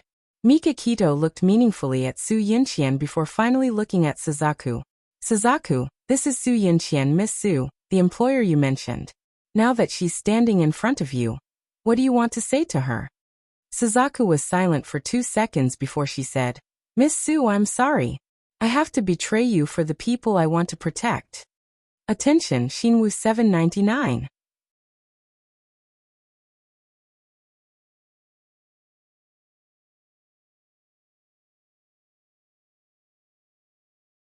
Chapter 116. Su Yunqian was stunned. But I don't even know you. I don't know what you're talking about. Suzaku said. On June 30th, you issued a mission through a middleman. Within 5 days, you were to create an accident and cause Miss Xiaodong to lose her child. Wait a minute. What do you mean by lose the child? Bailey Han suddenly interrupted Suzaku. Suzaku was about to answer when Mika Kito beat her to it and said, Xiao Xiao is pregnant. Bailey Han's eyes narrowed. She was pregnant? Whose child was it? He immediately thought of what happened that night at Charm Club. They didn't take any precautions. Could it be? He was nervous and uneasy, but there was also a hint of anticipation. Damn it, what was he anticipating? He was about to marry Su Yunqian, and she already had a fiancé. Mika Kito seemed to see through his thoughts. She smiled and said, Xia Xia didn't want to have a child so soon. I wanted her to give the baby and Gigai a younger brother or sister. Alright, Suzaku, continue. So it was Mika Kito's child. Bailey Han's nervous fist slowly relaxed, but he felt a little uncomfortable. Su Yunqian was also suspicious. She was originally certain that Xia Dong was pregnant with Bailey Han's child, but after hearing Mika Kito's words, she was a little doubtful. However, she didn't dwell on it for long. She still focused on Suzaku. After the small interlude, Suzaku continued. In the past 5 days we created many accidents, but Miss Xia avoided all of them. After Miss Xia heard this, she changed her plan. She asked us to kidnap Miss Xia and sell her to another province. She also asked the middleman to give us a box of medicine and let us inject it into Miss Xia. Su Yunqian frowned and said, Your name is Suzaku, right? Suzaku, I think what you said is full of loopholes. If I was really the employer, I wouldn't let anyone know my identity. How did you know that I was the employer? Suzaku said, According to the rules of this line of work, killers accept missions through the middleman. They wouldn't know the employer's identity, but I have a good relationship with the middleman, so he felt that it wouldn't matter if he told me. Su Yunqian smiled. Did your middleman tell you the employer's identity before? Vermilion Bird paused. No. Su Yunqian stared into her eyes. Then why did you tell me the employer's identity this time? Don't you think it's strange? Or should I say, this is a scam? You want to frame me? Suzaku's voice turned cold. No, the middleman wouldn't do such a thing. In our line of work, Reputation is the most important thing. The middleman wouldn't ruin his own reputation. Bailey Han said in a low voice. Who is your middleman? Ask him to come over and explain it clearly. Impossible. Suzaku refused without thinking. I've already reached my limit by betraying the employer. If I betray the middleman, not only will White Tiger and I lose our lives, even our relatives won't have a good ending. Su Yunqian said considerately, since that's the case, we won't force you. But you have to show evidence to prove that what you said is true. Suzaku smiled. Miss Su, I remember that you transferred the money to us. Why don't you ask Mr. Beitang to check your account? Su Yunqian smiled. Sure, Mr. Beitang. If you need, I can give you all my bank accounts. There's no need. Mikakito spat out these 3 words coldly and signaled to Jiang Dao with her eyes. Jiang Dao took out a piece of detailed account information from the folder in his hand. Jiang Dao explained. We checked the account that transferred the money to Suzaku. The person who opened the account is Yi Qing. Miss Su must know her because she's a servant in Miss Su's house. Su Yunqian was shocked. How could this be? Sister Yi wouldn't do such a thing. Mikakito sneered. Of course Yi Qing wouldn't hire someone to kidnap Xia Xia.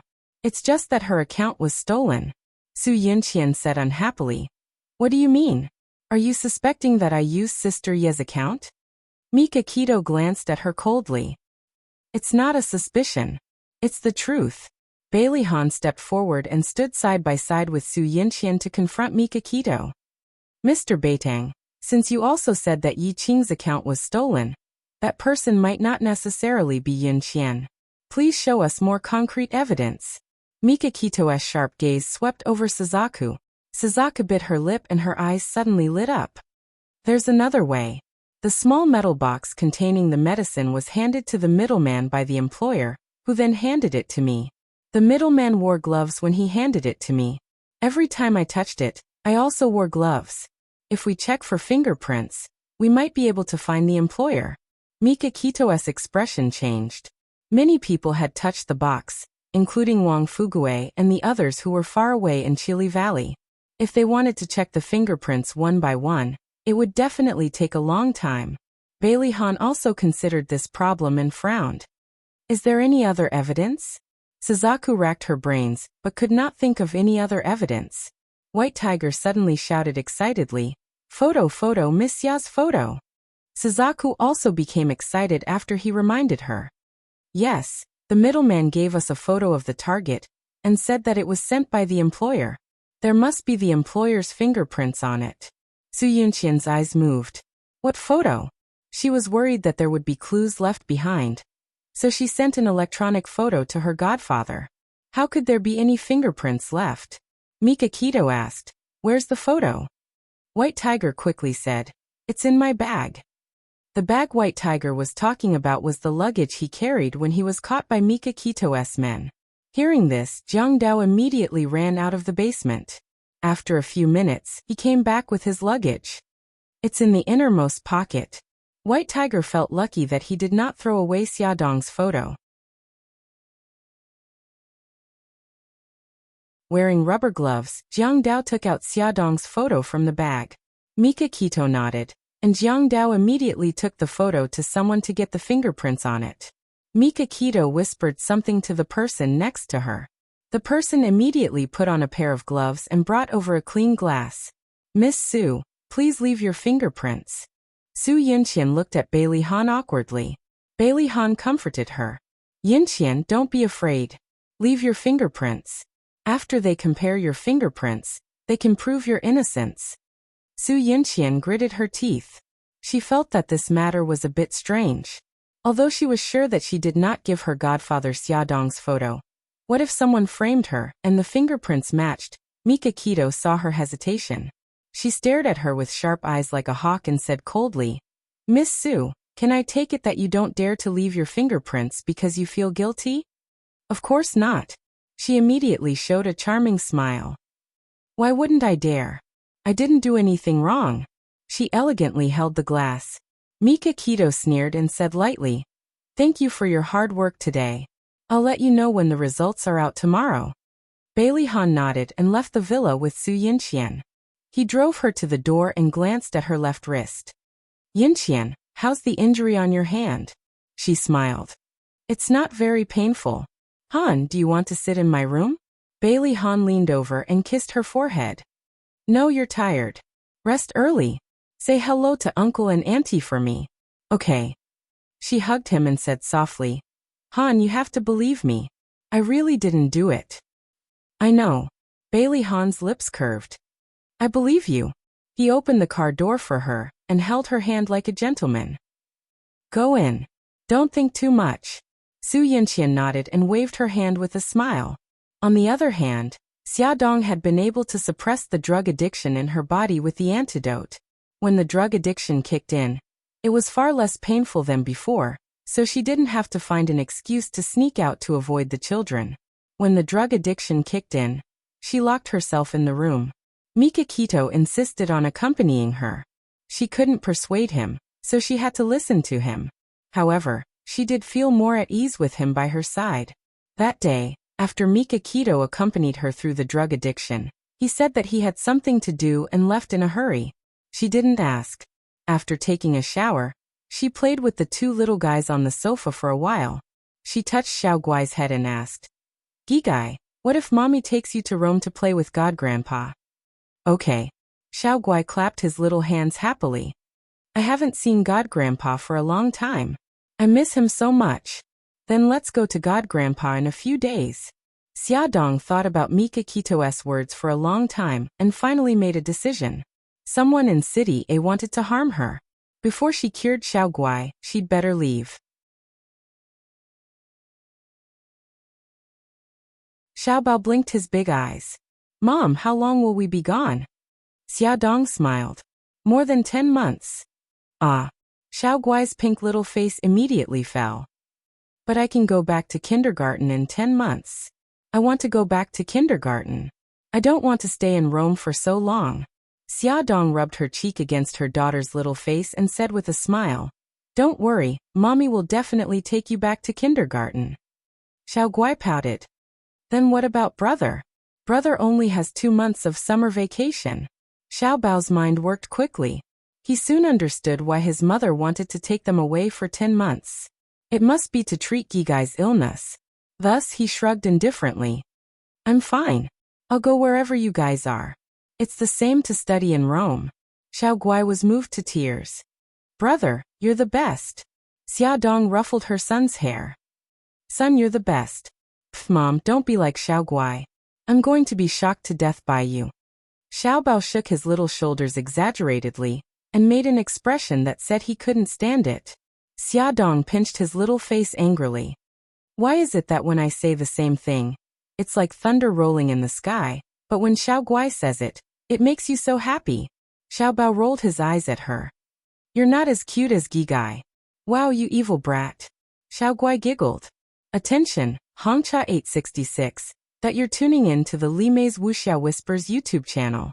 We're so grateful for your support, and don't forget to subscribe to join us on this incredible journey through captivating stories. Your generosity through donations truly makes a world of difference, as it's the primary source of revenue that allows me to expand and enhance this channel for you. Thank you from the bottom of my heart for being a part of this adventure.